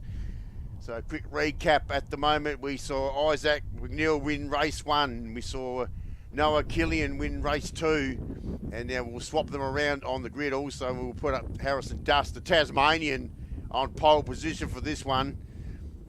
Here's some of our hard-working firers over there trying to get rid of some of the kitty litter that's been thrown on the track over there. And that's probably due to an earlier AU4 Championship incident that we had down there. It's quite a bit of rubbish and stuff. Look at the wind blowing our camera down there. It's very blustery conditions. See all the kitty litter down there. We don't want that for these race cars. So yeah, there. Well, yeah, give it up on the blower. It's just blowing back in your face there. It's very tough conditions. Thank all of our, not only our fires, but gee, the volunteers and officials that are scattered around this circuit. It has been very tough conditions as far as the wind is concerned here. So we do thank them for being here and sticking it out at various points around the shortened circuit here on the West Circuit here this weekend. And just looking at that Australian flag, I think that's just about had enough. We're trying to pull that one down, but you can just hear the wind just ripping through our camera mic down there. That's the exit there of pit lane, and we can see our race cars there just about ready to make their way out onto the track in just a few moments time. Well, we've got a bit of a moment. We might just look forward to the next South Australian Motor Racing Championship round, which will be coming up here on the weekend of the 22nd to the 24th of August, and this is the South Australian Motor Racing Championships grand final. It'll also be live streamed here on Blendline TV as well, and that'll bring up, of course, all the final races for the Circuit XLs, the South Australian Sports Sedan Championship, Improved Production Championship, plus we've got a round of the Australian Prototype Series here for the first time this year. Got the TGR8 Scholarship Series also makes a return here, and of course E30 Racing will also be a part of that for the BMWs here at that particular round. That's coming up only in a month's time. So that's the next one we look forward to coming up here in a month's time. We've got the Supercars round coming up the month after that as well here at this complex, and certainly looking forward to a lot of big motorsport events happening here in the next few weeks. So lots happening as well. Our weather vane up there spinning around the rotations. It's been very blustery, as I mentioned, as well. So that's some events that are coming up here, and the rest of the events that are also on the schedule are also live streamed here on Blendline TV. Also the Bend Nationals here in September. We've also got the Bend Classic coming up on the last weekend in October, and that will also be actually live streamed for the very first time for that event, and I've been a part of that vetted commentary from the very much the get-go of the first event in 2019, so it'd be good to be a part of that as well. A massive big event for the Classic, which is sort of the older historic race car vehicles. We've got obviously historic touring cars, Group A and C touring cars. We'll have a round of the National Sports Sedans here. We've got the Formula 5000s will be back, and historic Formula Ford also a big part of that meeting in October. So we're just waiting for our race cars to make their way out and about. See up there, we haven't got the timing up just yet, but will be Harrison Dusk up on pole position from Noah Killian, Isaac McNeil. Well, they've been the big three of the weekend in the Gen 2 cars. So the safety car just getting itself in position there, so we should see some movement in pit lane in just a few moments' time. Lots of motorsport certainly happening. We were up at Townsville this weekend. Of course, we had the supercars rounded up there. Gee, that's been a bit untidy. I've been reading a few reports there on, yeah, there's been some incidents up there we probably shouldn't be talking about here, but anyway, good to see they're up there racing at Townsville this weekend. A couple of brave spectators up there. There they are. You're on camera. That's right at the end of the building there, that up there at level 4. Giving us, I think it's level 3 up there. There you go. You can see you. Give us a wave if you can hear us. It's braving the conditions up there at the moment. See the trees in the background moving around, and you can just see the traffic in the back there. That's the Dukes Highway right behind this main complex, the main highway that links Adelaide and Melbourne. In this part of the world here at Tailem Bend. Tailem Bend, the nearest town, only a couple of minutes down the road. Little country town there, right on the cliffs of the Murray River. This is only a stone's throw away from where we are. Now I think we're just trying to complete our track tidy up here. And we shouldn't be too far away for the final race here for AU4. As I mentioned before, we did have the first round of the series here in May. We also had a round of the series here last season, or last year as well. And we have grid marshals at the ready. And we're just waiting for some noise down at ground level at the moment. So that's what's been happening. So we'll just go over a quick recap on points while we're just waiting for some noise at the moment. Let's go to Gen 1, which has been dominated by Jensen Marrold, I should say. In fact, he's been undefeated in that class so far and has won both his races here in that class here this weekend as well, looking for a clean sweep. And his bridesmaid, which is Kobe Wilson, is currently second in the championship, and that's the way they'll probably stand after this round as well by the looks of things. Andrew Fitzpatrick was running third in that championship, and he was third in that last race. So pretty much the way they finished in the previous race in that class is pretty much the way we see them on championship points after the first round, and also going into this final race here for the weekend. Gen 1 has been dominated. Gen 2 has been obviously the round 1 win with Isaac McNeil going into this round, but that's slightly changed because the thing now, Noah Killian's actually got one up on him with the race win of the previous race. So that means that is looking very close, and that championship down there at the moment. So McNeil, Harrison Dusk has got pole position in this race. We're looking to pick up some more points as well. And Imogen Radburn, who wasn't too far away at the end at that last race, and she actually finished up in third position, so she'll gain up a few more points as well. So that points table will change quite dramatically from the previous round, and how they stand going into this round. Things will certainly change around quite considerably. So cars on track here, this super exciting category. Of course, with Gen 1 and Gen 2, we were talking about it all weekend. Gen 2, of course, are the Tautus chassis race cars. They are Italian designed and engineered race car, and they run a Fiat Abarth race engine in those cars. So they're a full Italian bloodstock there. And we go back to the Gen 1 cars, the original ones from the series a few seasons back.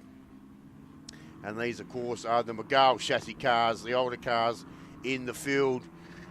And, of course, are powered by Ford, of course, in the McGall cars. So they are the two generational cars. Remember that the series did come to a standstill for a couple of years, probably 3 or 4 seasons. And that's where they've originated, just followed down through from that series. So last race for the weekend here for AU4. It's great to have a national competition here at the South Australian Motor Racing Championships, as we saw here back in May. But remember, back in May, they did run on the international circuit, the bigger circuit, but this has been the tighter and much shorter West Circuit here this weekend. Yes, it might be the same complex, but it's a different track. Similar track, but just half of practically what we use on the international track. And it's actually got 6 less turns to contend with. So cars coming through to grid up here for the final race of AU4. Will we see yet another race victor? We're about to find out. So we swapped them around at the top. We've got Harrison Dusk on top. Noah Killian on second position on the staggered grid. Isaac McNeil's got a little bit more work to do. He'll go back to position 3, and that's where he started in the previous race. Then it'll be Brock Burton, who had some issues also in the previous race. It'll be Koen Kokogovic there in the 44. So another one of the many of the AGI Sport entries here in this middle pack, along with Imogen Radburn also in that team. Then it'll be Georgie Morgan in Tim Macro Racing. Jason Marode in Gen 1, he hasn't lost a race in that class so far for the series. In fact, he's really absolutely dominating Gen 1. Then it'll be Kobe Wilson, Andrew Fitzpatrick, then it'll be Chloe Lane. So then Jesse J. Samuels, who had the off in the previous race, and a couple of others in the back of the pack. Nick Filippetto's hasn't had much of a weekend. Diago Stewart's found it a bit tough. He's only new to the series. He only made his debut here at the previous round here at the Bend. And the older stalwart in the group there, Laurie Costidis, probably at the back of the pack there. Gives everybody opportunity, and we swap them around at the top of the order here on the grid. And that's how they line them up here for the final race here of the weekend for AU4.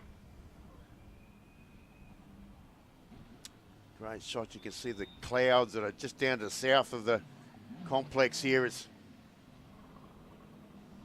looking a bit threatening for a while. We haven't seen any rain yet. Hopefully that holds off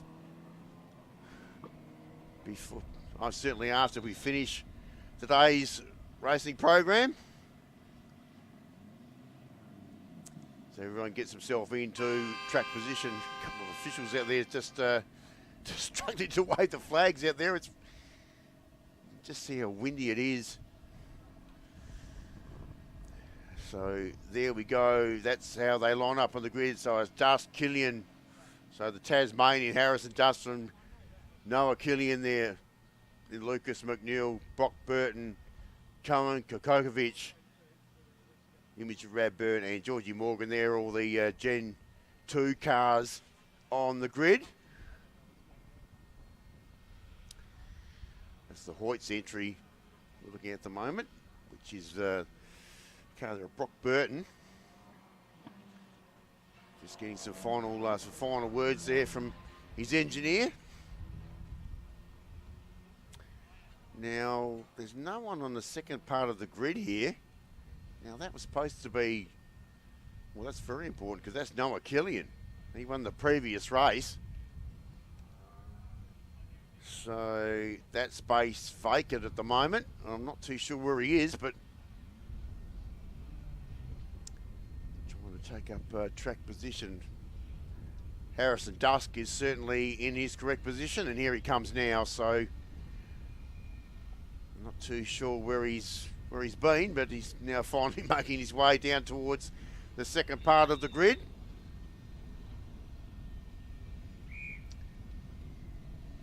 It was ferocious from the start of the previous race. We saw, especially with that McNeil-Killian battle in the early stages, you know, no one wanted to give an inch. There's a Volante Rosso entry there of Isaac McNeil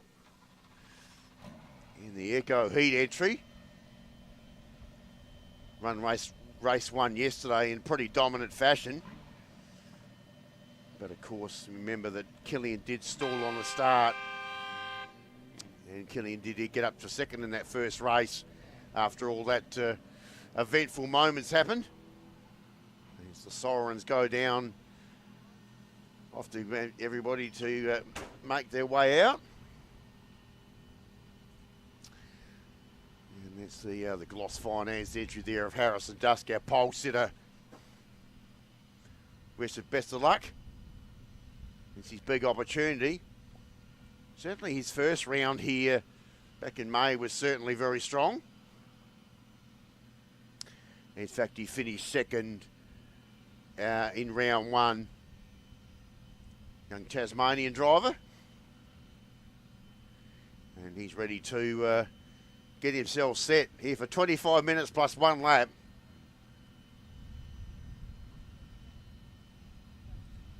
And there's the final siren, so that'll be time for everybody to leave.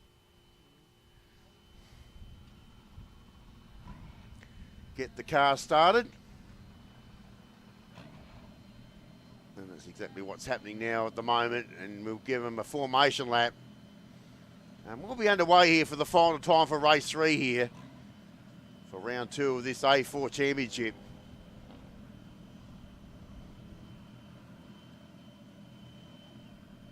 Everyone just clears the way.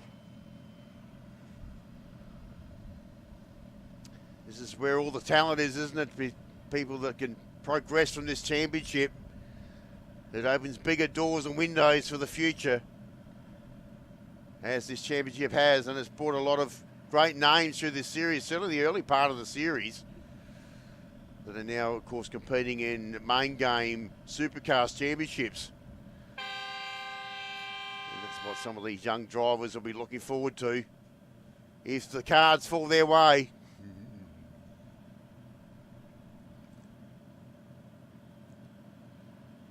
Track clearance now, just a formation lap, trying to get some heat into these tyres. Track temperature still fairly cold. It really has been very windy, as I mentioned, so very cool track temperatures.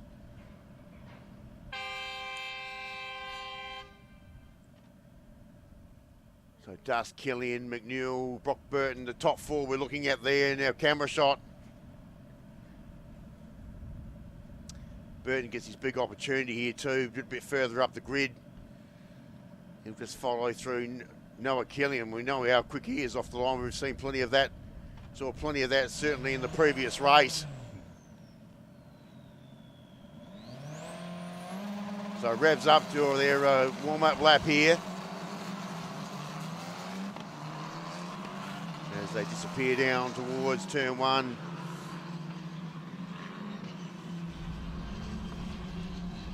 Darting and weaving. The camera shot there. The camera's struggling a bit down there at the moment, but we're trying to give it the best coverage that we possibly can. Very excited. We're waiting for the moment here.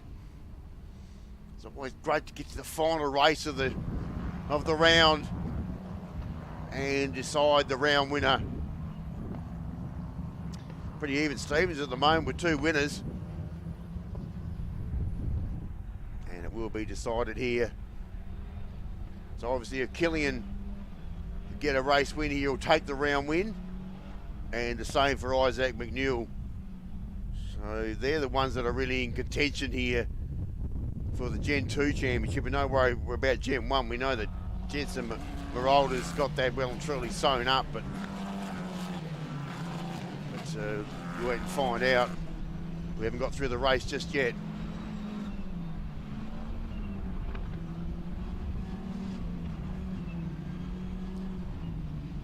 77 car goes through. Nick Filippetto there, towards the back of the pack there. Running in for the, of course, the Formula Race Academy this weekend. Only one in that team. Well, sorry, him and Laurie Costas, the 2 in that team. No Kevin Fang this weekend in Formula Race Academy in that race team. Basically, the teams are basically made up Tim Macro Racing, obviously AGI Sport, Volante Rosso Motorsport, Formula Race Academy, and of course Andrew Fitzpatrick Motorsport is the lone participant in that team. So virtually 5 teams make up this field for AU4. And we're about to turn up the volume here in just a few seconds. Start important. Here's that great shot looking straight down the main straight. Straight over the top of the footbridge there. Can Dust get the break? We're about to find out. Will it be Killian to come through? Look at that. Isaac Manil, will he follow through the pulse into Dusk? We're about to find out. The mad rush, the mad scamper to turn 1 for the first time is away. Let's have a look to see who got the jump. Everybody was off the line cleanly. Great news. So everyone's away. And here we go. 3 abreast. Well, McNeil got out wide early. That's interesting. So they've got past the pulse at Dusk. And McNeil was a little bit wide, so Killian won the jump. And he'll go straight to the front from Dusk. And then McNeil, Burton up there to 4th position. That's where he started from on the grid. And we'll around turn 4. Gee, look at the lead that Killian's already got at this early stage. Inside of here of lap 1. Dusk, McNeil around the outside. Trying the overlap manoeuvre there. Didn't quite work. Heading down towards turn 8 for the first time. And they've already broken away from Brock Burton back there in 4th position. Looks a little bit unsettled there for McNeil. He's trying to push extra hard under brakes. Trying to make up as much ground as he can. Colin Kokovic there back in 5th position. Got away to the line clearly as well. There's the 21 car there of Chloe Lane. Plenty of young female talent certainly in driving these race cars here this weekend as well, and certainly in this series. So lap 1 is down. So Killian with the blinding start there in front of Harrison Dusk. They're the way they go through in front of McNeil, who's probably didn't get the start that you really wanted. So to make their way around, well, there's the image of Radburn in the 29. She's back in 12th position, so she started up near the point, inside the top 4. So I don't know why on earth he's back there. There must have been an issue somewhere, surely. There she is. There's the line marking, actual line marking entry there. Just trying to get around the outside of her fellow female driver there, and Georgie Morgan. So a bad start there for Imogen Radburn. She gets up on the inside. Oh, Georgie just cut her off there. She's obviously got the faster race car, but so her start was terrible. Whether she's gone off track somewhere, I'm not too sure. I didn't see it in the shot, but she's dropped back through the field and she's got a lot of work to do. Just going to get past Morgan there. He actually has been the last car throughout the weekend in Gen 2. And she's done that, so that pass has been completed.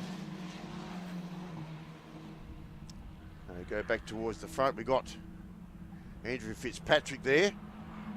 And there's Radburn. So she'll be chasing down and trying to pick her way through the field. A little bit of a brake lock up there from Andrew Fitzpatrick in the green machine there. And she should be able to pick him up. Of course, Fitzpatrick running in Gen 1 anyway. So that's a completely different championship. Only 2 championships in 1. So the next car in her sight should be the 3 car of Jessie Jane Samuels. And she's picked that off comfortably. So the fellow teammate in AGI Sport, I should say. And she gets away. So she'll be the one charging through the field with now Kobe Wilson to pick up. And there he is. Should be able to get that job done quite easily. That's the race leaders. We saw Killian already go through. Harrison Dusk. Isaac McNeil has not been able to pick up that second position.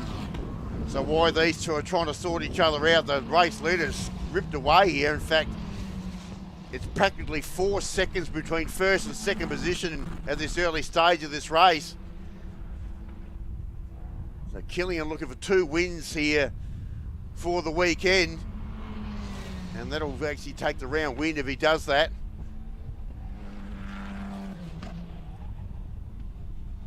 So Dust still trying to hold off the challenge there of McNeil. He was a big race winner yesterday. Hasn't quite had it his own way. Certainly today there was a pretty endeavouring battle early in the race, earlier today as well with him and Noah Killian. Killian being the victor there in the end. But this time he's back to third position, so he's got a little bit more work to do back from that position.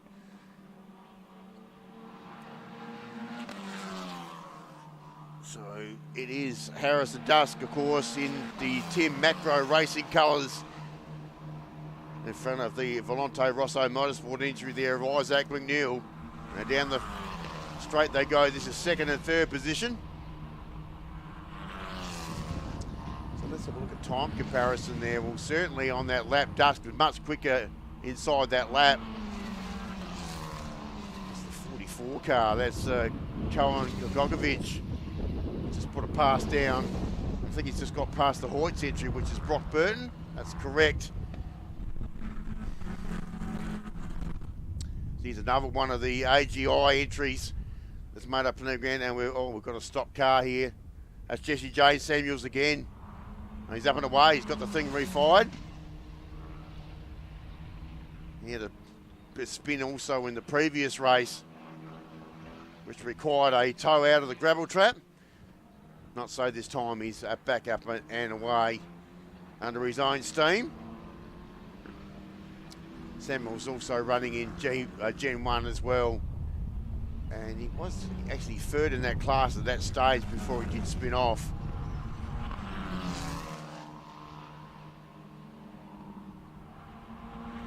The 21 car there off Chloe Lane. Here we go. Oh, he's just tripped over himself there. There was no one else involved in that. So just a personal error there.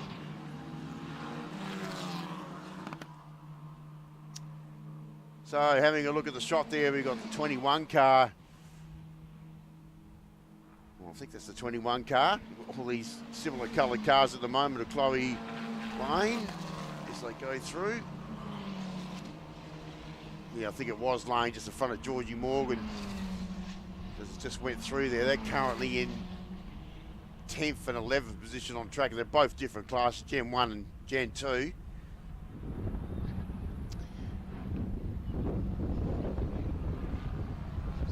Car 2, well, that is Georgie Morgan, and the combination, I think that's Diago Stewart actually behind her. That's the more white spec car there.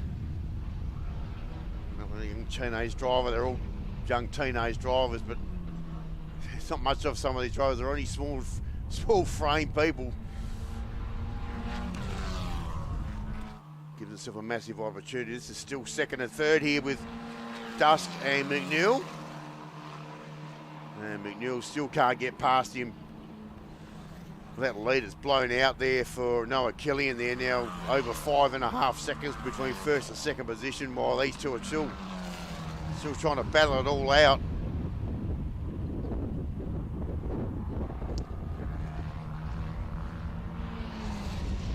But over the crest of turn 4 they go.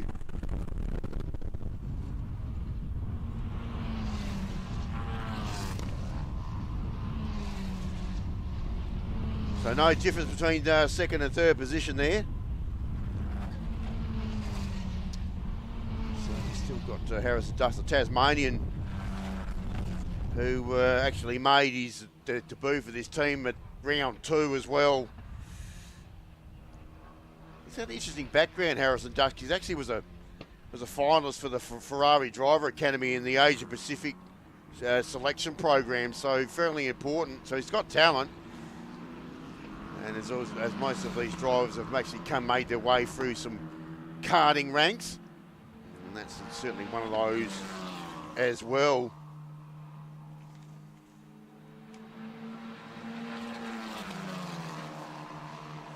Isaac Menil just behind him, all the way from Brisbane. He's made a fairly big journey here this weekend, and he actually came, of course, reigning in the Australian Formula Open Series to step up to this class, and just as I look across, he's picked up second position.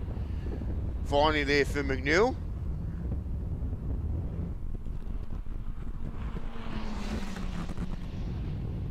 No stranger to winning trophies too, and also taking out the F4 class title last year for Volante Rosso, so he's already been up there and already done it.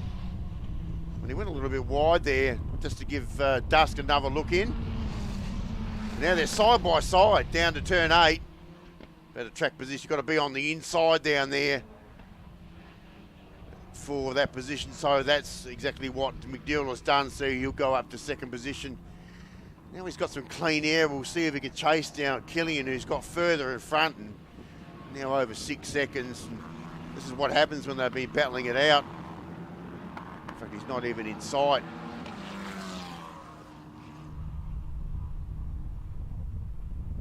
So let's have a look. That's the 2 car here of Georgie Morgan. And that's Andrew Fitzpatrick. By the looks of things, just behind there, got a car in pit lane here.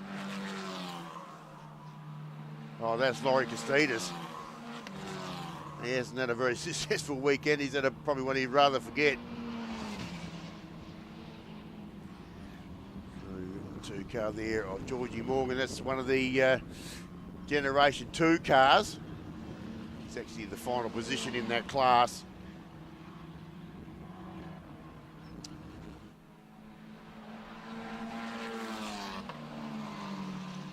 So Killian now put 8.2 seconds. He's got further in front.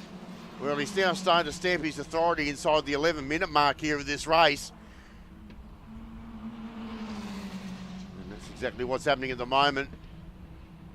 So just have a quick look, going back through the places. This is for Gen 2. Obviously Noah Killian, Isaac Menil, Harrison Duss, the top 3. Cohen Kogokovic in 4th. Next to the Gen 2 cars is Brock Burton. Then Imogen Radburn has been trying to fight her way back through the field. And she's finally got in front of Jensen Marode, who's leading, obviously, the Gen 1 class. And the usual suspects, isn't it, with Kobe Wilson there in second position in that class. And then Andrew Fitzpatrick in the top 3 of Gen 1. That's actually the way they go into this round of points as well, in that particular order.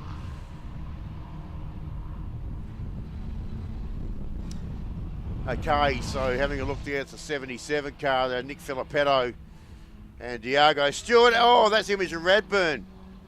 And she was looking for the pass there on Brock Burton just at that very moment at turn 1. And she actually got right up alongside the Hoyt's entry there. So she's been the one screaming through the field. Didn't lose a position, still on overall 6th position on track. There's another one of the cars in the 119 bracket, so she's certainly got one of the faster cars out there at the moment, certainly, but the fastest lap time so far for the race. Here's our race leader, have a look. Yeah, she's just outbraked herself there. And just locked them all on. Gets down under her own steam, no problems. You can just see she's got right up alongside of Burton there at that moment. And she just went in too hot.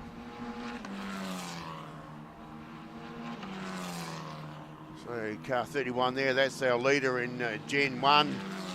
Jensen Marode there. Well, he's miles in front of anybody else in that class. And that's the way it's been so far in this early part of the series. There in the mini jump buck entry. He certainly dominated, certainly in that class. We saw that here at round 1. In fact, he won every single race at round 1 in that class, and looks like he's about to do a bit of the same again here for round 2. There it is, the mini jump buck entry. So the older Gen 1 car, which of course is the McGill chassis car.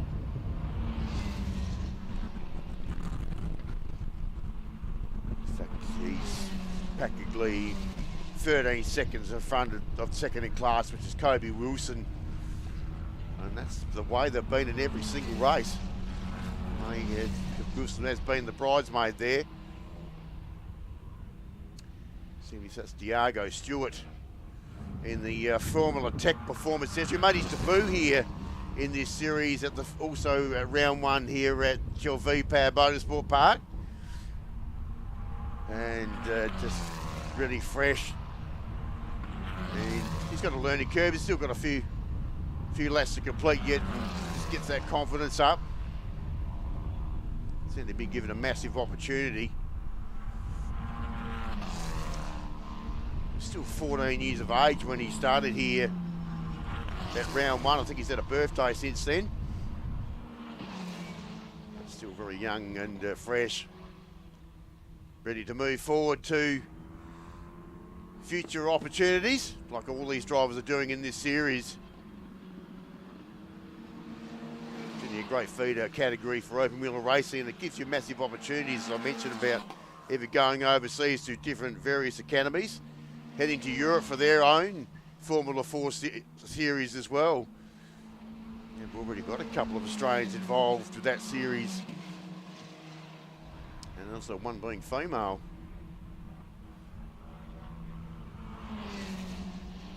So they're there he goes. Formula Tech Performance entry there. So he's the newest addition to AGI Sport this season. So it makes the team even bigger than what it is. Well, I don't know where our race leader is, but he's a long way in front. Well, there's second car, there's still McNeil. Well, he's got away from Harrison Dust once he's got the job done. But in the meanwhile, our race leader is in a world of his own. He's out there nearly 10 seconds between first and second position. So this is going to be a dominating performance to finish off his weekend. We'll have to tally up the points, but you would think with 2 wins with Noah Killian, McNeil won the first one. So Killian will take out the round win for Gen 2 if he can keep holding on. And there's only 5 minutes left in the race, as well as we get towards the end here of our race here for AU4 Race 3 for the weekend. So Justin McNeil now well and truly on himself as well. With some base driver.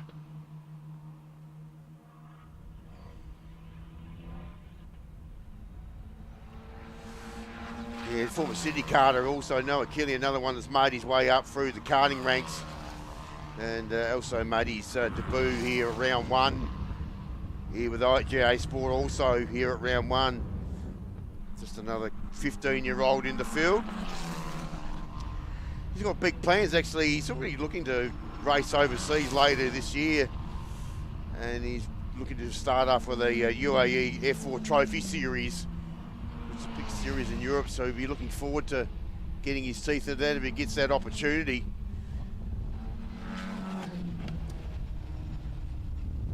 And there he is there, there's our race leader. And he's just got a little bit of lap traffic to contend with. And that is Jesse James Samuels. In the Gen 1 car, will get past him quite comfortably, and he's done that. Past his fellow teammate there. Jesse's already had a couple of off-track excursions for the weekend. So certainly this race, certainly Noah's got a really good future. He's already looking towards future endeavours and, you know, just topping things off a little bit more later in the year, which is great news. And it certainly shows he's got plenty of talent here at this round. And if he just continues on and gets the checker flag, he'll take the round win here for Gen 2 for the weekend. And also Isaac McNeil has also got plenty of talent. He'll finish up second in points for the round. Well and truly spread apart. It's been good clean driving actually by these young talented drivers. We haven't seen too many, well, hardly any incidents at all. Not too many off-track excursions, and just goes to show how much talent is really involved in this field. It's been terrific racing all weekend, and as we get towards the end of their race, as our original pole sitter there, and Harrison Dusky is currently back in third position. The Tasmanian. He's also, as I mentioned, he's also become a finalist for the Ferrari Driver Academy Asia Pacific Selection Program in Sepang. After he jumped out of karts as well, so he's had that opportunity. So that's what I mean. You get these young drivers, they get these little opportunities come forth. Nice bits of equipment to start off their racing careers, and nice fast open wheeler race cars. Well engineered, gives them every single opportunity. This car goes through. That's Kobe Wilson, currently second in class in Gen 1. Once again, there's no change there. That's Georgie Morgan back there. She's actually the final Gen 2 car on the track.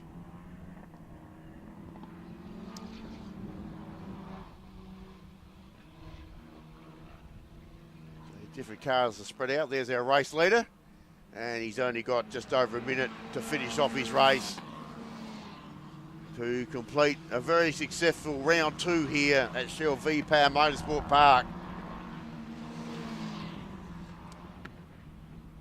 He's got a clear brake. The brake gap has narrowed a little bit, 9.3 seconds. So what's McNeil circulating at?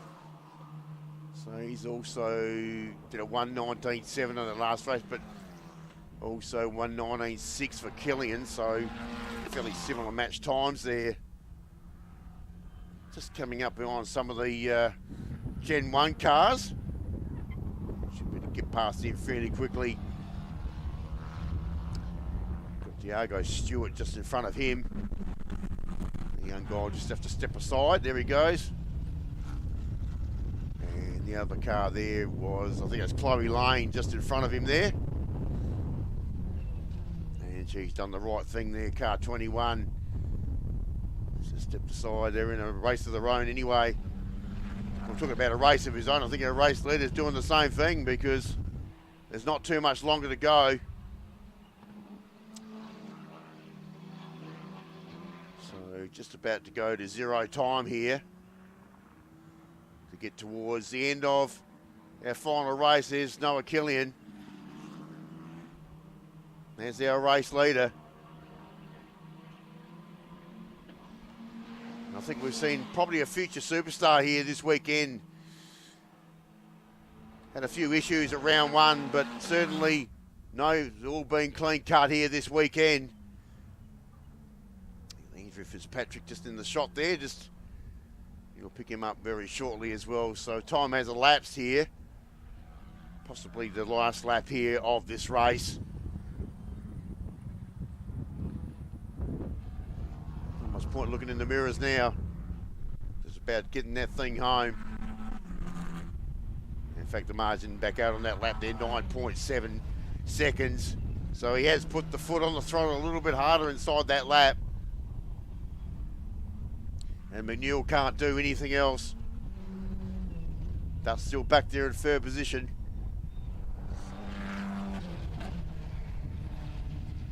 And we're about to bring him on home here for the checkered flag. His team will be plenty of radio contact there telling me what exactly is going on. And just 2 more corners to contend with. As he brings him around, so Noah Killian, the Sydney sider, certainly a future star. Do we get the checkers? I think we have. And there it is, and he's taken it. So win there to Killian from Isaac McNeil. A little bit of a celebration as he goes across the line there. He's pretty stoked. And he'll take out the round win from Isaac McNeil. And coming home, oh gee, Dusk and Kachokovic there, very close together for third and fourth position for Gen 2. Then it'll be Brock Burton in front of Imogen Radburn,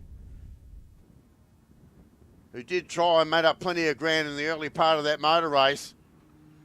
And then how about this guy, unbeaten in the series to date for Gen 1. And it's Jensen Moreau there to bring him through in the mini jump buck entry. So still nobody's beaten him so far after 2 rounds in that Gen 1 class. And that's a dominant performance for that class win. Got the last of the Gen 2 cars to come through there at Georgie Morgan. Second in, once again in Gen 1 will be Kobe Wilson. And Andrew Fitzpatrick will come through. And there he is there to come through to collect third in that class. Rest of the cars have all gone a lap down, and those cars were Chloe Lane, Diago Stewart, Jesse J. Samuels. And last position there was Nick Filippetto in the Gen 1 car, and car number 77 has already gone a lap down as well. Oh, that's a big wrap there. So there, the round win will go there to Noah Killian after all of that. And second from the round, well, it should be Isaac McNeil. I'm not too sure about points for third. We'll try and confirm that a little bit later on. So well done to all. Thanks you for having us here and back here at South Australia, the Bend Motorsport Park once again for, of course, the AU4 series. And they head now to Phillip Island Grand Prix circuit on the weekend of the 16th and 17th of August in a month's time. So down to the wild and wet conditions probably down there at Phillip Island to Victoria they head for round 3 of the series, before we head to the final 2 parts of the series, which will head to Sydney Motorsport Park. And you can follow them, of course, on your social media circles here on Blendline TV. It's been great racing all weekend to complete that race here for AU4. We've still got a couple more races on the program here on Blendline TV here from South Australia here at Tailem Bend. And when we come back, we'll come back with those final 2 races on the program.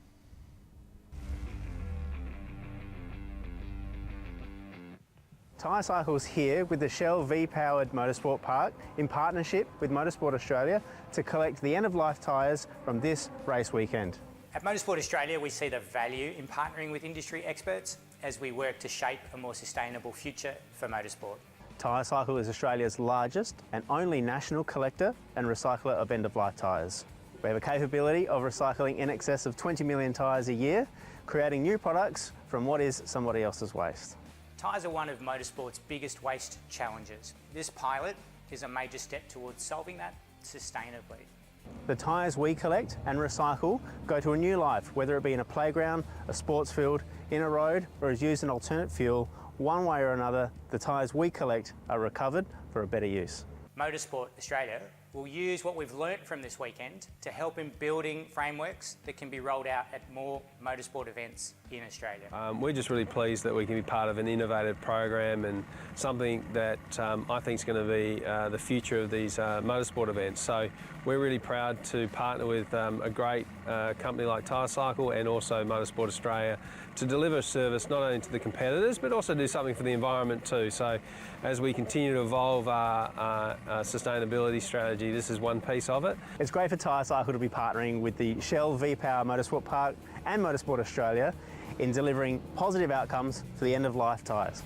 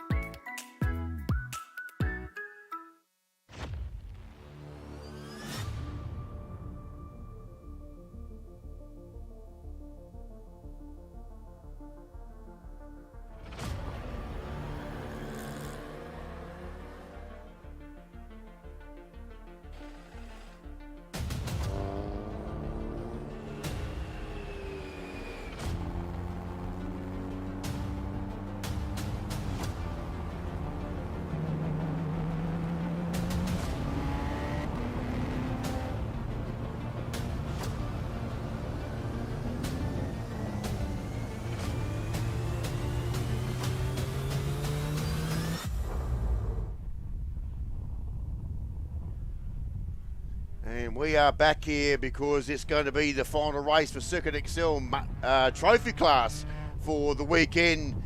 And the car's back out onto the track, final race. And of course it has all been Joel Johnson so far once again here going into race 3 and the final race of the weekend for this class. It's been super exciting to be on board commentating once again here for this class here in South Australia. My name is Mike Nancaro.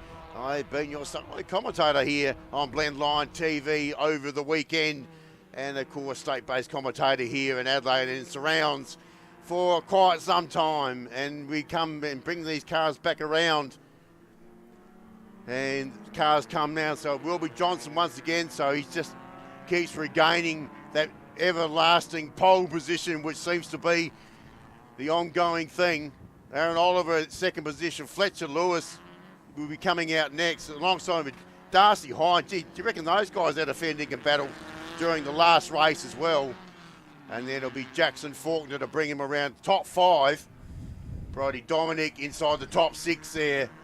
He had a bit of a tussle too in that pack. Jackson Sullivan was involved in that pack too in that previous race. Cars lining them up here. And welcome me back in commentary is Adrian Gallagher, who's just rejoined me. He's just jumped out of the race car and he's come back up here to join me for commentary here for the final race here for the Circuit Excel Trophy race. Final race for the weekend.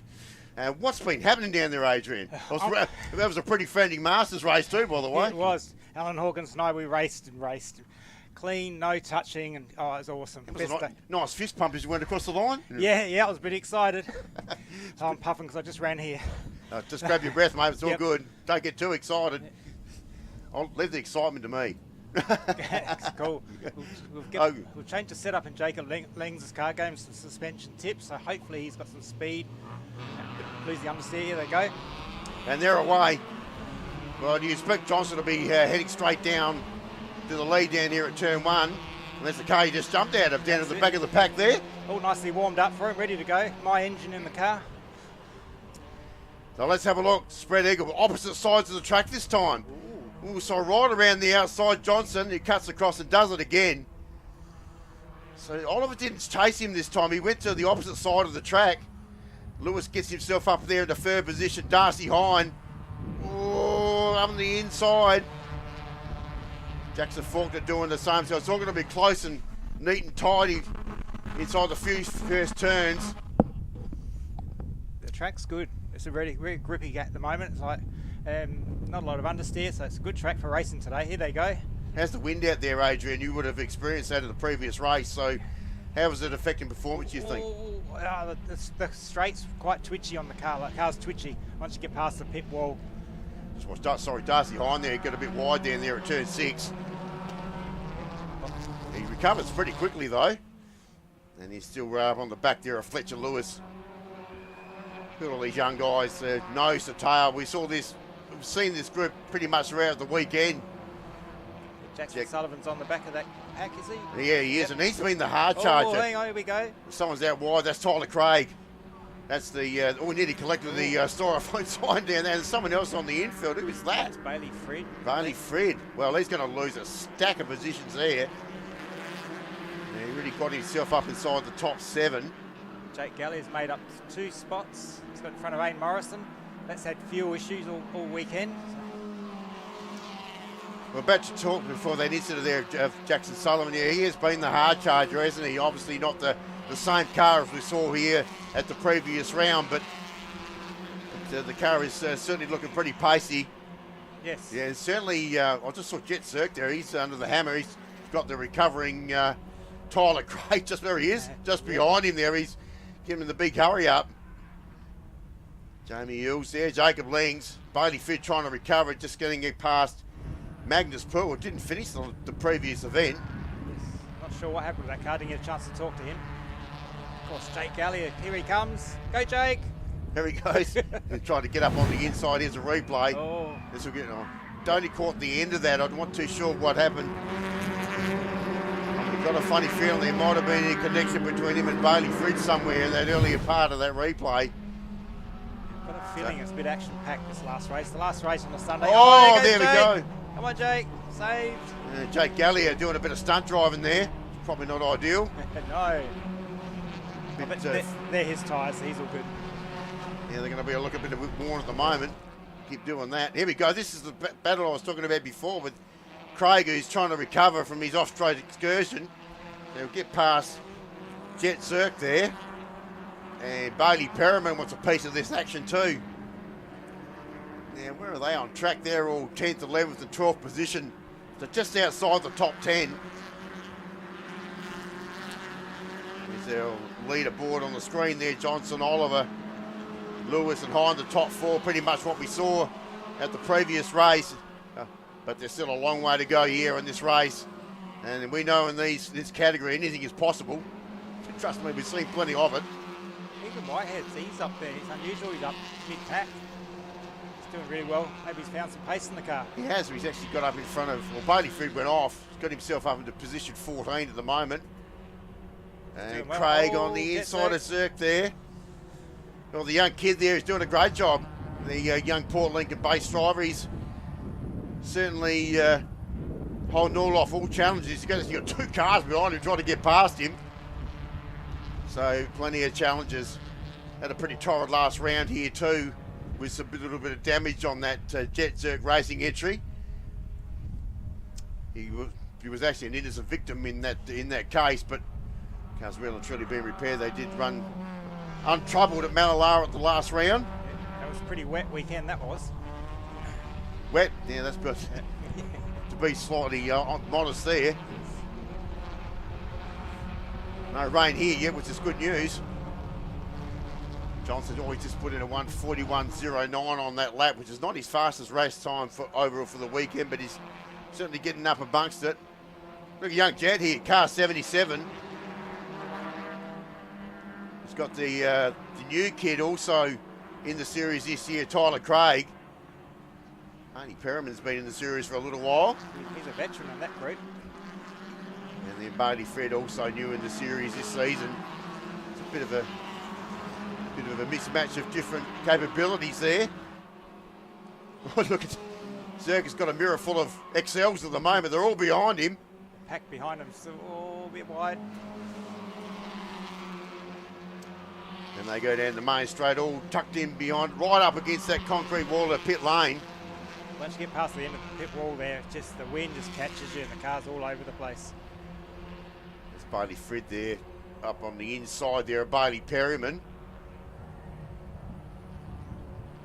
He's already been well off the track a couple of laps back, so he's just trying to recover in the XL Garage Star Search entry, which is the competition that he won earlier this year. Trying to search out a bit of new talent in the series. Already had a couple of talent searches. It's been pretty successful too. Fletcher Lewis is one of them. He is. Yeah, these guys are back at it again like last race. Not much change. They've been chopping and changing, Darcy Hine and Fletcher Lewis, and we saw a fair bit of this here, certainly in the previous race. And they are still in 3rd and 4th position. Darcy Hine having his first run this round as well in the series for this year. Been experimenting in the future races. Saw that at the, well, he was actually in the truck support meeting in Mallala back in April. And so back into XLs here for this weekend. So Darcy's catching Oliver's that little bit. 3.3. So there was the cars towards the back of the pack. Ethan Whitey got pushed a little bit wide there. And there's the car on the inside there. Oh, that's the Poole entry. So Magnus Poole there finding his way through, and Jacob Lenker's got company. And that's Jamie Eels, the Victorian in the field. It's not the first time he's been here. He's certainly raced here before. I'm not sure if he's ever raced on the West Circuit before, but certainly has done the international circuit. Jake's gone for the pass, so Mr. Gowling. That's in the background there. Looks like he's got that done. So this is Paul. So this is 16th position. Ethan Whitehead's going defensive by the look of it. So it's a bit further. That's the last pack of the field there, trying to sort each other out. Paul's got an advantage there. Ethan White on the inside of the sweeper there, which is going to push him wide at 6. Good overtaking opportunity in this corner. If you go a bit wide on the outside and cut in like Ethan's doing, cut in and jump up on the inside. I think Lang's got position there. He just did the old sneaky there. He got up on the inside. Oh, go Ethan. Ethan's on fire today. I shouldn't say that, should I? No, don't say fire. No, don't say fire in a motor race. Oh. Oh, goodness me. So there we go. So Ethan Whitehead behind Jacob Langs in the Garage Zest entry. The car was raced by actually Scott Stevenson a few seasons back. That's correct. And he's come up through JDP, Junior Development Program. Yeah, he certainly has. What a great program that's been. Yes. Very successful. There's quite a few drivers come through that. Stepped on and gone on to other things. So let's have a look. So it's still Whitehead, and he's Ain Morrison wants a part of it. Ain Morrison's been struggling with fuel. His car's running so lean, but it looks like he may have got a bit of pace back. He's got past both those cars, so that takes him up 2 more positions. And see how he goes under brakes here at turn 1. You know, not that good, because the Whitehead back up on the inside. Yeah, puts Ain in a good spot for through the sweeper, being on the outside, gives him a good run. I haven't got the courage to stay on turn 5 on the sweeper anymore after my no, probably not. effort. I chicken out. Yeah.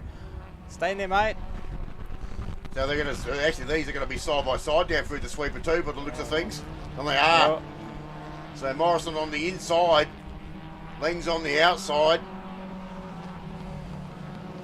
and does the old dive bomb very late on the brake pedal there. Gets right up behind Ethan Whitehead. Jacob Langs is so good on brakes. It's crazy how good he is. So still back there, somewhere around in that 17th position. Back through the field there. Well, Langs would still he's looking for another passing opportunity. Probably get it here down at turn 11 down the bottom of the hill. Here he comes. That turn really does tighten right up here.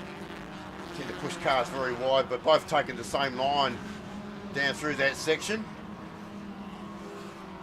Just looking at timing screen there. Johnson nearly 3.4 seconds between him and Joe Oliver already, so he's already skipped away, and that shows in our time. He's just done a 1:40.5. So that's pretty impressive, isn't it? So he's kicked away. I don't know who's going to beat him, Joel Johnson, for the rest of the season. We've only got one more round to go to finalise things, but I reckon he's got that. Certainly got one hand on that trophy. Ain Morrison's going for the inside. Is he brave? Is he brave? No, brave enough. Langs was a lot braver that time around. So Ethan Whitehead there in the Ryman Industries entry. Now here we go. There's the third and fourth again. Bit what we saw the last race with Lewis, just being a little bit patient.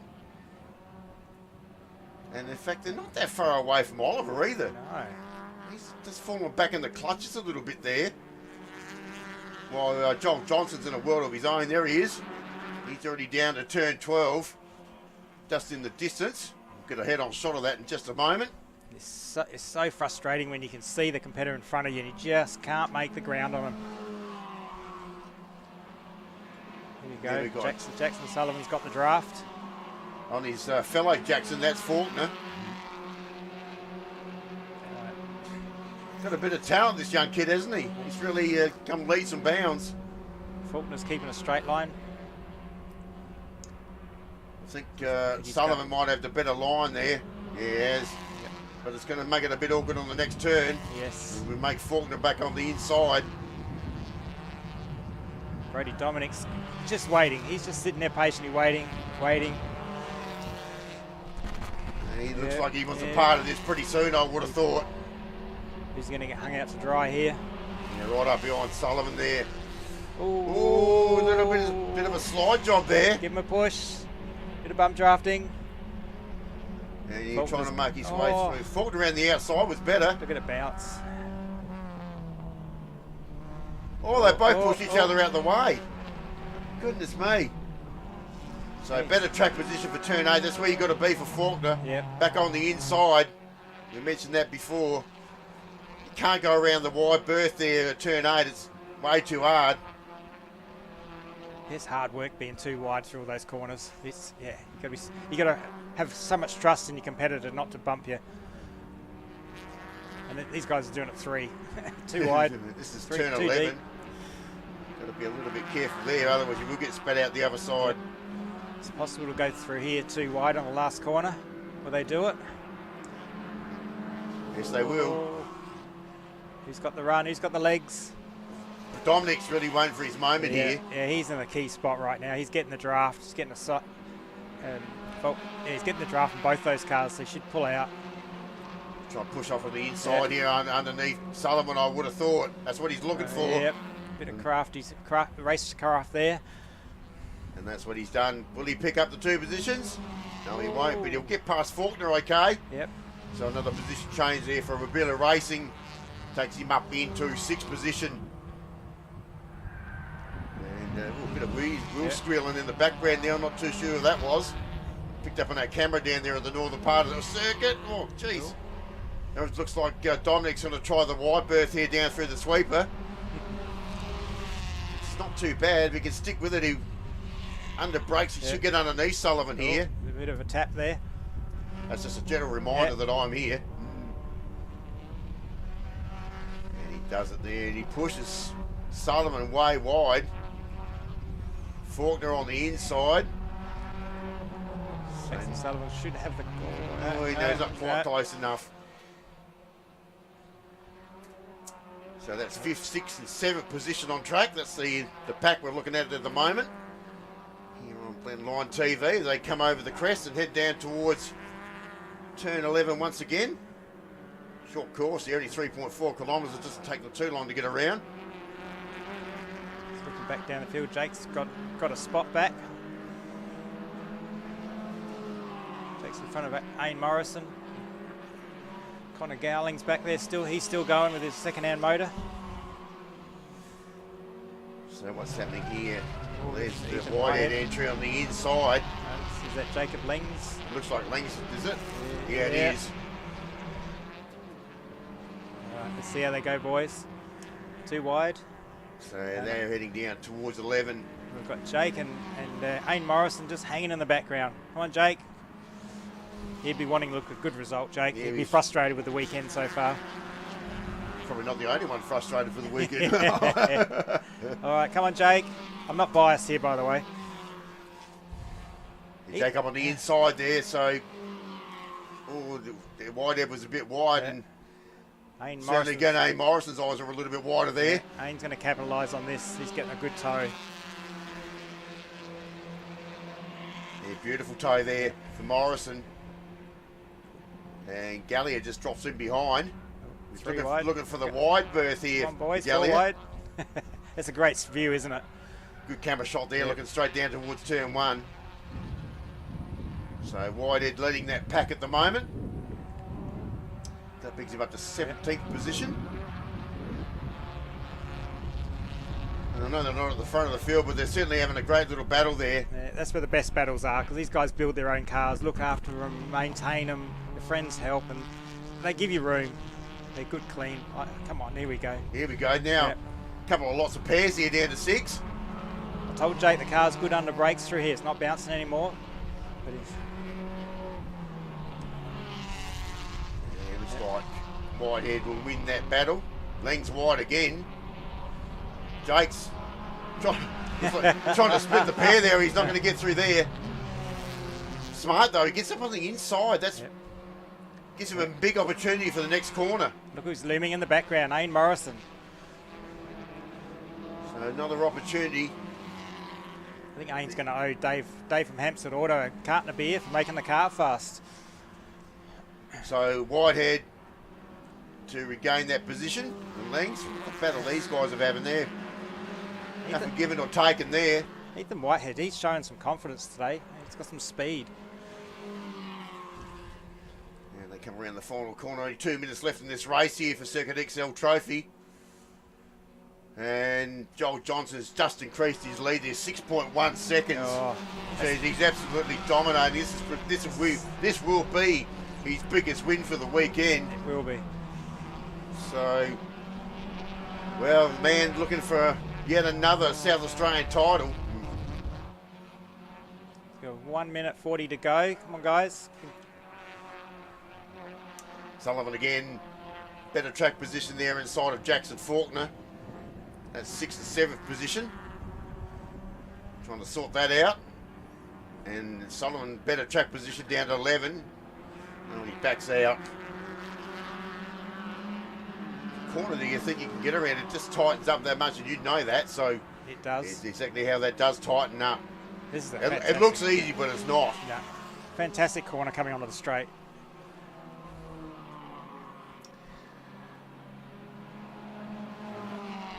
So just a minute to go here. Johnson, Oliver, Hine, Lewis, the top 4. So that's pretty much the way we saw him in the previous race. Certainly the improver out of this race has been Brodie Dominic. But as we speak, he's under the hammer here because Jackson Faulkner's got him, and he's right on his tail. Down through the northern section. I mean, to jump in a rental car for the weekend and be fast, it's not easy to do because the car's completely different to what you're used to driving. You just got to adapt, and you're a bit uncomfortable in the car. He's doing a great job. So Sullivan on the inside under brakes this time. And Faulkner. Oh, you see that thing bounce? He got a little bit untidy. He was a bit later on the brake pedal there. Front wheels are hopping a bit then. So it's Jackson Sullivan there comes through from, it's the 2 Jacksons. Not the Jackson 5, but the 2 Jacksons. One Sullivan, the other one Faulkner. Brodie Dominic's just got a gap going. That's why those 2 boys fight. So that's 6th and 7th. Still trying to sort them out. So the Autosport entry there of Jackson Sullivan. That's his XL Garage entry there, Jackson Faulkner. That's what we're looking at the moment. Aidan Brand's just around in the back of that group. Just quietly just plugging along. To 8th position, so he's got himself Done well well. and truly solid inside the top 10 there. Haven't seen much of Isaac Sparks yet. He's in 9th. Oh, no. got a car upside down. Oh, Ian Morrison's upside down. So that'll be the race because it's gone into time elapsed anyway. But Ian Morrison upside down, and there's glass everywhere down there too. You can see it. I'm not sure what happened. I don't know if we've got any footage of that. Yeah, Jake Galley was in there. He went around the outside of him, so I'm not sure what happened there. He's had a shocking run this year. Oh no, Ian Morrison. Not a shocking run, just unfortunate luck. Things breaking and.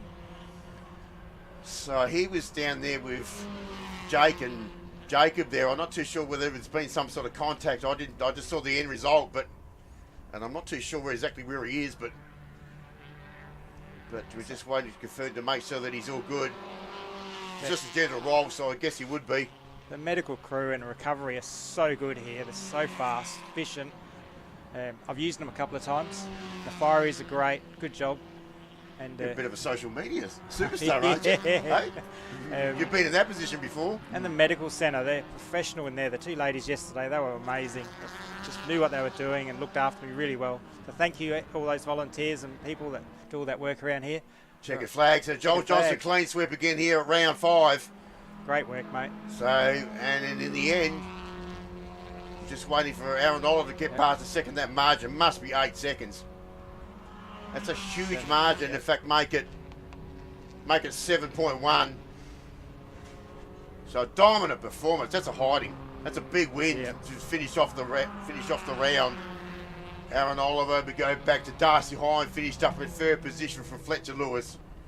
Brodie Dominic, Jackson Sullivan, Jackson Faulkner, Aidan Brand, Isaac Sparks at 9th position. Thank you, work. Barty Fred finished inside the top 10, and then out of the top 10 we got Tyler Craig, Jet Zirk, in that order, Bailey Perriman, Magnus Paul, Cam Quinn, Jamie Hills, Full card, pyramid card is coming Ethan through. Oh, there we go. That's great news. Oh, there's the answer. It looks like Ethan Whitehead and A. Morrison had to come in together. Gee, there's a lot of front-end damage on that number 2 car. There is. There's going to be a fair bit of repair work to be done before the final coming up next month. Here we go. This is what happened. Brake lock up. Oh, it's gone really wide. Jake, Really wide. Oh, it's the entry. Entry was untidy. Oh. That was the problem. Oh, Jake, you missed that. Oh. So poor A. Morrison there was the innocent victim. And he's just tagged him. So that's Ethan Whitehead. He's out of the car. He's all good. He's being checked over, but it's a fairly solid impact too. And you can tell by looking at the front of that race car, it's been torn off. It doesn't take much to flip these things. They're so stiffly sprung. They bounce, and once they kick and turn on you, you're a passenger. Ethan probably had no control over that. Which way it was going. The door's open on the A. Morrison car, so it looks like he's already out and around the other side. Yeah, he was standing there talking to Ethan. The fire is so medical. that's good news. So that's all okay for drivers there. That's the main news we want to hear. Yep. Yeah, gee, that's the incident. So that's how easy it happened. It was just the re-entry from Whitehead. And poor A. Morrison, you touched on it before. That's a bad luck that he's had this season. Yep. And that just adds more to his woes. I think I can see a Mish standing there. Support. Is that a Mish? Hi, Mish. Yeah, you can see us there on the Mr. Anderson. on the big screen. Good support. Good families come out, and all the friends come out and support this category. So a load of people come here. So just to recap there, so once again, as we've mentioned so much this time for this series, Joel Johnson will take the round win again. Aaron Oliver will finish up on second position on the podium, and I would suggest looking at the results for the weekend with 2 lots of thirds there for Darcy Hine. He should finish up there on third on the podium. Yep. We'll just recalculate those points when we get down to presentation a little bit later on. But that's a bit of an unfortunate end to the day's conclusion there for XLs. And we now have a bit of a longer drawn recovery to get those cars back into pit lane. Over we go. There, Hello, give us say a hello, wave, hello. Give us a wave down there on Blendline TV. Hey, there we go. You've been on the live stream.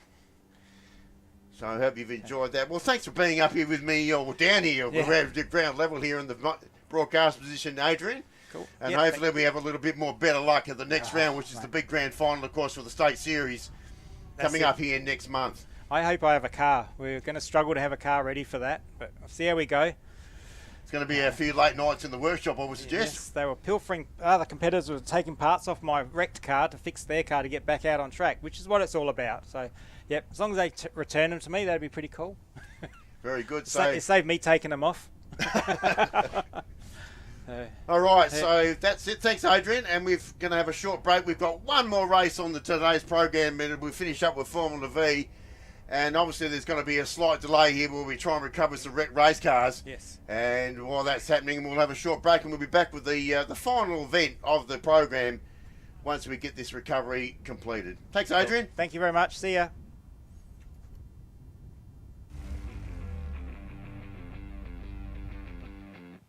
Tyrecycle's here with the Shell V-Power Motorsport Park in partnership with Motorsport Australia to collect the end-of-life tyres from this race weekend. At Motorsport Australia, we see the value in partnering with industry experts as we work to shape a more sustainable future for motorsport. Tyrecycle is Australia's largest and only national collector and recycler of end-of-life tyres. We have a capability of recycling in excess of 20 million tyres a year, creating new products from what is somebody else's waste. Tyres are one of motorsport's biggest waste challenges. This pilot is a major step towards solving that sustainably. The tyres we collect and recycle go to a new life, whether it be in a playground, a sports field, in a road, or is used in alternate fuel. One way or another, the tyres we collect are recovered for a better use. Motorsport Australia will use what we've learnt from this weekend to help in building frameworks that can be rolled out at more motorsport events in Australia. We're just really pleased that we can be part of an innovative program and something that I think is going to be the future of these motorsport events. So we're really proud to partner with a great a company like Tyrecycle and also Motorsport Australia to deliver a service not only to the competitors but also do something for the environment too. So as we continue to evolve our sustainability strategy, this is one piece of it. It's great for Tyrecycle to be partnering with the Shell V-Power Motorsport Park and Motorsport Australia in delivering positive outcomes for the end-of-life tyres.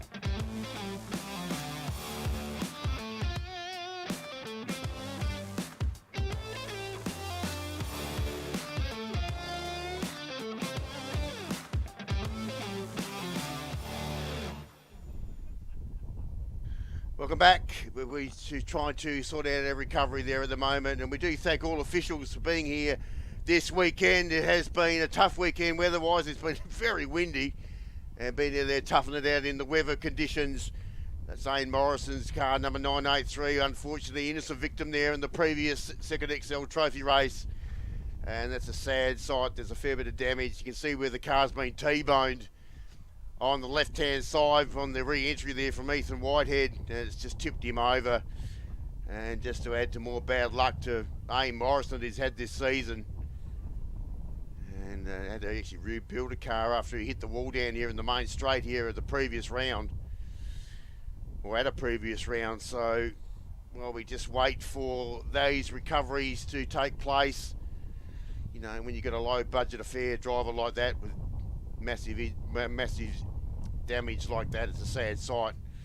So a fair bit of work to come forth, because as we mentioned, our officials out there this weekend, we're running on the shorter course West Circuit this weekend, so a little less officials needed, but we do thank you for coming out. All of our officials, it covers lots of base, not only flag points but very other points around the place. If you're a grid marshal in pit lane, we're checking the speed, whatever you need to be doing. We do thank our officials here. No doubt we've got a meeting coming up here, the South Australian Motor Racing Championship Grand Final, which is, we'll go back to the 4.95 kilometre international circuit for that round. And that'll be coming up here on August 22nd to 24th. And of course, that is the final for the state series here in SA. It'll feature obviously the last round of improved production who didn't race at this round this weekend. The final round of the South Australian Sports Sedan Championship, also the 2 lots of Circuit XL Trophy and Masters. And not forgetting, we've got some national competition also here for that weekend. The Australian Prototype Series returns back here to South Australia, and the TGRA Scholarship Series will return also, or Toyota Gazoo Racing for the Toyota 86s will return back here for that round as well. We've also got some E30 racing down the bottom of the list here as well, so plenty of categories to come forth at our next round. The grand final of the South Australian Motor Racing Championships coming up here next month.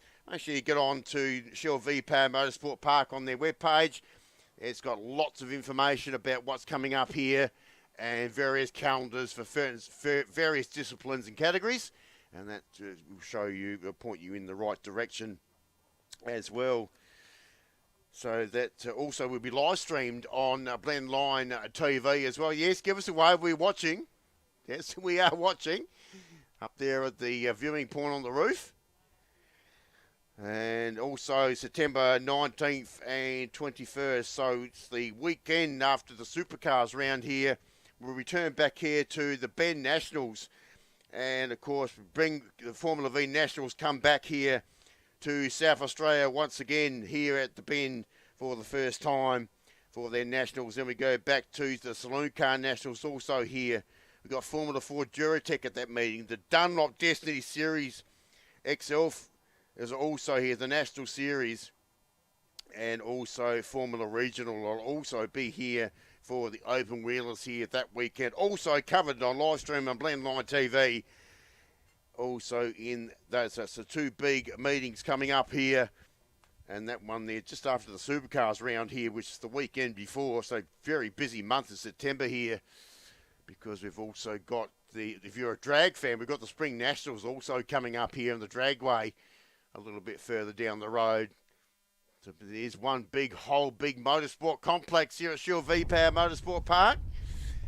And that's what is happening as the Whitehead car gets its return. Not the way we would have liked it to be returned, but a bit of front end damage on that car after getting the side swiping the A. Morrison car, and there it is. That's a sad sight. You don't like seeing torn up, broken race cars like that. That's got significant damage. You can see the roof's been bent, and so there's going to be a lot of work to possibly build a brand new car, unfortunately, for the A. Morrison crew, because that's got a lot of outside damage. So we'll have to wait and see. Set him in the B pillar too, which is probably not ideal. So we'll wait and see the outcome of that obviously when we get back here for the grand final of the South Australian Motor Racing Championships coming up next month. Safety car or the course cars back to return. That was a nice speedy recovery. Thanks to our recovery crew there who doubled. It was tough work when your got cars rolled over and debris and rubbish scattered everywhere right at the far part of the circuit, so they've got there and recovered those race cars there fairly quickly there at the moment. So we're just waiting for our final cars to come out. It will be the final race here for the South Australian Motor Racing Championship here, round 5, and also it's going to be round 3 for the South Australian Formula V Championship. It'll be their final race here for the meeting as well. They actually get 4 races here on this weekend program. They actually opened the count first thing at 9 o'clock this morning, and they're going to close the curtain on the meeting here on the Sunday afternoon. And then they're on their way. The South Australian Motor Racing Championships back here at the Bend. Good to know that the weather has held off. Quite threatening here an hour or so ago, but looks like the sun is now back out, which is great news for Formula V racing. So let's see who we've got left. It's been thrilling, hasn't it? Both in the 1600cc class and also for the 1200cc class. Is Formula V broken up into 2 sectors here, and it has been thrilling. And how the 1600, it's been game on up the front so far. 3 race wins out of 3 races for Ben Forgan in the Sabre, but geez, he's had to work hard for it. And certainly his weekend didn't start off too good with broken suspension actually on that car to start things off for the qualifying yesterday. So they've had to work pretty hard, that small team, to try and get that car back together, and they've only just made it for race one, certainly yesterday. And that he will be on pole position. Nathan Clifton will be on the staggered start. He will start in position 2. And with Dan Westcott, the dominant 3. And to see how it pans out here for the final race for Formula V for the weekend. Lockie Newell back there in 4th position. Car number 36 in the Scorpion chassis. Then Reece Rowland, Troy Forensko, the next pairing. So the 26 and the 93 there, Troy Forensko in the Spectra. And we go to the first of our 1200s. A race victory in the last race in the 1200 class there for Jade Thompson as well in the Spectra as well. So good win. Good to see him back in the winner's circle. Then back to the midwinter. Hugh East had a pretty consistent weekend in the 1200 class. Frank Chessel back to Tim Thompson. Julian Midwinter, I think, has returned. Been towards the back of the pack there a little bit. There he is. And at the back even a bit further. That's Luke Mader. Looks like the 54. It is. So he's had also didn't finish the previous race. So back of the pack there for the 1600. Car number 54, the Douglas Race Team entry there in the Elfin Crusader.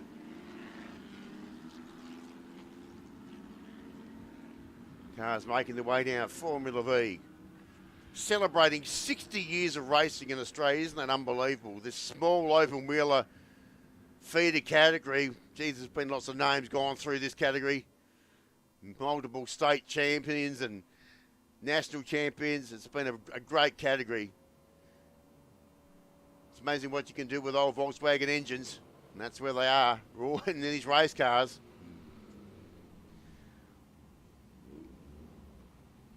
Geez, it's been terrific racing. These, certainly the top 3 from each class have been, it has really been going on. There's been change of leads and it's been chopping and changing. Final race off the weekend. A few of the pit crews up there on the sky deck, just having a look across the top of the pit and across the top of the grid. Revs up. And let's go. We've still got 13 minutes on the clock and we're away. Forgan clean start as well. A look at Luke Mader trying to get past a couple of the 1200 class cars. And he'll choose the inside line. In fact, he'll go past the whole lot of the 1200 class cars before he gets to turn 1, car 54 there on the inside. So 86 there of Ben Forgan to lead them through there from Nathan Clifton. And the fellow Jason Racer there in Dan Westcott. They'll weave and dart their way down through turns 2, 3 and 4. Baxter Midwinter's gone to the front there in the 1200 class at the early stage. And was on top of the points in the 1200 class going into this round. Back there in the Panther chassis. So these are our top 3. They're being the dominant top 3 in the 1600s. So it's going to be Forgan, Clifton in that order, then back there to Dan Westcott. And then it's the next one, the 4th car there, Lockie Newell. Reece Rowland for a challenge too. It looks like he's looking for a pass. Darting and weaving, left hand, right hand, back to the left. And wasn't quite close enough under brakes there. So he'll just bide his time. And just duck in. Oh, that's Luke Mader, and he's shaking his head. Look at him. Oh, he's angry. Very disappointed with himself. I think he may have stalled it. I don't know whether he can get that thing refired. I think he may have stalled it. He looked very disappointed and extremely agitated inside that race car. So he had to start from the rear of the field. He's had a torrid weekend. He's had issues practically from the get-go. Had a very good round at Saloon Motorsport Park. In fact, safety car's been called here. And I think that's the case. So the Douglas Racing team will have to go back to what's going on there? That's the 93. Oh, there's our lead car. What is going on? Goodness me. Ben Forgan is parked up in the gravel trap. I'm not too sure which gravel trap that is. Oh, gee, it's happening. We've got Luke Mader that's stalled. And there's our race leader. So what on earth has happened? I don't know whether we've got a replay of what is going on. Don't know whether it was contact. He's done it under his own steam. I'm not too sure. That's turn 10. That's over the crest there just before you head down the hill to turn 11. And you can see Ben inside the car shaking his head. He can't believe it. Leading the motor race, and he's in the gravel trap.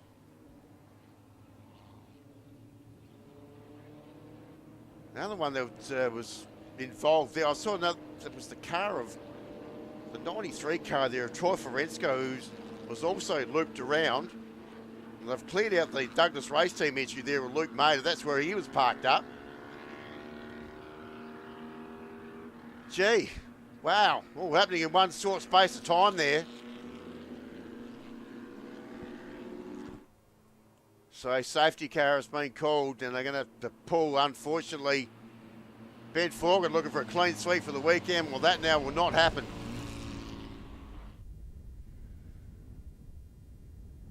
I don't know what has happened there. He's out in front. I just don't know whether he's got tangled up with somebody. He's done it on him. Well, he's too experienced to do those own steam, so I would have thought there'd be some sort of contact somewhere. To put Nathan Clifton in front.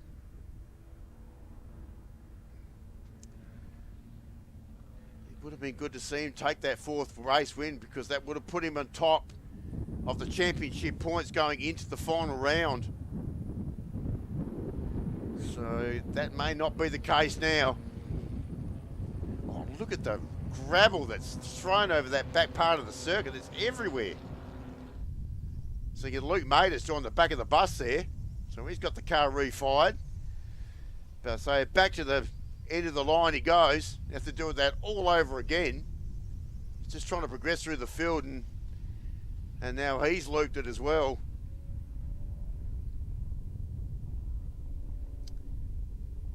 Well, it's always an interesting finish to the last race of the day.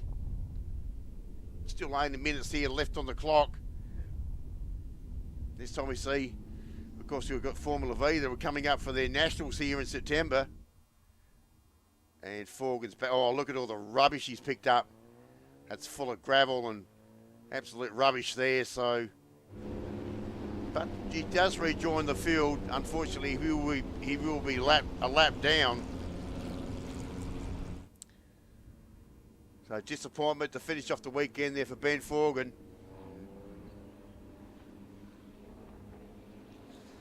Don't know whether he's going to rejoin or just head towards pit lane. We're about to find out. Well, the weekend didn't start too good with suspension issues, but it hasn't finished too good either. So, no, he has rejoined. Unfortunately, he's on the other part of the track, so he's a fair way behind the lead pack at the moment.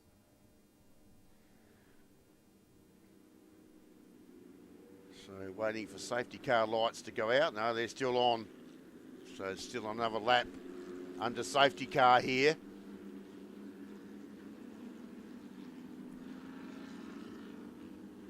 So Nathan Clifton leading the race. Wasn't here at the previous round. And it certainly was at Malilari was at the previous round, but not here. So doing selected rounds. And actually failed to finish at Malilari Motorsport Park the last time. And one of the races was actually finished under safety car as well at that last round. Very wet conditions last month there at Malilari Motorsport Park. They come out for their final race of the afternoon and absolutely poured down with rain. I feel so sorry for the competitors sitting in these cars getting absolutely soaked. Certainly dry conditions at the moment. Looks like another lap. Just waiting for that red car to rejoin the pack. He's still a long way behind at the moment. Of course, he'll be practically 2 laps down. So, just got to finish for points, really. That's the main deal. And there he is.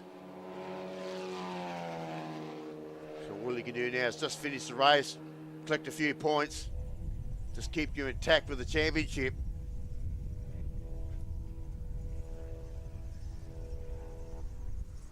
So we should see lights out here on the Hyundai safety car in just a moment. I think just waiting for Ben to rejoin the train. But I can tell you he'd be extremely frustrated.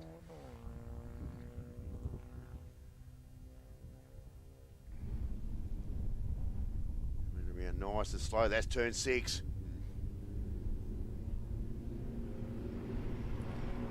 So Nathan Clifton to lead him through. Where's the lights on the safety car? Have they gone out? Inside the last 5 minutes.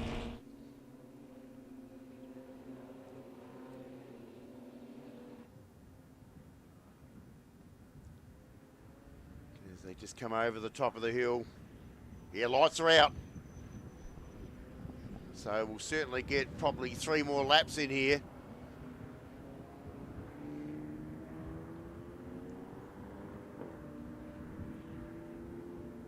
As they bring him around. Nathan Clifton to lead them through, looking for a race win in the final race of the weekend. But now he's got Dan Westcott on his hammer. He'll be chasing pretty hard. What an experienced campaigner he's been over the years. You know, 20 plus years experience there with that race as well.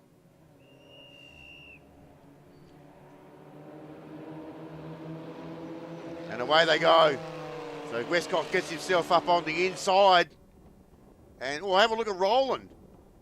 He's right in the fray. Gets himself up into 3rd position.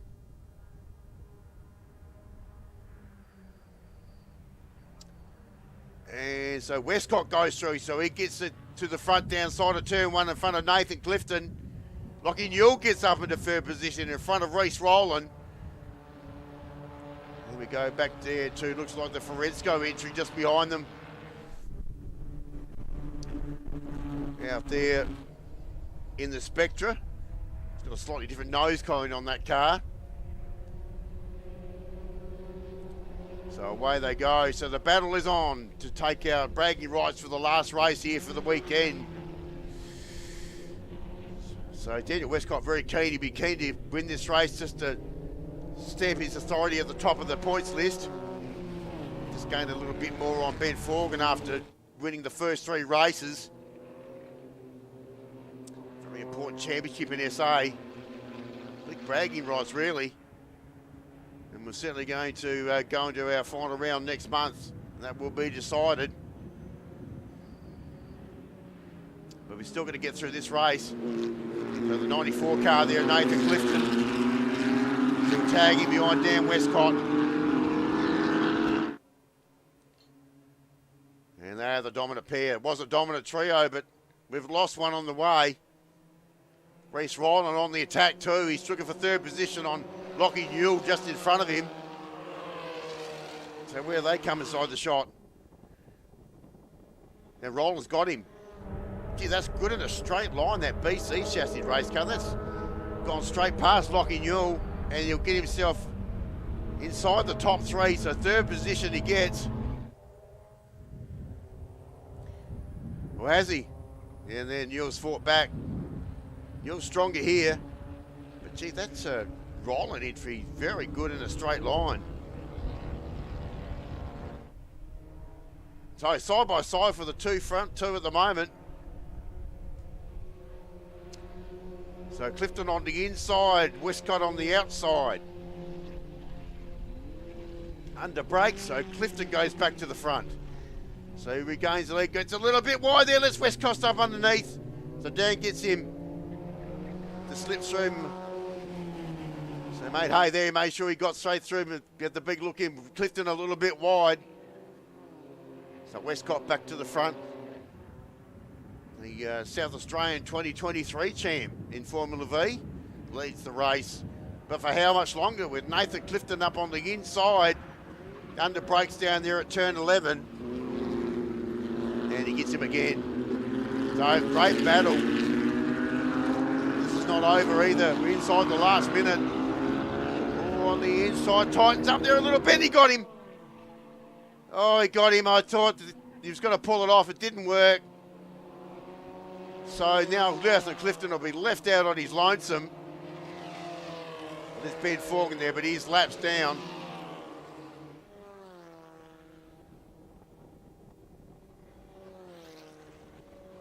So Clifton, slight contact there at turn 12. So Lockie Newell up to second position. Reece Rowland now in the decisive third position. How's that 1200 class looking? There they are. They've got them scattered, and there they come.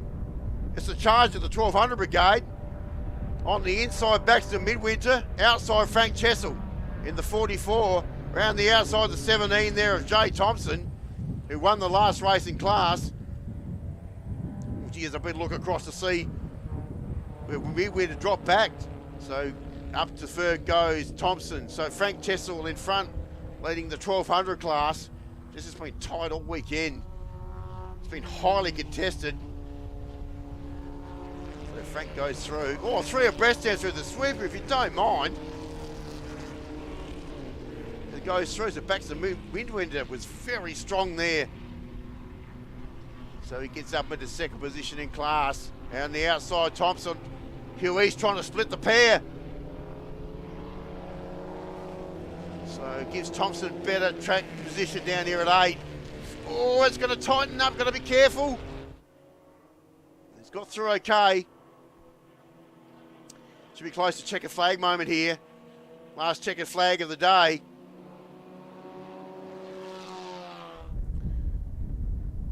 Like we're going to get another one in. So another lap. Last lap of the day. Looks like Clifton's going to wrap up the 1600 class here for race 4. But here's the 1200 battle with Frank Chessel just getting away there in the off Crusader. Car number 44, Baxter Midwinter. Well, he hasn't had a win this weekend. He's had some tough battles. It's just a great season in the 1200 class so far going up into this round. In fact, he was leading on points going into this round of competition. In fact, he's gone to the front. Or has he? No, he hasn't. So Chessel in for the fight. He's certainly not going to get it his own way.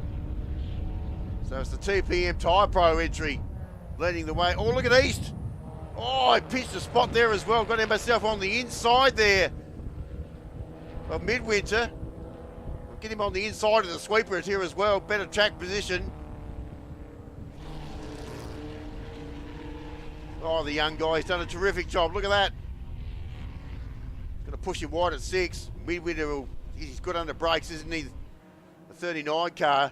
Looks like plenty of ground there, but here we go. Checkered flag. Well, we probably wouldn't be expecting this, but it's going to put Nathan Clifton back in the winning circle. Been a little while, but the Jacer will come across the line and he'll take the win. So Nathan Clifton comes across the line. He'll be pretty happy to finish off his weekend just like that. Second will be Lockie Newell. Gets his side on the podium in the last race. Reece Rowland on the podium. Third position, Dan Westcott. And this is the 1200 class. This has not been decided yet. Midwinter on the inside, Chessel on the outside. They're going to be side by side when they turn. They come through, side by side, Midwinter on the inside. It's a drag race across the line. 1200 class. How did it go? Midwinter got him. Oh, wow. That's a thriller. So Midwinter takes out the 1200 class right on the line in front of Frank Chessel. Hugh East, Jay Thompson, Tim Thompson, Julian Midwinter, and unfortunately Ben Forgan final position. Also in the 1600 class, Troy Ferenczi I forgot to mention. And that's gone right down to the wire, right down to the end of the day. That's how you want to finish off a day's racing, just like that. It's terrific. Fantastic racing there. And that's the wrap there on the weekend. Clifton taking out the final where Ben Forgan will win the round. And I'm not too sure about the 1200 class. We'll have to work out some points there. We'll keep a close eye on the Formula V side. Certainly looking forward to that coming through the week as well. Well, thanks to Blendline TV this weekend for giving us some coverage here from Shell V-Power Motorsport Park here for round 5 of the South Australian Motor Racing Championships. It's been some terrific racing.